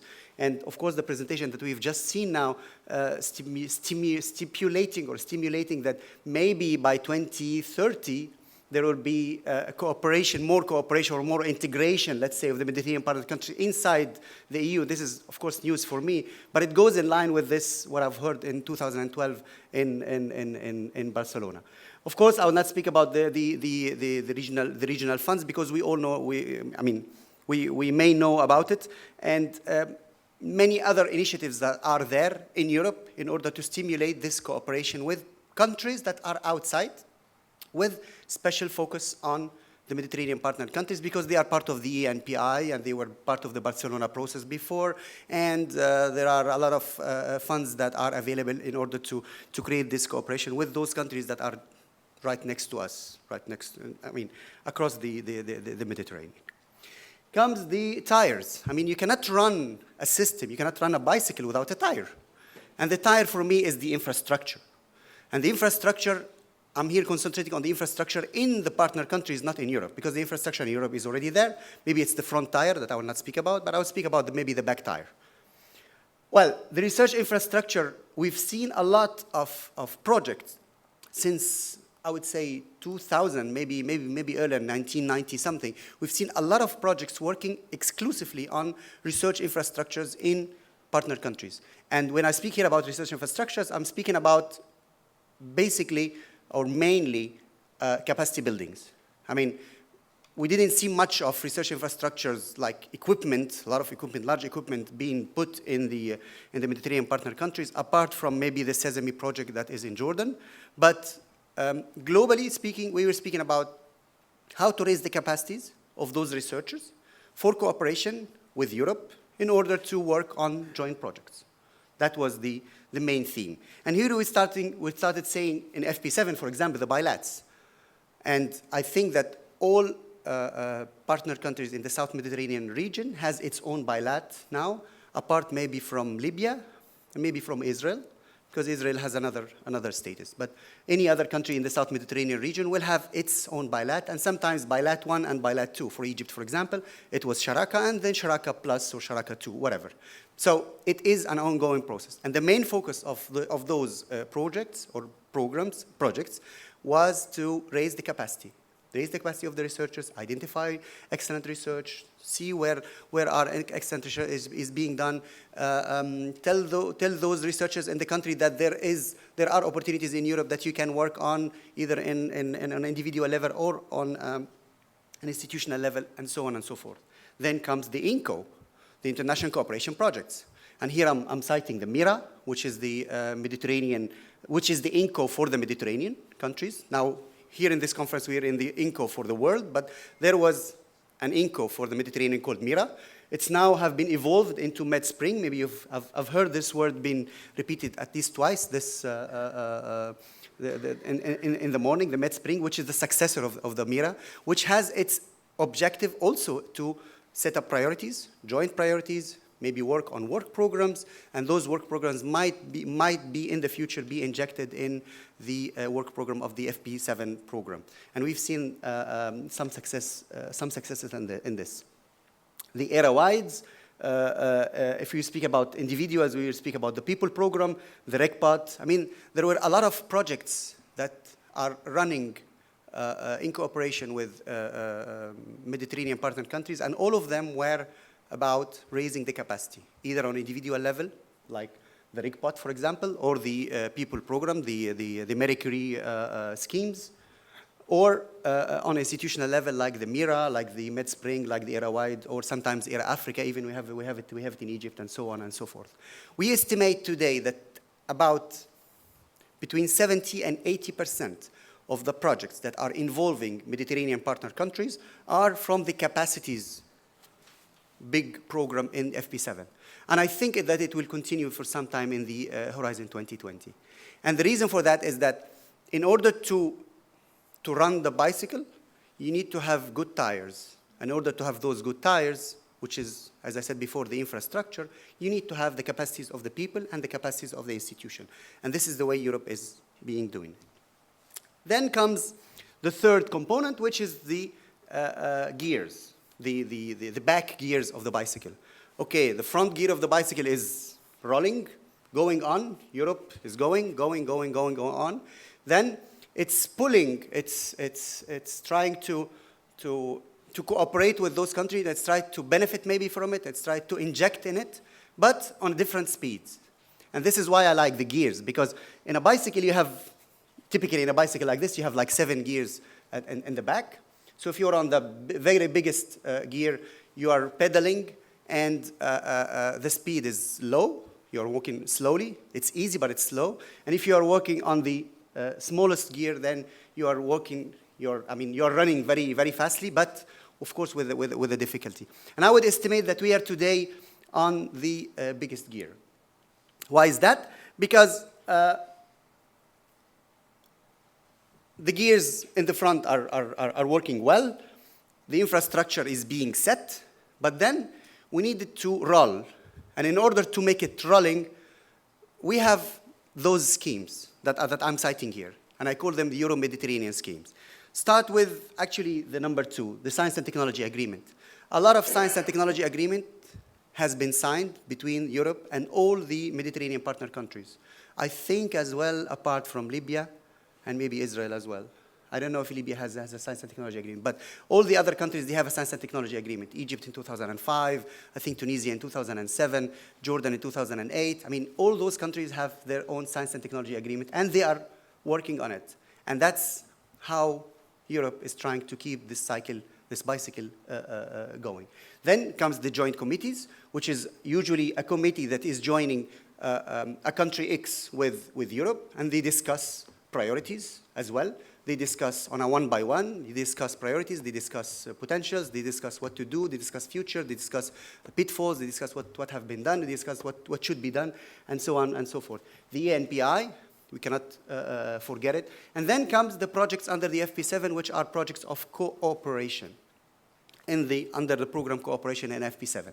This is what constitutes the 20 to 30% of the portion of projects. Because still, in the South Mediterranean countries, although we have a lot of difficulties, although our system of science, technology, and innovation is not as it should be, as I wanted it to be, but still there are many good spots, bright spots, very bright spots, that you can find some projects that are really operating, even networks of excellence that are operating with some countries in the South Mediterranean, in various areas, sometimes in energy, sometimes in water, sometimes in agriculture, sometimes in health, I mean, in many different areas in the region, sometimes even in transport. I've seen that. Is it moving? Is the bicycle moving? Yes, it is moving. This is my assessment. It is moving. You can quote me on this. But I think that it is not moving in the right speed. It should be improved. Why is it moving? Because we have observed, I have personally observed, since 2006, where I first was exposed to FP6 and FP7, I have witnessed a lot of raising of awareness around the Mediterranean, and I'm here speaking about the South Mediterranean countries. Sometimes even we speak about European countries, because we had this mindset early in the 2006, 2007. Are you eligible to work with us on the FP7 program? This is the question that I would receive from colleagues in France, for example, or in Italy. Is it possible? Can you participate in those programs? Yes, the answer was yes, and with time, it became a norm. Today, if you come to Tunisia, if you go to Tunisia, if you come to Egypt, if you go to Jordan, you will find that researchers in universities, in research centers, they are speaking about cooperation with Europe, instinctively and naturally, and it is possible. And we've heard about something called FP7. It's a lot of paperwork, it's a lot of bureaucracy. They make us hate ourselves for filling a lot of forms, and I can witness that. But at the end, it is possible. It is happening. So the awareness is there. Number two is the NCPs. If you would have spoken about NCPs in 2007, when the FP7 started, people in the South Mediterranean country would look at you in a weird way.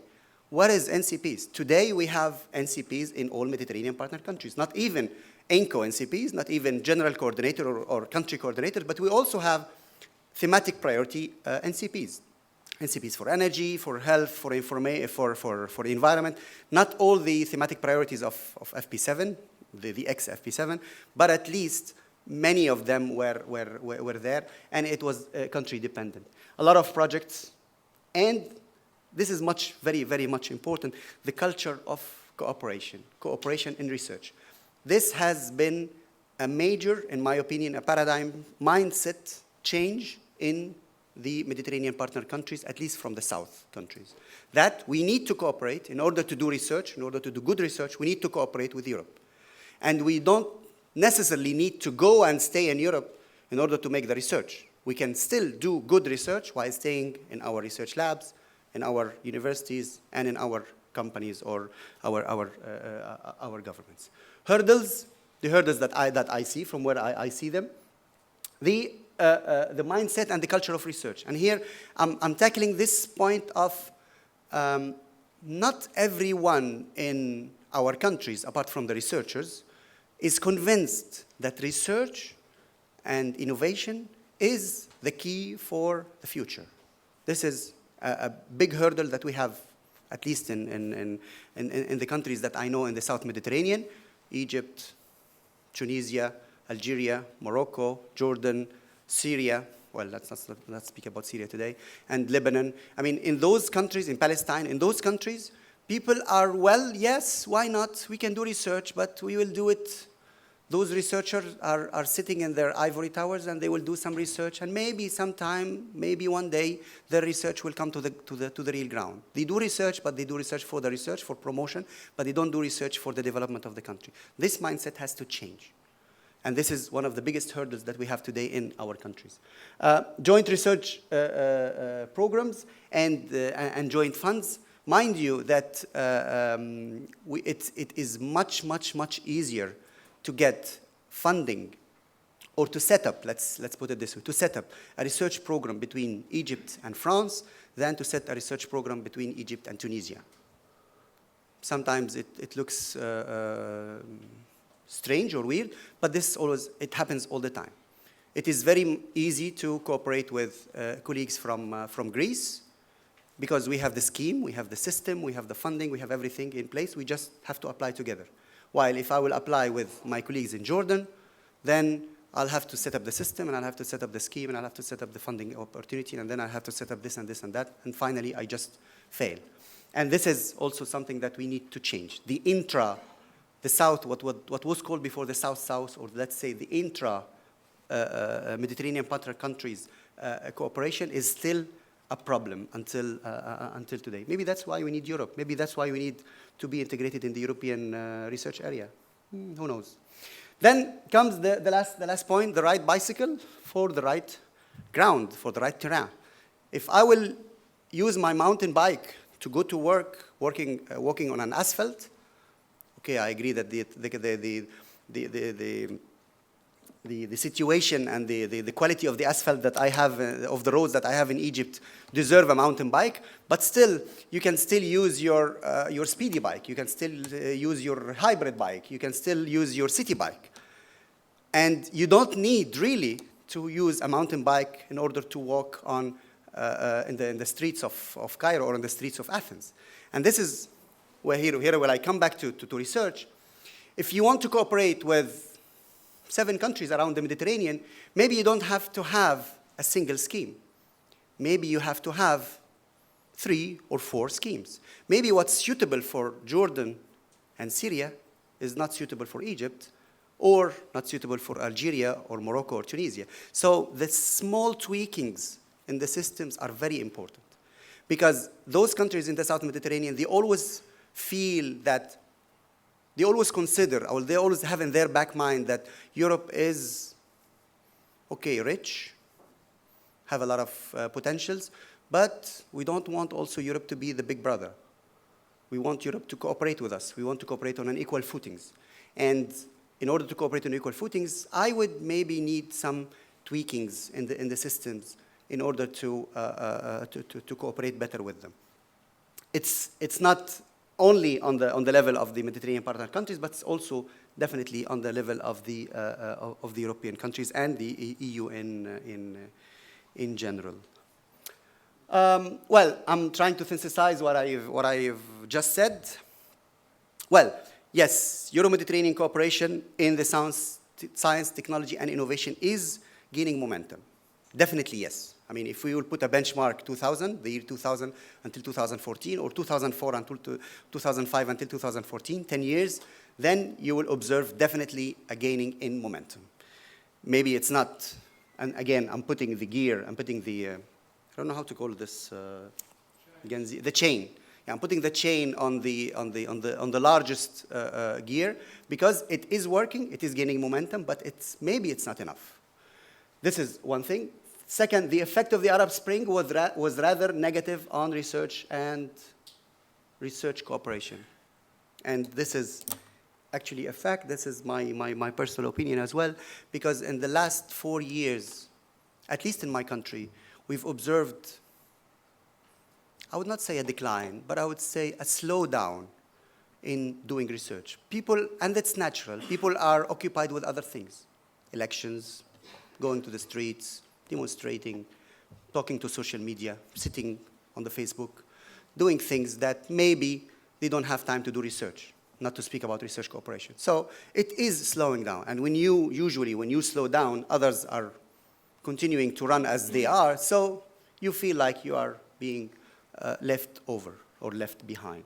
So it has a negative impact, but hopefully in the future, when we will come back to life, when we come back and realize that it's not about you or me is governing this country, but it's about us, all of us governing this country, maybe at this point of time, we will be able to cope, and maybe we can have some of this retard that we have gained. South Mediterranean countries are huge potential for research cooperation, collaboration and cooperation, yet it faces a lot of challenges. As I said before, we have a lot of good spots, bright, very, very, very bright spots in our countries, and we all know them, we see them, and you definitely, when you cooperate with countries like Lebanon or countries like Morocco or Tunisia or any other country in the South Mediterranean, you see those people, and you get to know them. But there are some challenges that you have to address. Finally, here, I'm trying to push a little bit on the EU. That was before listening to your presentation, sir. But maybe it's about time that the EU takes the lead. And it's very tricky to take the lead, because too much of taking the lead will make us feel like you are the big brother. And leaving the lead, or too much of leaving the lead, will make others jump into the opportunity and take it over, and then you are losing. So it's a kind of a balance that Europe and the Euro-Mediterranean have to work on. And I'm here just citing some questions and thinking about regional programs, maybe a huge regional program for research for the Mediterranean partner countries, directed to in FP7 we had an Africa call. Why not a Euro-Mediterranean call, a big call? Targeted calls, yeah, that's what I was just about to say, and funding for the integration in the European research area. Maybe it's about time that we find, or we search, or we pledge for this to happen. And it's not only about European citizens or European Union getting their hands in their pockets and bringing some money in order to do research, to do more research. Because in the South Mediterranean countries, there is a lot of funding opportunities as well. And the problem is usually how to manage those funds, and the problem is not how to create those funds. So this is also another tricky area. Well, I've just finished. Thank you very much. I tried to have all the languages of all the people that I met in this conference, but I don't know. I'm sorry if I missed a lot of languages. I tried to, And I cannot promise you that I know how to read all of them. Thank you very much. Thank you, Dr. El-Sayed, for this very interesting presentation, and different also. So now, if the organizers agree, we can shorten the coffee break a little bit, and we might take 3 questions.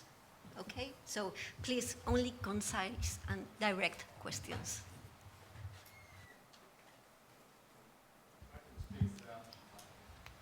Oh, it's I know you want concise and direct, but I need to make a comment on the last speaker. Thank you very much. Great talk. But I take a little bit of, I want to be a little bit controversial with you, because I got a feeling in your talk, I know a lot about the Middle East, I've lived and worked there, that there was a bit of a dependency syndrome emerging from what you were saying about the countries in the Middle East trying to work with Europe. That's what it sounded like to me. You were saying, talking about not wanting Europe to be dominant over Middle Eastern affairs in terms of research and science and technology. But you're talking, but the way you were coming across with your comments, it's like, but we need Europe. We need Europe for this, we need Europe for money, etc., etc. Would you like to just expound, clarify that a little bit, maybe?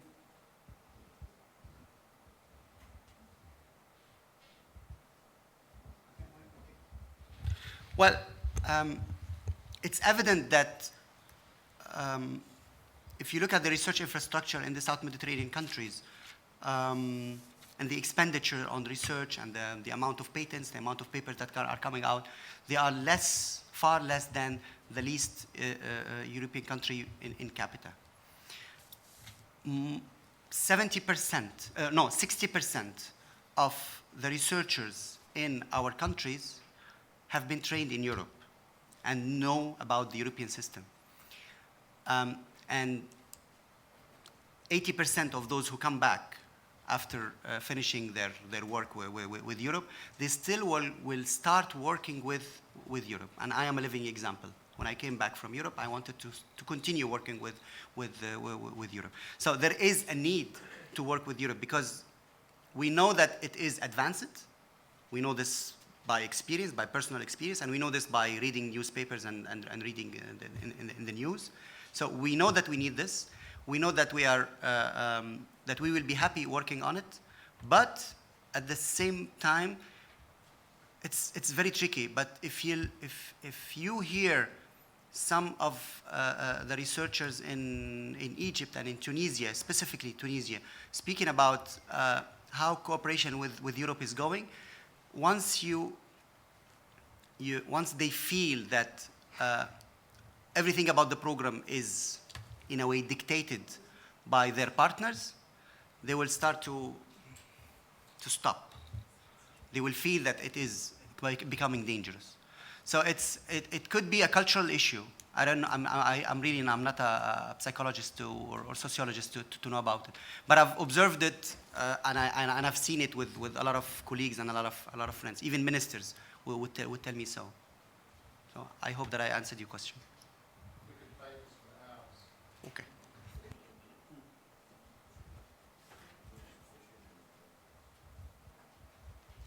I also would like to thank for interesting presentation. It's a good example for cooperation third countries with Europe.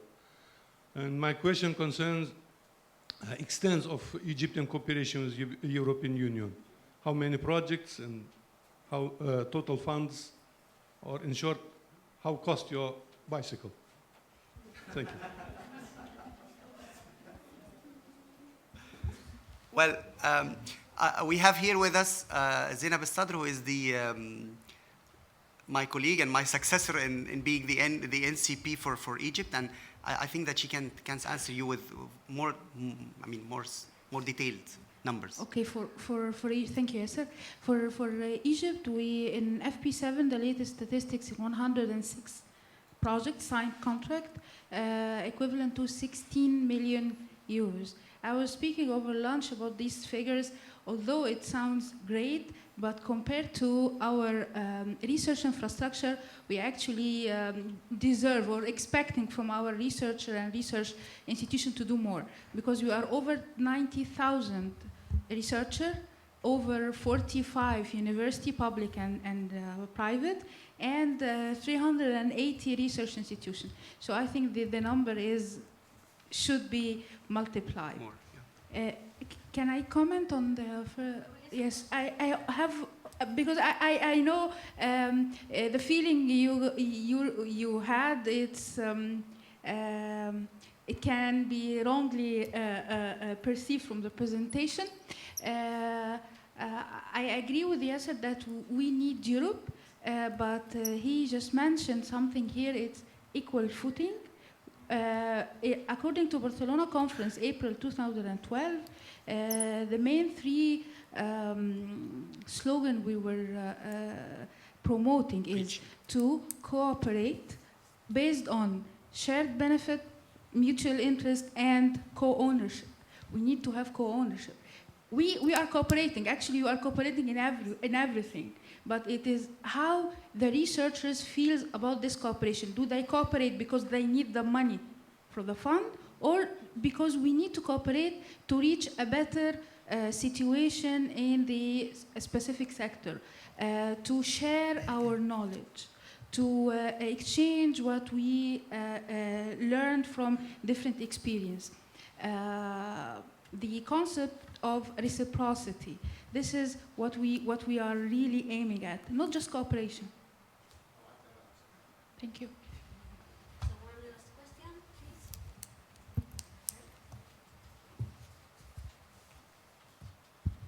Well, very good presentation. My name is Paulo Siqueira from the National Research Council from Brazil.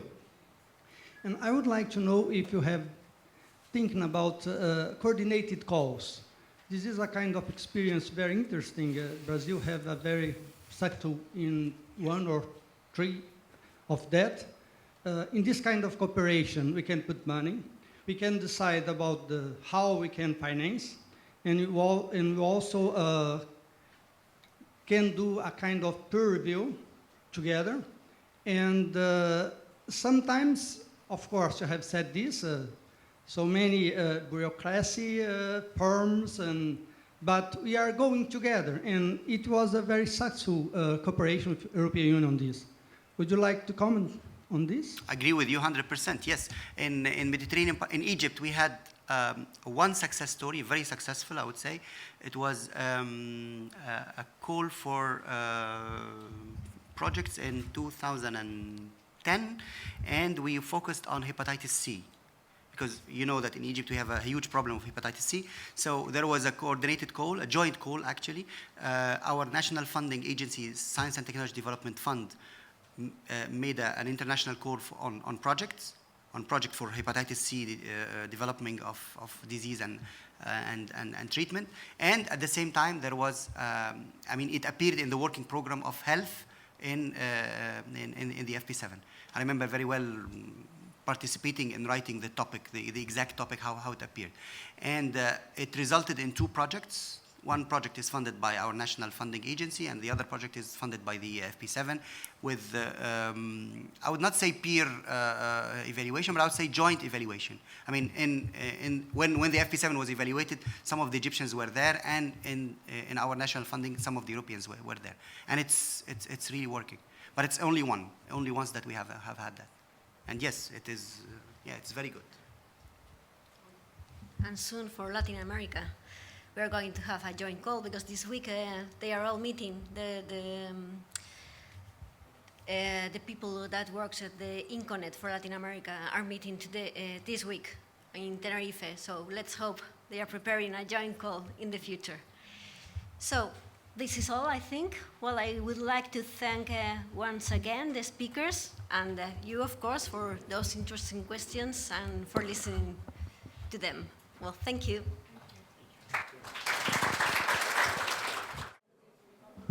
All right. Because everybody is tired, we will make this session fun. And I think that all the speakers will give us something that they think that it's interesting about the future or about how to deal with the future. So that was the idea when we started planning this session, is to, the speakers asked me, what do you want to talk about? And I told them, that deliberately we don't want to ask you something specific. We want you to think, what do you think would be interesting to talk about in this session? So, I told you earlier this morning about Heraclitus, that he said that the change is the only constant. Nobody can step in the same river twice. What Jerry told me a couple of days ago, for another Greek philosopher that I wasn't thinking of him as a futurist, it was Socrates. Socrates said that he doesn't know anything. He knows one thing, that he doesn't know anything. And this is true about the future. Nobody can actually predict it. And however, the fact is that sometimes we need to face up to change. And because change is coming whether we like it or not, and now is one of those times. So in this session, we'll try to demonstrate some ways to question the status quo as we know it, or the official future, because what we know today soon will be different. All right, so imagine that there are many trends, many dynamics that are changing our environment. I will mention just 5 of them. Globalization is moving to a new phase. We are talking about globalization 2, with new emerging economies, quick shift to fast development markets to Asia. We have the environmental crisis. Critical natural resources are becoming scarcer. Climate change more threatening. So this is another issue that is changing the society and the world as we know it. We have the digital era. Living and working in this new digital world is becoming a norm. So shifting power from organizations to the people, or from governments to the people and to the society, is something that is happening all the time.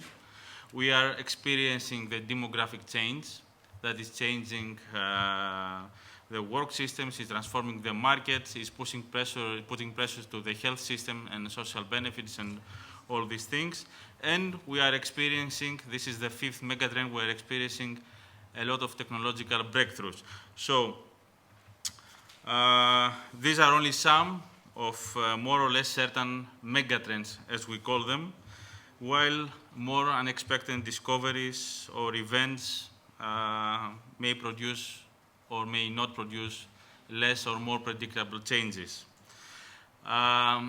If I try to make a connection with art, I would say another nice quote from Andy Warhol, the pop artist. He said once that they always say that time changes things, but you actually have to change them yourself, and this is true. So even if things are changing, true leaders need to rethink their operations and cooperate, not to compete, but prepare and address future challenges. So this afternoon, we have an excellent group of speakers from different parts of the world. We have Washington, Tel Aviv, Thessaloniki, Stockholm. Sorry to say it's my favorite city. And we have decided to let them educate us. And as I told you, we asked them to think out of the box. We haven't asked them anything, just asked them to come here and present us something. So the objective of this session is just to broaden our thoughts and put a basis of a new discussion about our future. All right, so this was what I wanted to say from my side, and I would ask Jerry to come again and give us, it's up to you. You want to speak from here, you want to speak from there, or you want to dance? It's up to you. Well, let's all dance. Well, first of all, I wanted to add one thing about Socrates. Socrates died for not knowing. Most martyrs in history died for the truth that they thought that they knew. Socrates was an alternative future. You had one future, the gods were running the system. He says, I'm not sure. So I would say that another thing about making him a futurist was he was one of the first guys to really talk about alternative futures, alternative paradigms, alternative metaphysics, alternative epistemology. So that's why I would just add that little thing. Okay, so since I can free associate, one is I mentioned briefly before about the problem of synthetic biology, which is not genetic engineering where you change one part of a DNA, but you take parts of other DNAs and make a completely new life form that can do things that have never been done before. Now, there's some good stuff on that, like maybe it can eat the plaque in my brain so I can still use it in 50 years. There's some bad stuff in it because I can make a bioweapon. that might not be able to be stopped in the conventional way. Now, I bring that up to say one of the things I would like to do is there are governments that already understand this across the planet. I've done the discussions with them. People are looking at technologies to prevent this, and those technologies should be classified. We don't do classified stuff, so that's in place, and other countries are doing that. We want to reduce the number of mentally ill people who would do it to begin with. You know, you go back to the old story about the flood. If you look at the words of that story about the flood, it was like God's going to wipe out everything. Right? It even says the animals and so forth that weren't guilty of anything, but they get wiped out too. I can see some psychotic person saying, well, the world's wicked enough right now, we can do it again. Well, with synthetic biology, you could do it again. Not right now, but eventually. Now, so we got to, one, have technical means, technologies to prevent this, to reduce the possibilities. The second is that we have to reduce the number of crazy people as much as possible. The third category is the public. The public has no responsibility in the Cold War except paying taxes. Whatever the public thought, it was irrelevant, basically. But it's not irrelevant on identifying wacko crazy people ahead of time. And so the Millennium Project would like to do that third category around the world. Because identifying all the ways we can be crazy, that should be classified anyway. That's not our business. But what we can do is we say, what are the publics? Because we have these 50 nodes around the world, and they're cut little cross-cultural things from different categories of institutions. So we're in a unique position. I would like to cooperate with the European to do that. So here's a test. People have been saying that there's international cooperation and we're wide open and we welcome all kinds of stuff.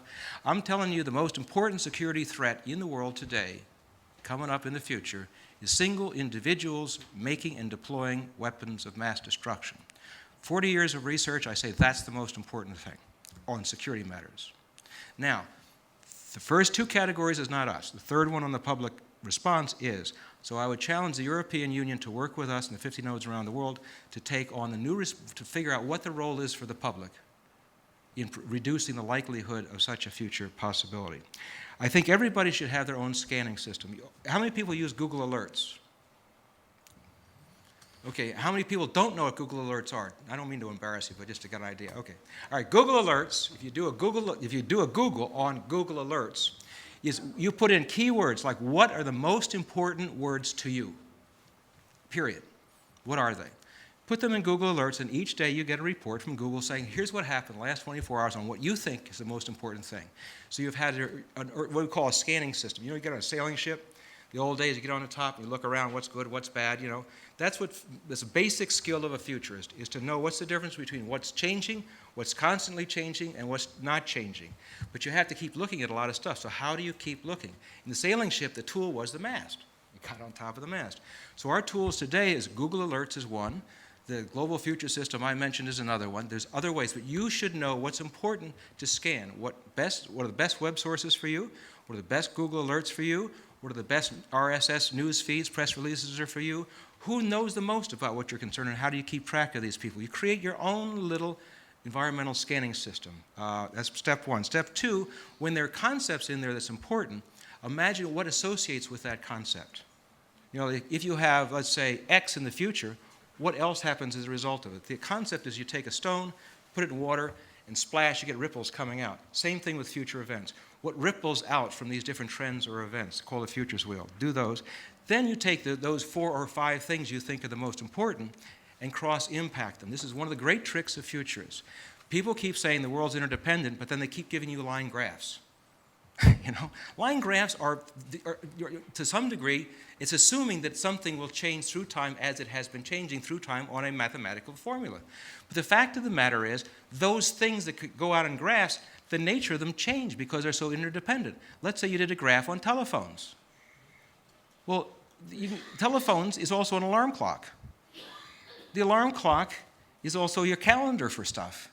It's also all those things that smartphones are being done. So those graphs don't make a whole lot of sense. So one of the ways you get around this is, I guarantee you will come up with new thoughts. You take the 5 most important trends in your judgment, or 5 most important future events in your judgment, or the 5 most important technologies, whatever you pick, doesn't matter. And then you line them up down a column, 1, 2, 3, 4, 5. and then repeat them across the top, 1, 2, 3, 4, 5. Then make like a little matrix and say, if 1 continues as I expect, how will it impact number 2? If 1 continues as it is, how will it impact number 3? By doing that, you will ask the important questions that gets you to the interdependency that people always miss. The next is scenarios. We were talking during the break, the vast majority of scenarios in the world today are not scenarios. They're discussions of scenarios. They're analysis of scenarios. It's like confusing the play with the critic's story the next day about the play. These are 2 different things. Why do I stress this? Scenarios were created at the Rand Corporation to figure out how to prevent thermonuclear war. As you write a scenario, it should be a story that connects a future to a present with cause and effect links, not a discussion about assumptions. That's different. It's still good to do, but that's not a scenario. A scenario is a story with cause and effect links that illustrate decisions. Why do I stress this? Because as you write the story, you will get to a point, more than once, where you say, I have no idea what happens next. What does that teach you? That teaches you what you didn't know that you ought to know about the future of what you think is important. How often do you hear people say you can't know the unknown unknowns? You can't do that. Yes, you can. Write scenarios, not discuss scenarios, not analyze scenarios, write scenarios yourself. As you do that, you will find the unknown unknowns. I think that's my 10 minutes. All right. Yep. Yeah. Thanks, Jerry. I think it was a great finishing. If you don't know, write scenarios, and this will be a great tool for you to take decisions. All right, that's cool. Do we have any questions? No? Maybe we had too much from you. I don't know. All right. All right. So we are moving to the next presentation from Stavros Matjanakis. Stavros is the CEO and founder of business consulting company in Greece. He was managing an incubator, a business incubator, and he is also involved in foresight and scenarios projects. Okay, I'm not Lars. Hi, welcome to Greece, welcome to Athens. My favorite city also is Stockholm, notice. And yes, you have a lot of fun around here. Now, my presentation will be about China. We are working on this project, the BILAT project, on China, and we're doing an exercise, a scenario exercise about research in China in 2025. In this, in the next few minutes, feel free to take any of this type of lecture. I'm going to try to wake you up at one point to tell you that I'm done. Well, DragonStar is a project funded by FP7. It's a scenario exercise. And our methodology is contextual analysis, trend scanning, cross-impact analysis, and scenario building, and then we will end up with strategic recommendations to EU. So far, because the project is not done, we are in the middle, so far we've done some trend scanning and some preliminary scenarios. China is a very interesting country by itself. Now they are implementing a number of reforms. And everybody's question is when the country will leading in all aspects. So let me give you some facts. I know they're not very sexy, but we have to do it. Right now, China's GDP is second after USA, but the last 10 years they've been growing rapidly. So for many scholars, the next 20 years they're going to lead in GDP in the world. We can see that US and EU are losing global GDP percentage. In terms of expenditure on R&D, it's very fascinating because the last 20 years, they catch up EU, almost 2% of their gross of GDP goes to R&D, and of course they are below OECD, below USA, Japan, or Korea, but they're spending a lot of money on R&D. And this is very crucial. Most of it comes from business sector, where in Europe, the things are different.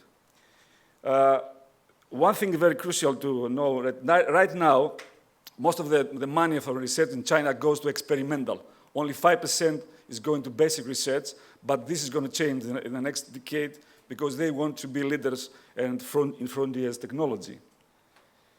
Patents, I don't know if everybody knows about what happened in China. Patents are huge applications in patents. There's a lot of discussion about the quantity and the quality, but still this is growing too much. Now, in terms of relations of publication citations, it's another interesting index for research and people who do research. For example, this is China towards EU, and let's take ICT. We see that China publishes like 60% of what EU does. But if we go to a more another chart, we can see EU towards China, United States, Japan, South Korea, Australia, and India on ICT. EU is leading in publications. Also, EU is leading in citations, and China is number 2 and number 3. But this index doesn't tell us the truth, because if we go to real life, we can see that most of the big corporations are US corporations. And if we go to this chart, in 2,000 biggest corporations and only tech ones, again, USA is leading. So Europe doesn't do something very well, and China, as I have heard and spoken to Chinese people, are trying to move the way the US does. So put a lot of money in research, put a lot of money in publication citations, and also make the next Google of the world and then the next Intel of the world. Of course, there are many rankings and many lists. This list, for example, Booz Allen Company in 2008, we had 1,000 business R&D investors. Only 15 of them were Chinese. But 4 years after, we have 47 companies. Wherever the list is, wherever the ranking is, there's one thing. Chinese companies are making more of the technological frontier. Now, for example, ZTE has applied in 2012 in so many patents. But not only ICT is growing in China, also auto, biotechnology, nanotechnology, and you mentioned it. China has a lot of assets, manufacturing, too many engineers, capital, global market, pro-business culture. There's a huge potential in services and urbanization, and they've made it successfully in combining local capabilities and importing technology so far. These are some examples. Jerry mentioned one this morning. Their #1 supercomputer, the lightest material, about gene sequencing, navigation system, and so on and forth. So they are doing very well. Challenges they have, they must shift from exporting to domestic markets. They must find a way to make their big corporations, the state-owned corporations, more competitive. They must find a way to make more quality and experience in their universities.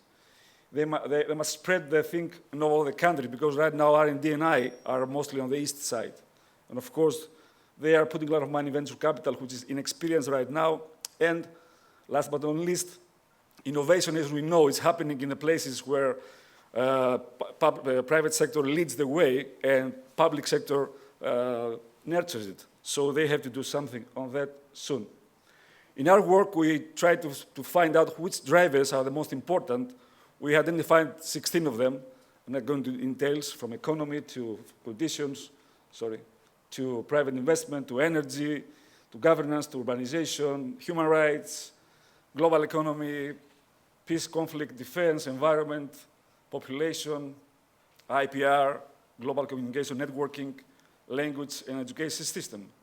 We sent this a questionnaire to 100 experts around the world, and we got 41 answers, helping us to identify which of these drivers were the most important for the Chinese research environment in the next 10, 15 years. And we got 41 answers, 50 of them from China. These were the results. I'm not going too deep, not to bother you. These are going to be in our site. You can go on over it. We map them. We analyze each one of them, description, example, counter, trends, driving forces, actors, and so on. We ran a cross-impact analysis. Okay, which factors are the driving forces, but what's the interconnection with these factors. And we got these beautiful, sexy slides. So governance, societal peace, and economy are the two most important drivers for Chinese environmental research for the next 10 to 15 years. These are the most important trends. And then we went out to do our scenario axis. So we need two axes, a horizontal and vertical. One of them is governance and societal, so transparent, less transparent. The other one is economy. Will the economy in China grow slowly or more efficient? Some wildcards. The wildcard is something that might happen unexpectedly and cause a lot of problems, probably a military conflict or an accident or some social unrest or a collapse in the booming market or, for example, the property market. So this is our scenarios. We have Pax China, Dungeons and Dragons, Blue Jasmine, Toxic China. This is not done. This is in the middle of our research, so don't be too criticized on us. Now, in the last couple of slides, I'm going to tell you a few things we find out, recommendations, findings from this research on China. Well, the country, in order to be on the high tech, on the high value products, must change a little bit the procedures and investment. There is a trend towards space defense R&D. The country has to prevent some risks like acid bubbles, and there is a huge request for resources and for demand for the environment. Again, they feel it and they're doing it at... Okay, it's nice that nobody's sleeping, okay. Business sector will also be an important issue. Quality of people also will be important. Networking is crucial, a nature of innovation. But still, for the next 2 years, productivity will come from the combination of technology adoption plus local innovation. And I don't know if you have heard this example of Hire. In China, people are trying to use consumer-led innovation. I don't know if you had the example of Hire. Like 10 years ago, Hire was selling some washing machines in some areas. Some people were taking them to wash potatoes. So they were getting some phone calls that their washing machines are broke. So they found out that people are actually using them for potatoes and other vegetables. So what they did is that they put also in a cycle for vegetables. So and then the next day they put the new product in the market. They sell 10,000 pieces in one day. This is consumer-led innovation. In terms of international cooperation in China, we are witnessing this huge shift, a shift from general S&T to more targeted, from project-based to project integration, from technology imports to going abroad but together, from driven by government to driven by multiple players. And this is happening in an environment which is everybody that believes that we are interconnected in a multipolar scientific world. International collaboration papers are from 25% in the mid-90s went to 35%. Of course, there is some criticism that some elite people are collaborating internationally. But one is true that if countries and institutions don't do international collaborations, we'll lose it entirely. And closing that, saying that using future studies and future study tools in international cooperation will reduce short-term tensions, because we're talking about the future, tackle some common problems we have, and also have win-win results. So this time you applaud me. Thanks.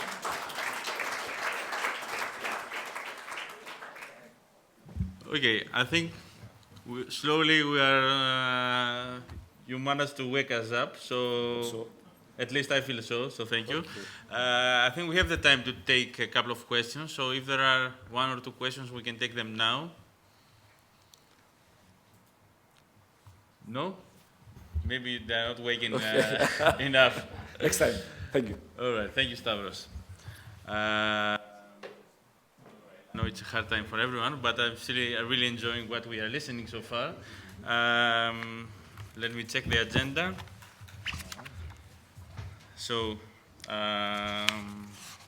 yes, you're here. Yes, all right. So the next speaker is Lars Eidanval. Very good, very good. Really? Yeah, All right. really. Lars is from Kairos Future. I would prefer to say only your first name. It's easier for me. Or if you can try to say my name, then we are even. All right. So Lars is from Kairos Future, a consultancy dealing with future studies and future strategic consulting in Stockholm, Sweden. And he has a long experience in, I see, in industrial technologies, medical technologies, information technologies, the defense industry, the healthcare. Yeah. You are doing everything. So, Lars, the floor is yours.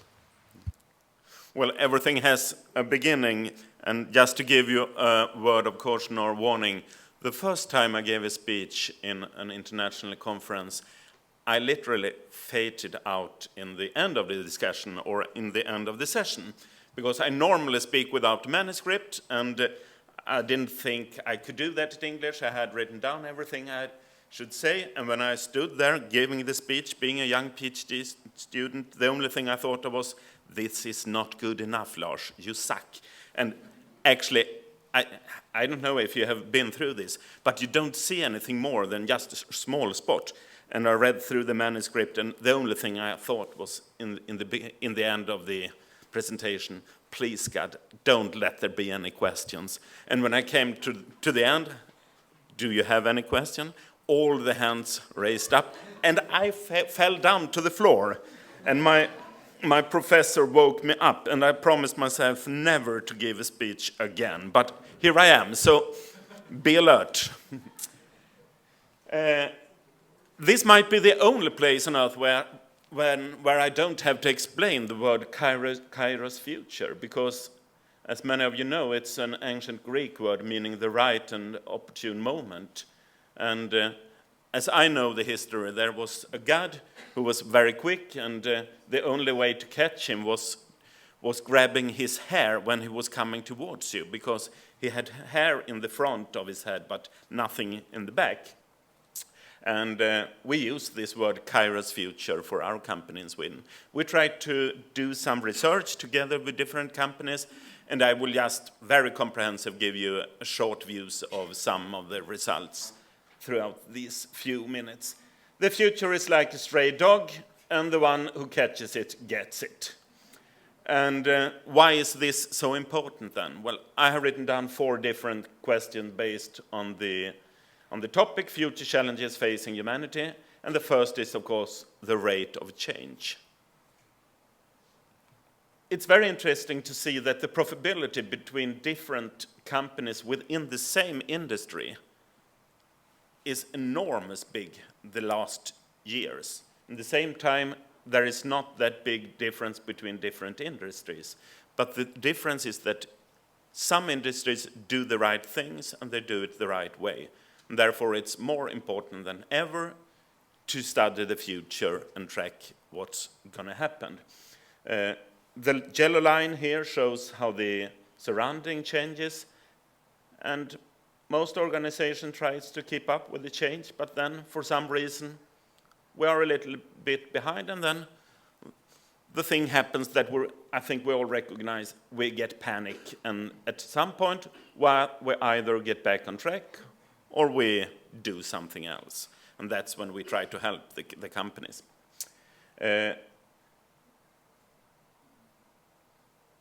My business will completely change by 2020. We made a study based on 500 big companies in the northern countries, and the C-level people were asked some questions. And 49% of the CMOs of the top industries said that their business will completely change, not only change, completely change.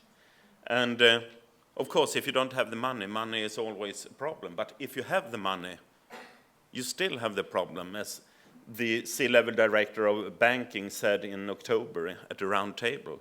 The problem is not that we do not have the money to invest. The problem is that we do not know what we should invest in. And that is a main problem for many companies. Napoleon Bonaparte said that one must change one's tactics every 10 years if one wishes to maintain one's superiority. And of course, every 10 years it was then. Now it's more a question of a day-to-day basis, I would say.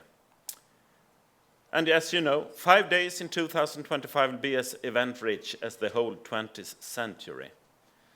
So in the same study, we asked the people about the possibility to stay comprehensive, and they said that 63% of C-level says it will be impossible to stay competitive without being a quick adopter to new technology. Not only adopt new technology, but being a quick adopter. So what's new about that? Well, this is very interesting, I think, because we asked both the CIOs, the CEOs, and the CMOs. And if we ask the IT people, the CIOs and the CTOs, they thought of their companies as being early adopters to new technology.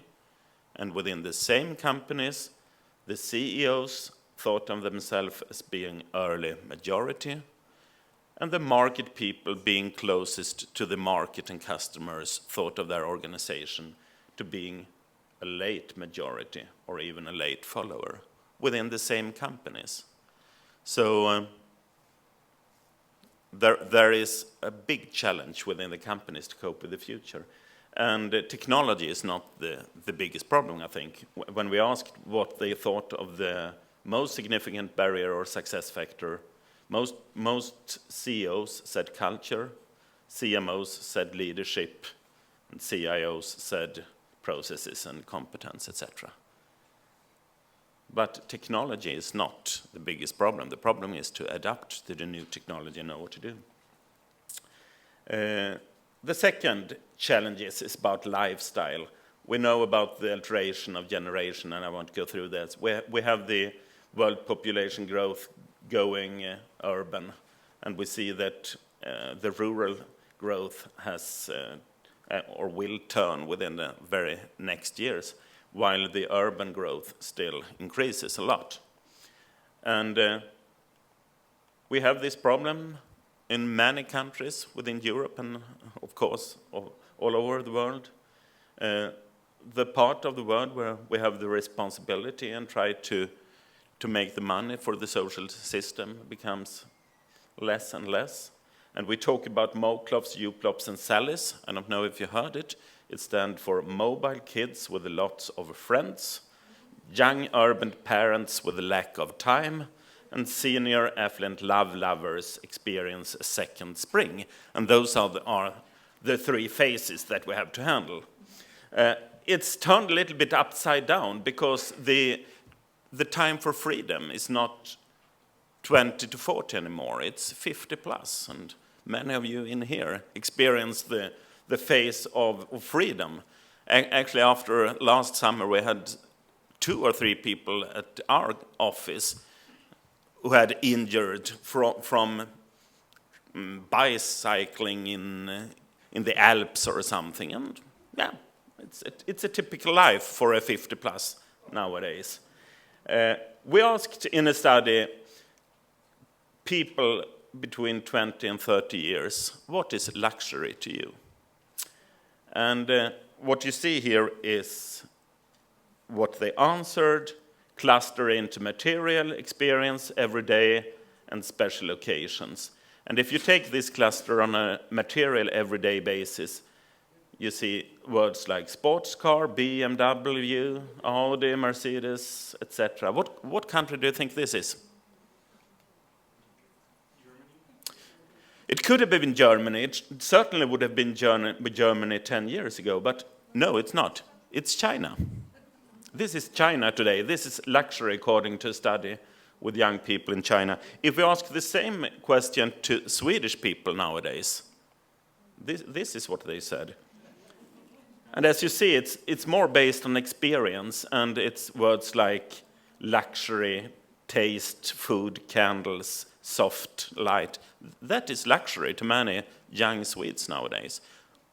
Maybe because we are used to a lot of material things and don't find the answer in the material stuff. We need something else. But it's also a question of generation and lifestyle, of course. We asked people, how many hours do you stay on the internet? Sweden, at least 5 hours, said 35% or more.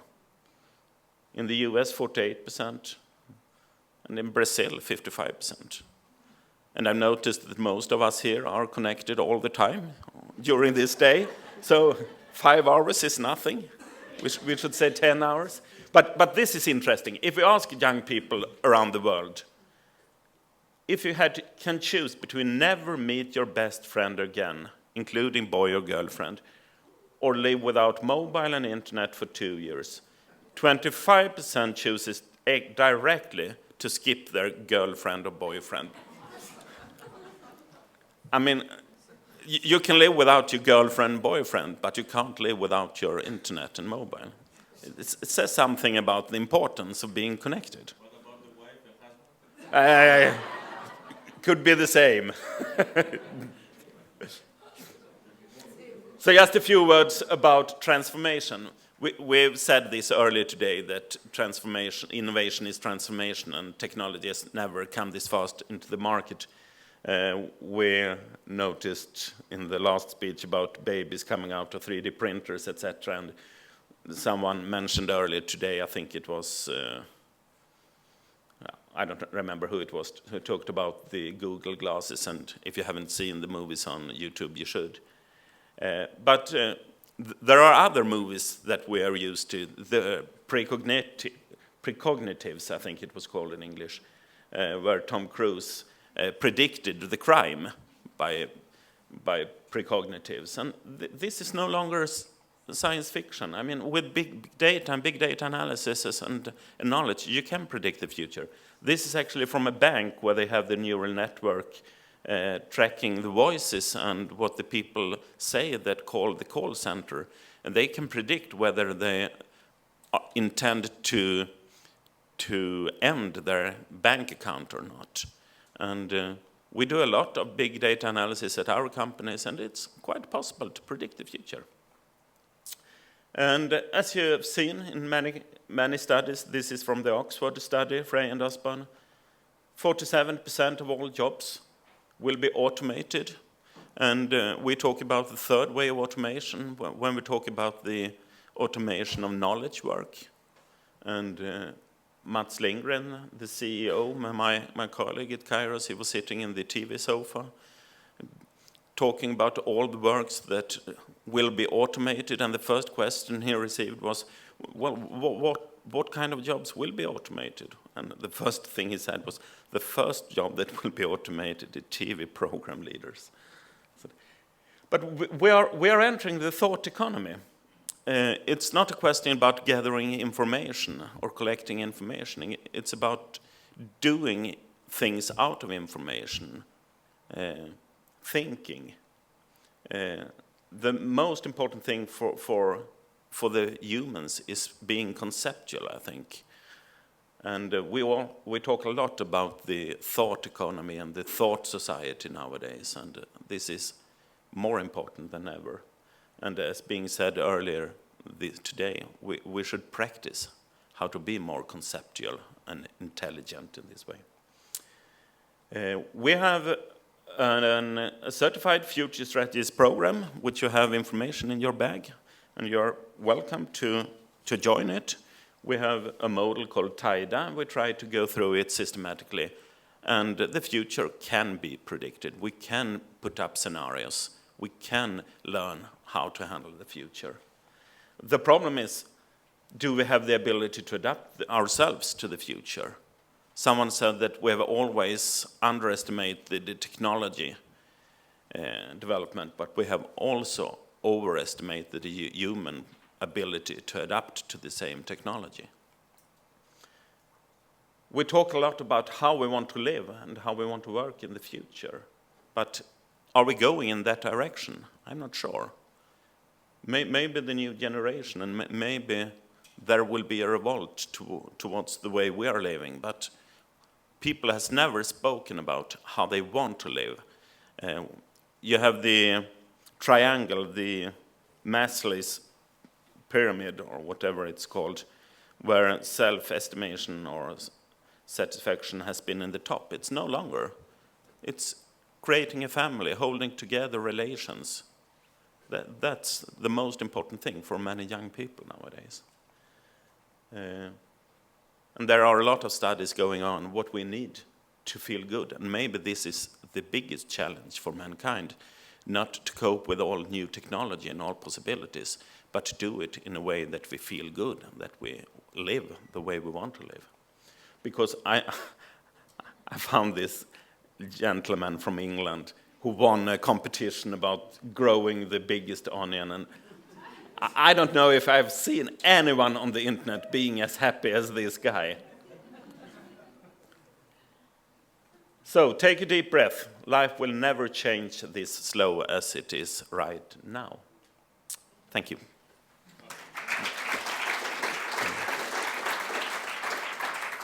And now comes the moment. All Are right. there any questions? Okay, thank you, Lars. That was fun. Any questions? Okay, all right. Because I thought we did something wrong. All right. Yes.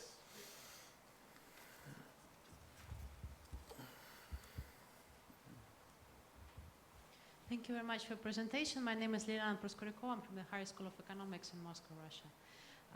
My question relates to the various surveys which you cited in your presentation. As I realize, some of them or all of them are from the published research papers.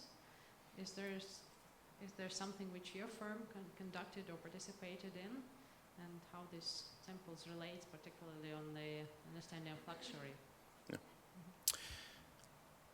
Well, many of the results I presented was from different studies being performed together with different companies. But the one you refer to is a study that we do every third year at Kairos called Global Youth. And we study 11 different countries with people between 18 and 29 years of age, very deeply with a lot of questions. And that study can be found on the internet if you go to kairosfuture.com. Right. Okay. If there is, oh right, another one. Camille Magzir, Kazakhstan. Does it mean that your company is able to, for example, if we will invite you to Kazakhstan, you can come to us, and is it matter of just agreement between these two countries, our company and your company? Yeah, we run our business on a traditional business level, so we can cooperate with any company that wants to cooperate with us, and we also take part in some different programs.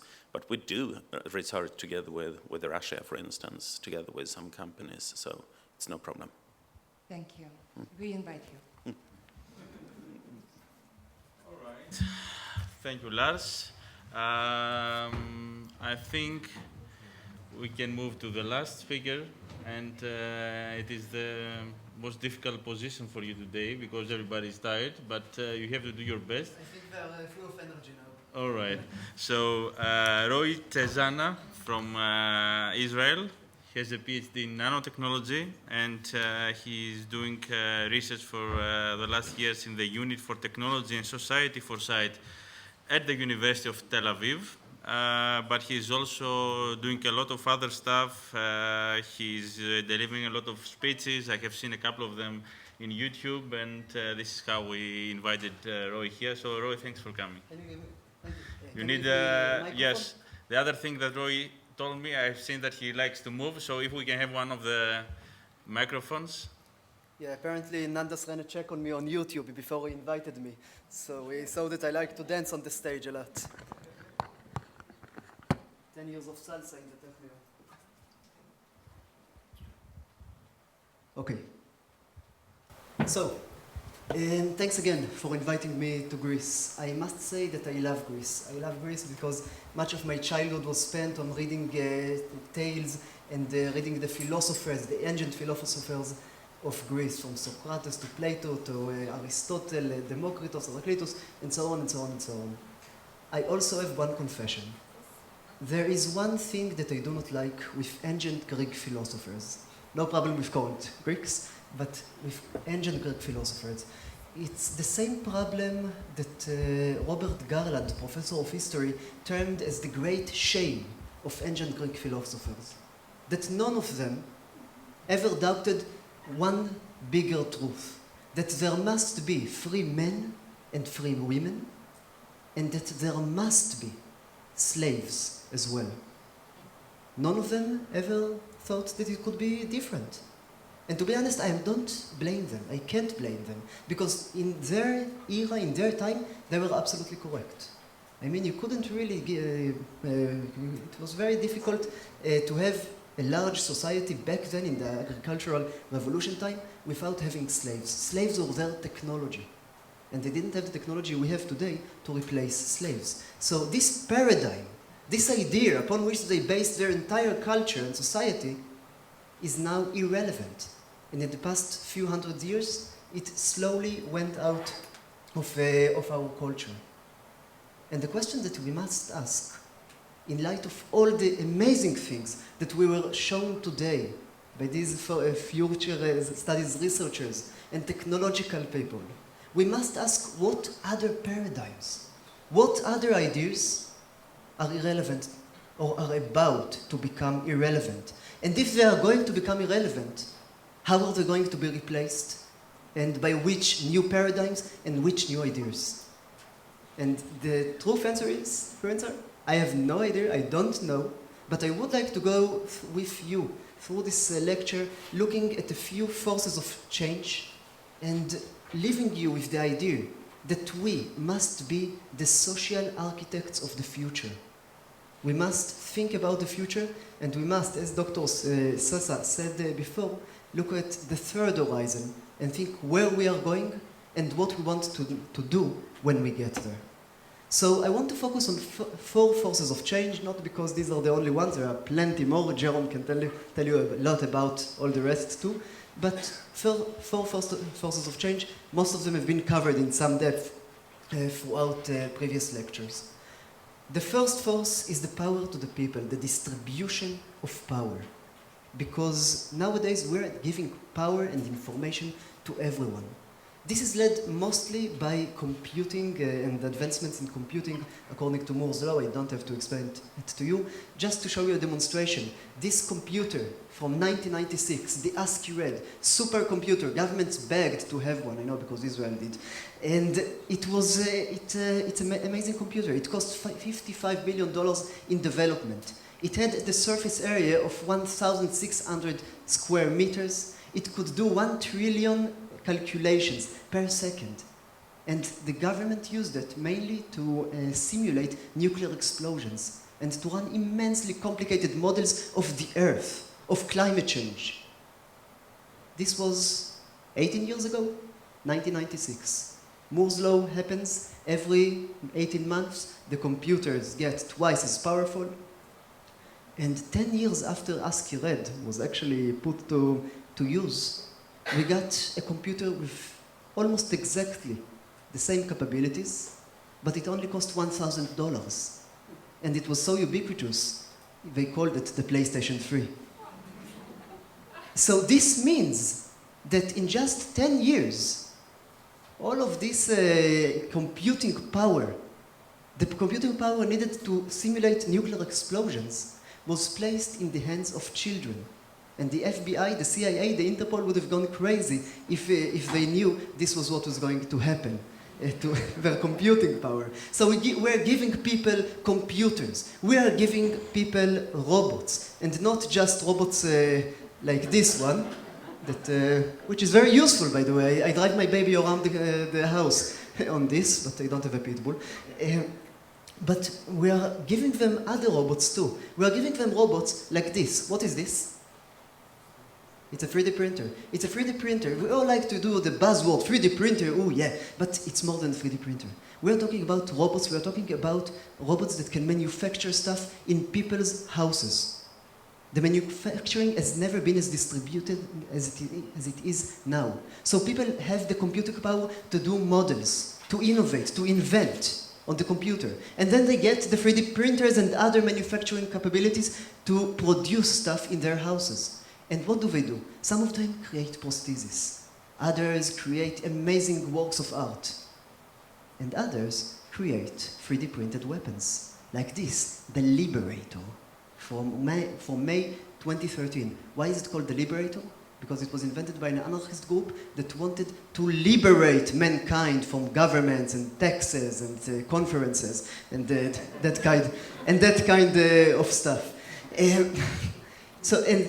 So, okay, you know what? People are going to manufacture guns in their houses. Tell you the truth, I'm not too worried about this. I don't want to sound callous, but some people, a few, will die. It is not a global threat. Again, sorry to say sound callous, but we need to look at the global picture.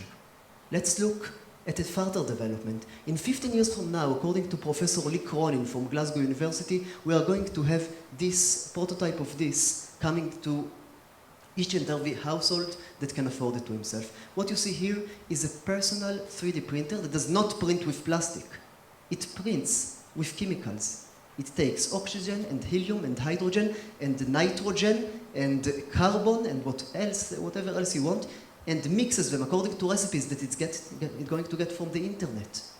And it will create in each and every household medication, makeup, or gunpowder, as needed, of course, for each and every task you need. 15 years, according to the forecasting of Professor Lee Cronin, who is developing this sort of thing. And we are not stopping only with 3D printers. We're bringing much more to the individual.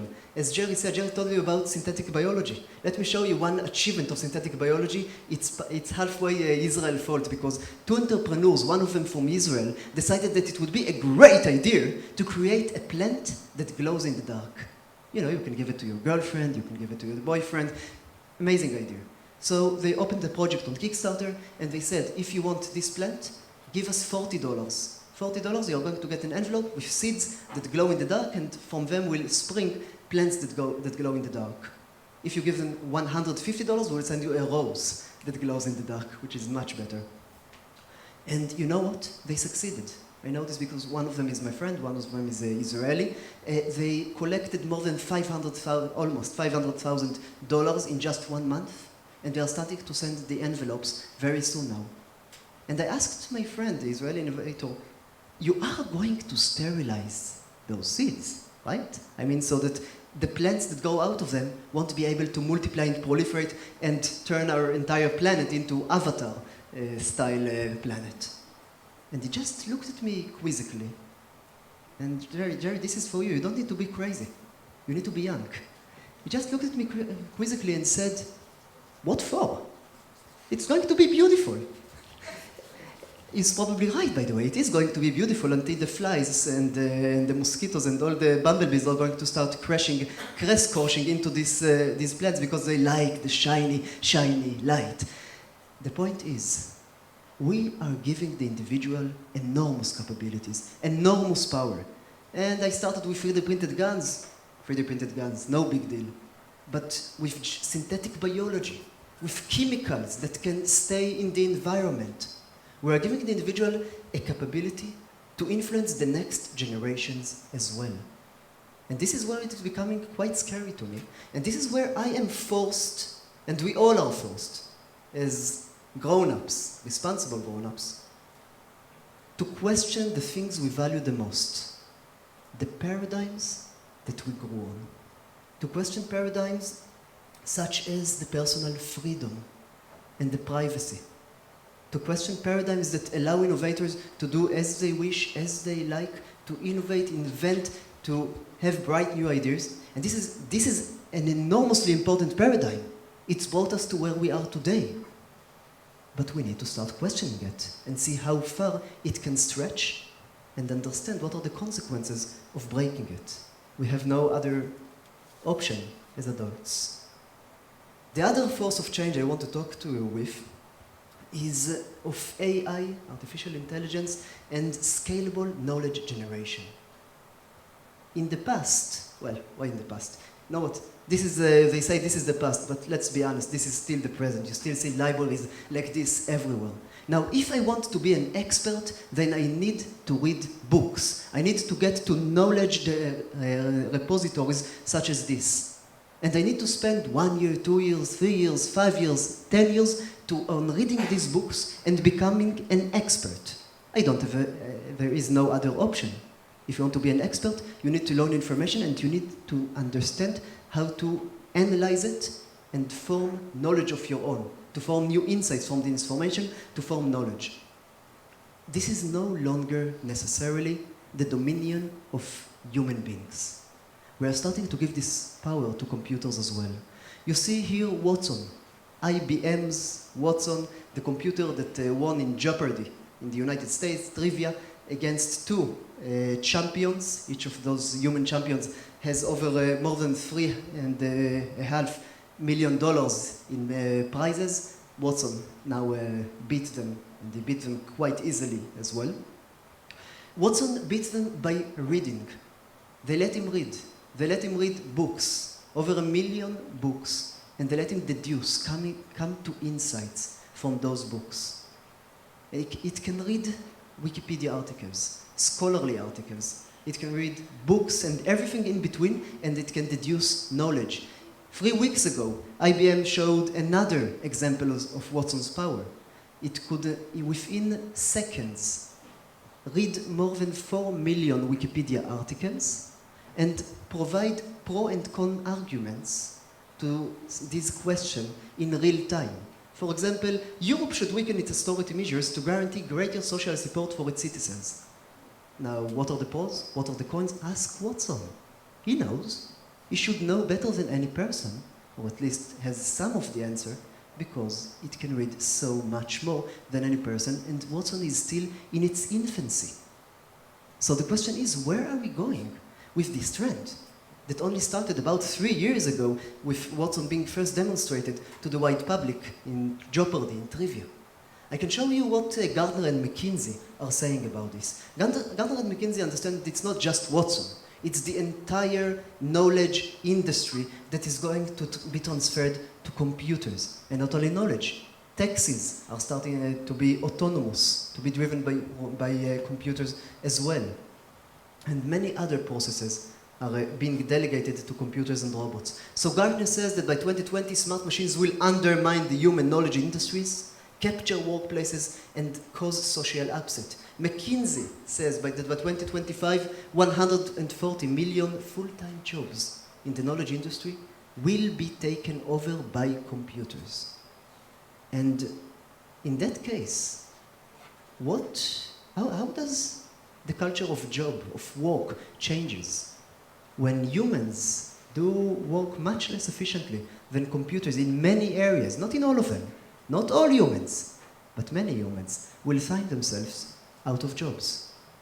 What then should be the new paradigm of job, of work, and possibly even of money when living is no longer necessary to generate knowledge, when dead computers can do it as well?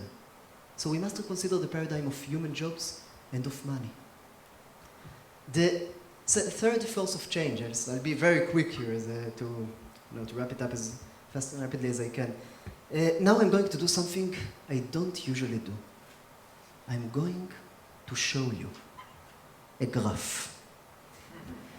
Yes, I know you have been missing it. Okay, yeah, so, sorry, I don't like graphs in my presentations, but by the way, if you want references to everything I say, including graphs, send me an email. I will send you lots of graphs, but I don't like them too much in my presentation. So, anyway, what you see here is the connectivity. We are all connected, ever connected, everywhere connected, sometimes more connected than we would like ourselves to be. Sometimes the cell phones are forcing themselves on us, sometimes they force themselves on the lecturers when I'm sitting here and seeing you all.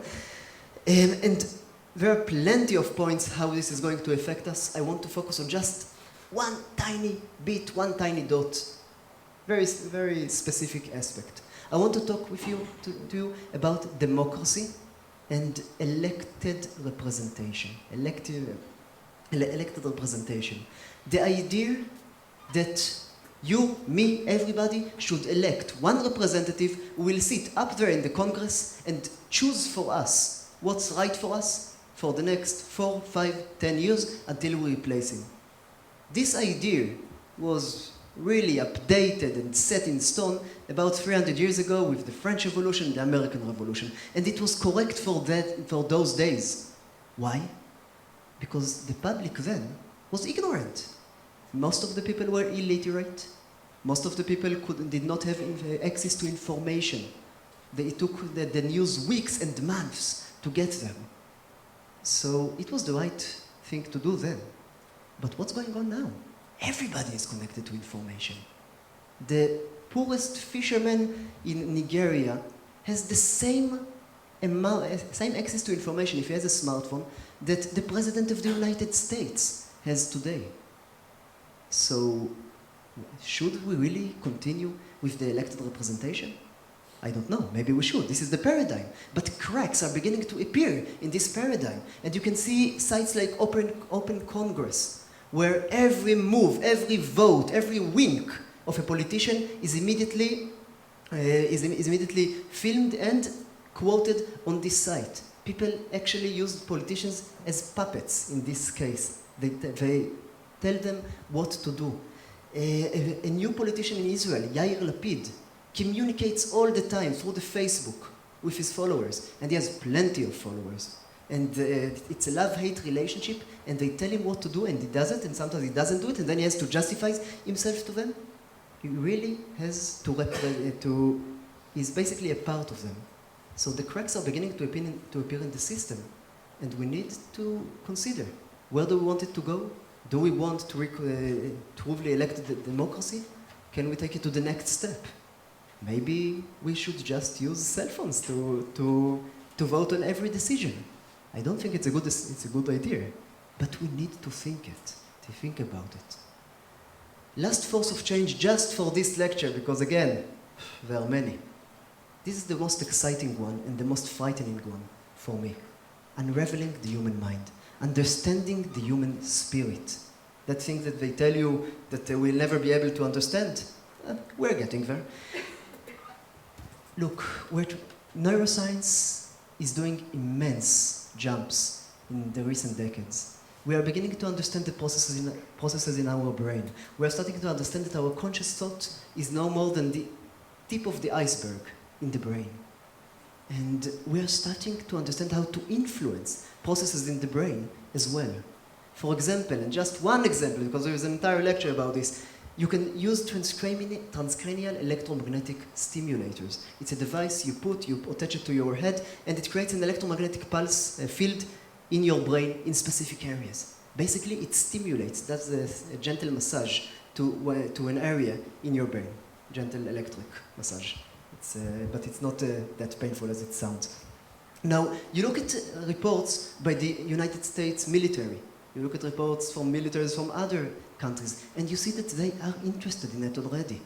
And you can see in those reports that they believe that this technology can improve memory, learning, information processing, and even attention span. And in addition, a recent study shows that transcranial stimulation can also enhance mathematical capability. And these are all words. But I want to tell you the most amazing thing for me when I learned about this technology, that it can put you into a state of flow. You know what flow is? You know what a state of flow is? It's when you sit in front of your computer and you know that you have a task to do. And instead of, writing a word, taking a drink, writing a word, going to the toilet, writing a word, hugging the child or the wife, or doing plenty of other stuff, or browsing Facebook, you sit down and you are immersed by your work. And the words flow. They flow from you, and you keep thinking, looking, browsing, and writing. You are focused on the task. You don't have to handle the minefield of self-awareness that follows us all the time. And this is a pretty accurate description of the state of flow as mentioned by a few people who tried this device and said it could get them into a state of flow. And do you really think people will not use it? Because let me tell you something, once it's safe enough, I'm going to use it, and I see people here doing like this because you know this state, and you keep asking yourself, when you come out of it, why can't I write like this every day, right?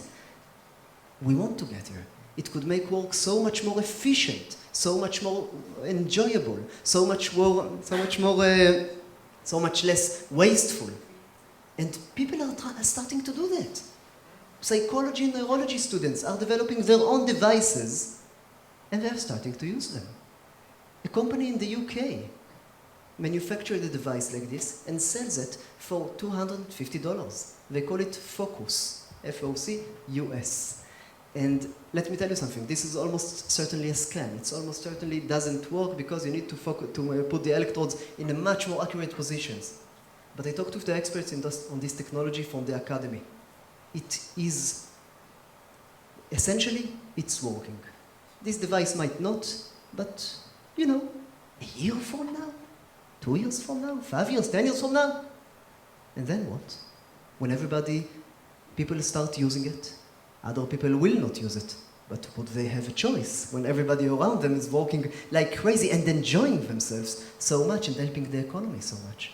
But some people just will not use it because it invades the sanctity of the mind. So we need to reconsider this paradigm of the mind's sanctity, of the human beingness that we must not usurp and change. Because if we don't consider it, people are going to do it anyway. So let's at least come out with new ideas, new paradigms about how to use this technology in the right way, as much as we can for the future.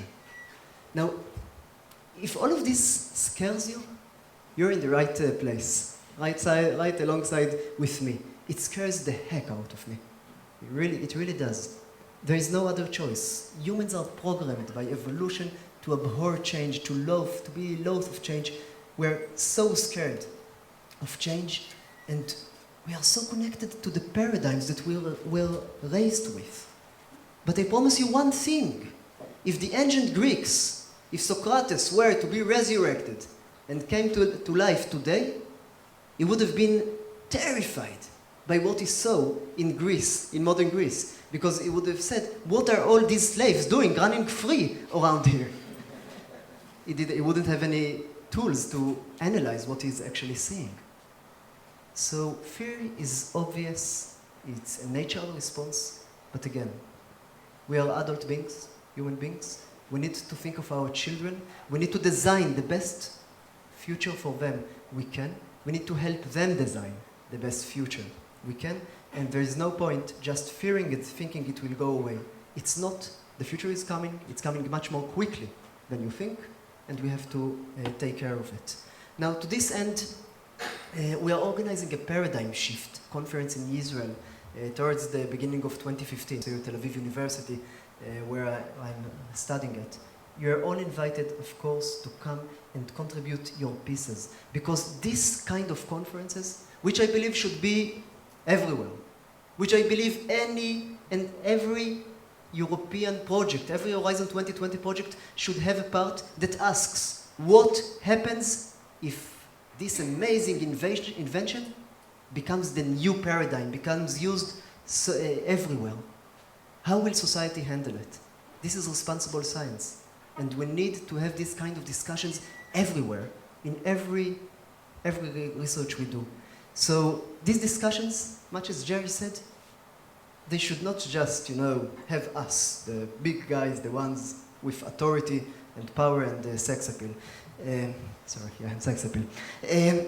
We should invite to these conferences, and we should involve in these discussions citizens from everywhere, of all nationalities, of all continents, of all religions, and no religion. And we must include government representatives and activists for peace, for nature, for justice, and for tyranny.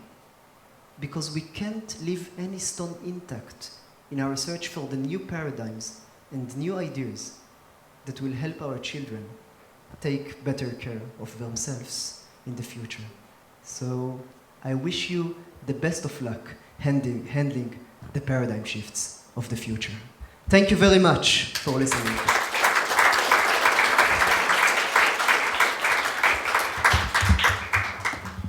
Wow, thank you, Roy. You need to ask if there are any questions. Yes. Any questions, please? Any ideas? All right, we have on the back. Okay. No, more than a question is a comment. I mean, you said if we are scared. I'm personally very scared about this. No, I'm thinking about the social consequences of all these developments that you mentioned incidentally during your presentation, but the issue of unemployment and the issue of, major consequences in the way the society is structured. I mean, you started with Socrates, we go back, actually we end with it, because, really it's a matter of philosophy, it's a matter of the way in which the society will have to be built. So nobody speaks about, for instance, reduction of working time or redistribution of resources. And on the other hand, I also think when you were speaking, I was thinking at the extreme concentration of power which these type of processes will make. Because on one hand, you have the internet, yes, okay. We have a political party in Italy which is using the internet, pretending to involve everybody, but in reality it doesn't involve anyone, but that's another story.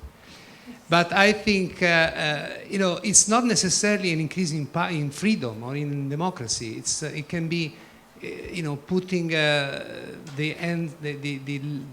power in the hands of a very few people. So I think I don't know how we can start thinking about these issues in a collective intelligence way and produce some, models, so potential solutions, hypotheses, or something like that, because if things like this are going without any contribution from this collective intelligence, I don't know what is the outcome.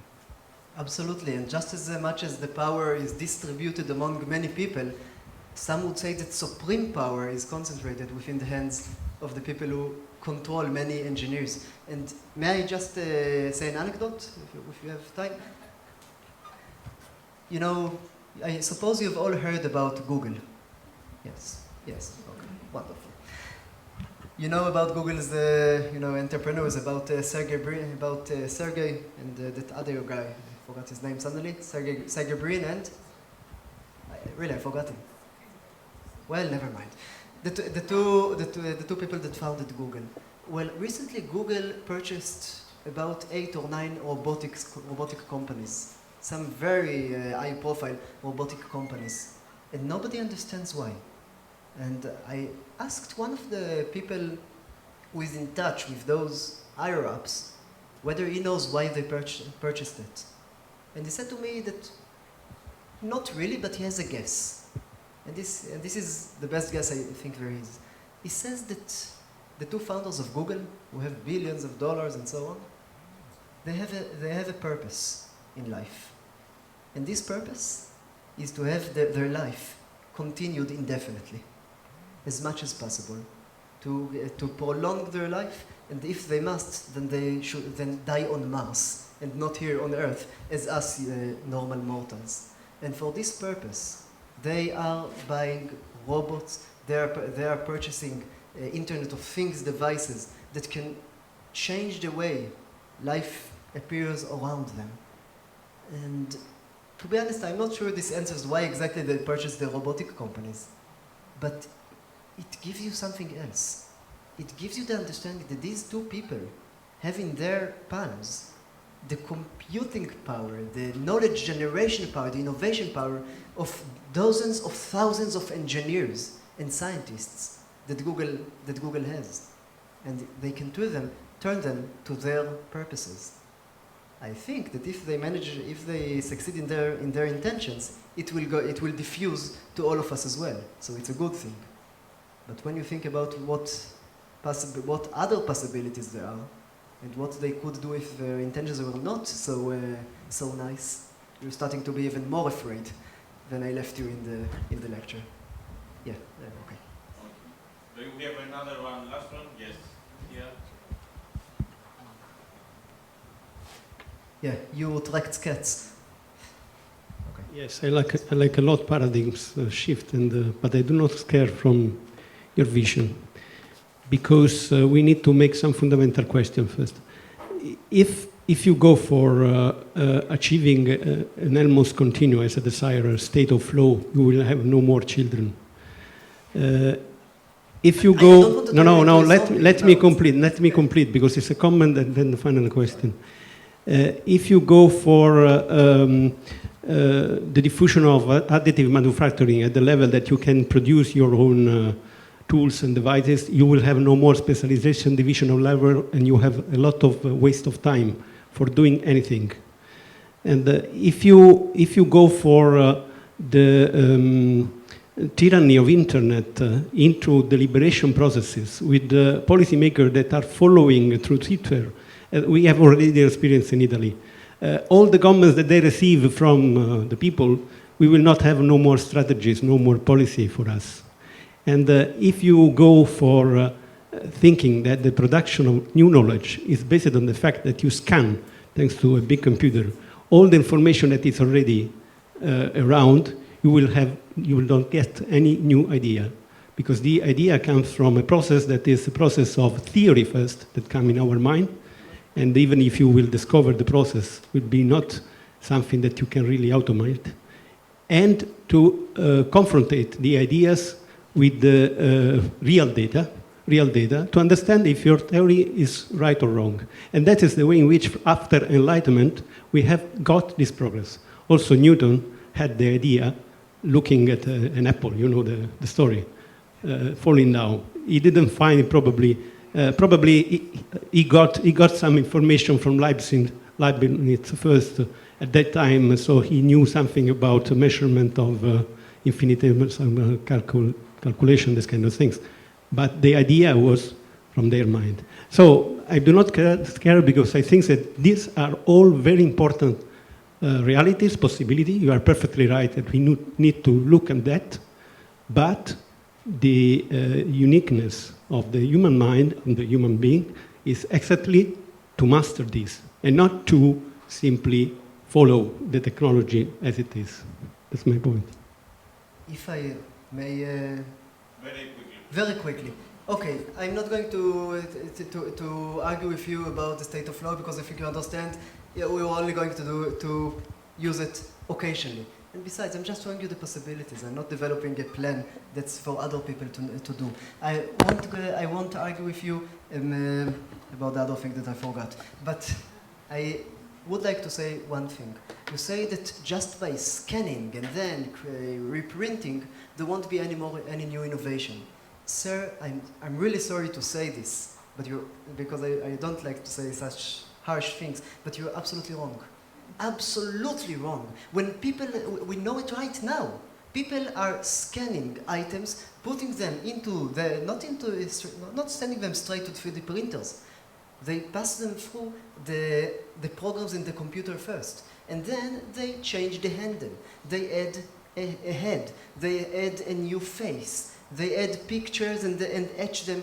So what happens basically is that innovation, there is a theory of innovation that says that true innovation is not producing a new idea out of the blue. It's taking a few basic ideas, a few basic plans, and putting it together in new ways. This is what 3D printers allow. And we could also see it with the 3D printed gun. The 3D printed gun went online on May 2013. And what happened then? People downloaded the schematics. 150,000 people downloaded the schematics. One of them was an engineer. Well, many of them were engineers. They looked at the schematics, and do you know what engineers say when they look at schematics made by other engineers? They say, I can do better than this junk. And immediately people started to do better, and they improved the schematics, uploaded them back to the internet so that everybody could see they could do better. Other people downloaded them too, and within 2 months, this 3D printed gun turned into a 3D printed rifle with bits of the original mechanism still in the rifle, but essentially a new weapon within just 2 months. And we need to think where it's going to be in 1 year, 2 years, 5 years, 10 years. So I understand what you are saying, because you're saying just by looking outside, just by scanning the outside, not understanding what's inside, you won't get any new innovation. But people are smarter than that. They scan the inside, the outside, they take the schematics, they improve on them, and everybody does it. Not just engineers. I can tell you that children in Israel, that we have schools in Israel that we have 3D printers there, and children are learning how to program for 3D printers. And this is amazing. I wish every child in the world can create and manufacture for the people of his or her village, city, and society. Thank you. Thank you. Well, I don't know if there is any comment from the panel, something you would like to say? Yeah? All right. Very quickly, please. I wanted to address the question of fear. I've been doing futures research for a long time, and I've looked at a lot of ugly stuff and a lot of scary stuff. And one of the things I would share with you, if you ever get depressed, remember that during the 50s, 60s, 70s, and 80s, any audience like this or other that I addressed, I would ask often in the past, during that time, not in the 50s, but later, how many of you believe we will have thermonuclear war, World War III, between the United States and the Soviet Union? Always more than half the hands would go up. And it didn't matter what the audience was or where. The majority of humanity during those years believed World War III was inevitable. That was the dominant belief. Historians would tell us whenever two powers confront each other, they fight, and they fight with the latest weapons. So therefore, World War III is inevitable, and therefore, unconsciously, we know there's no point in taking the future seriously. Well, folks, we didn't have World War III. We didn't have World War III. I will prefer what we have with cyber war. I prefer what we have with all kinds of terrorism. What we had during that time was really terrifying. And those people that don't think it was terrifying weren't involved, frankly. Now, I say that simply to say that, look, we have beaten as a species what was supposed to be historical inevitability believed by the entire species. We beat that. So don't get depressed. You don't have a right to get depressed. There's an awful lot of answers there. And when I said at the very beginning, with our studies over all these years, it's clear to us we have the resources, we got the brain power, we got all these sort of things. It's a question of getting it together. And yes, those collective intelligence systems are going to be growing and improving as we go along. So I think you have no right to be depressed, but you have no right to go to sleep either, because all the things that you pointed out, and many other ones, are serious. So therefore, we have a job to do. And we're not supposed to sit in the back of the bus and let everybody else do it, because we require all of our brains to be engaged as much as humanly possible. The more we do this, the more likely, in my judgment, is we will avoid some of these things. Not all of them, but we'll avoid a lot of them. So don't go to sleep and don't get too depressed, please. All right.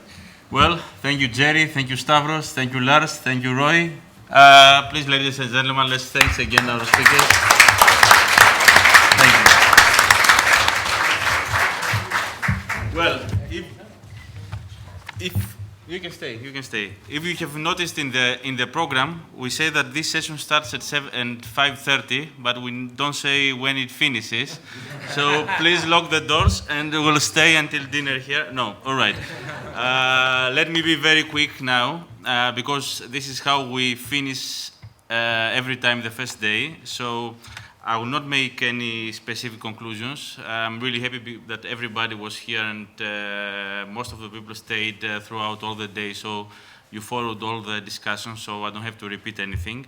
I think it was an excellent day. I think I enjoyed, and I think you also enjoyed the coffee breaks. You had some time to discuss, and I saw that you had good moods. So I would like to thank you for coming to Athens with such good moods, because this is a very important part of having a success.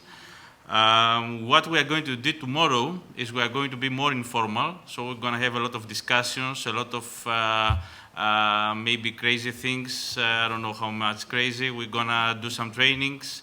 As I told you, we're going to have a very important training about the Japanese programs, and two important people are coming from funding agencies from Japan to give us a talk. We're going to have a lot of other things about the fellowships, the European fellowships, about the European Research Council, which is an important institution and is going to describe the opportunities for other countries. So looking forward for today. What can I say? Athens will finish tomorrow, and as we usually do every year, the very last presentation of the first day, we invite the host of the next INCO conference to invite us officially for next year.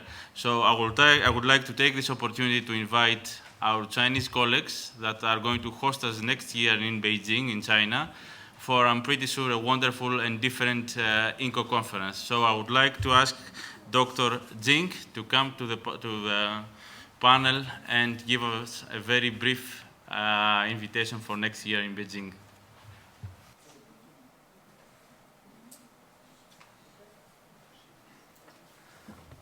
Thank you very much, Nodas. Ladies and gentlemen, it's good afternoon. It's really my pleasure to be invited here as a last speaker to announce the proposal for next INCO conference. Before I make my announcement, I should have 3 things to talk. The first one is a few words about the host country, China. The second is a few words about the cooperation in science, technology, innovation between China and Europe or EU. And third, a few words about the host of next INCO conference.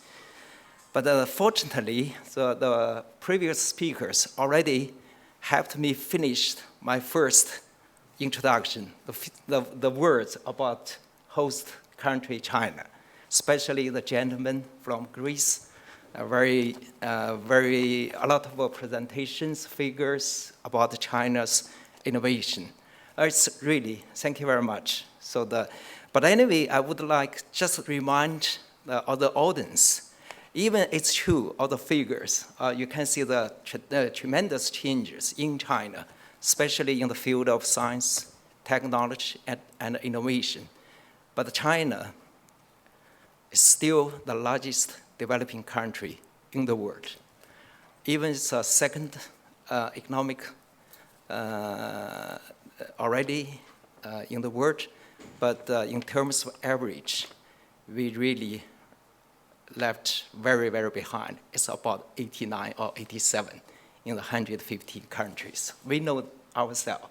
So that's why we think we still have a lot of rooms to improve ourselves, to learn from others. So today is a lot of presentation talking about challenges. I think similar to Europe, to the other countries in the world, that China also facing the challenges, even more tough challenges.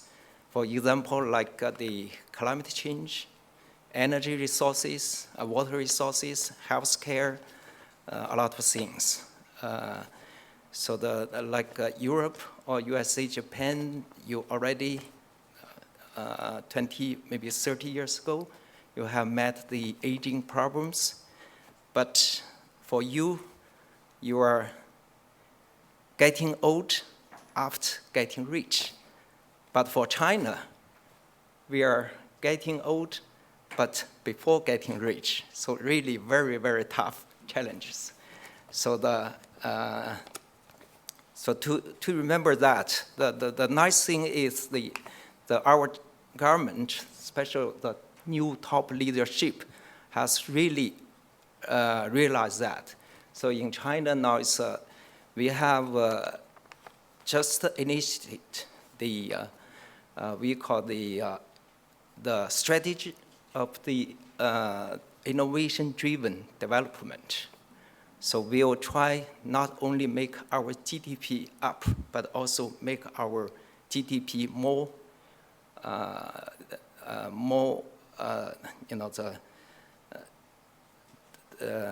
better quality. Before we only pay attention to the figures, but now we'll shift the things to not only figures, but also the quality. So a lot of things. So anyway, we hope we still have a lot of things to do. Then move to the second, the cooperation between China and EU or Europe. So I'm very glad to be invited together with my colleague to this conference. Even the chairman this morning already mentioned the different workshop has different folks. So today the folks to the area of the EU's neighbors.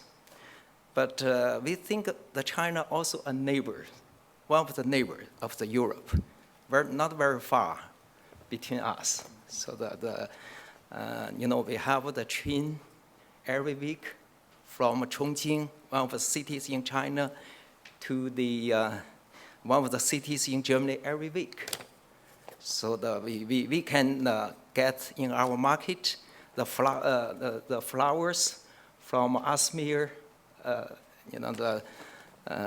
Netherlands, just after the selling in Asmeer in 12 hours. So it's really very close. So that's the one thing. But the other thing is we do have a lot of cooperation with the EU, with European countries in the two levels. One level is EU level. Of course, the framework and the Horizon 2020 is the major tools, mechanism. And at the same time, we have the bilateral level cooperation with European countries, the even bigger cooperation. So we learned a lot from our European colleagues, and we will keep better cooperation in the future. Okay, then a few words to the host, our center, China Science and Technology Exchange Center. This center is one of the agencies and the Ministry of Science and Technology of China. So we are with 90 staffs. So we play the role. We are mainly doing international cooperation. So we play the role as a national contact points for the cooperation with the EU level. So we just participate in the cooperation in the different roles. So we directly involved in the projects like the INCO project or Dragon Star or different projects, Open China, ICT. And also we are doing the coordinating to help the Chinese institutes, universities, and companies to have information, to have opportunities to work together with the European side. So it's really our pleasure to host next conference. So today we are all talking about the challenges, and people have the common understandings to fight with those challenges. We have to work together. So for the next conference, we have proposed the theme of the joint research, innovation, and common progress, prosperity.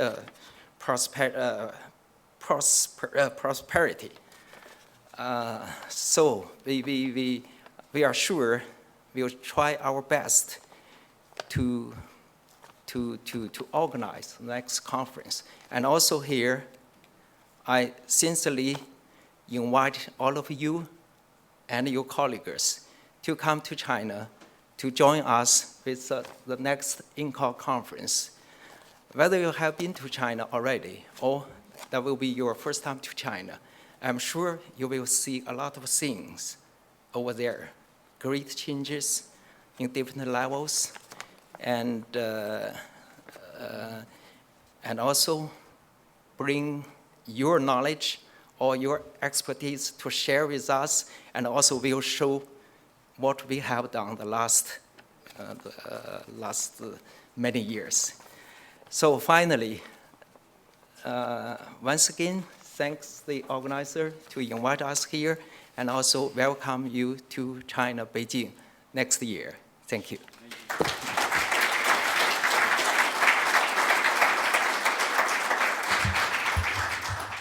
Thank you, Mr. Jing. I think the audience is already preparing for next year. Before closing today's session, I would like very briefly to make one announcement. As you know, the dinner tonight is in a restaurant a bit farther from here, like 15 minutes walk near Syntagma Square. So you can go by yourselves. Or, because I'm also a tourist here, we're gonna gather at 7:30 downstairs, and we'll try to find our way to walking to the place. So maybe we'll use Google Maps, so we'll see how we're gonna do it. So you can choose your own way. What? 7:40. 7:40, okay. 7:40. So we'll meet in the reception 7:40, and we'll leave straight away. So thank you for being here today.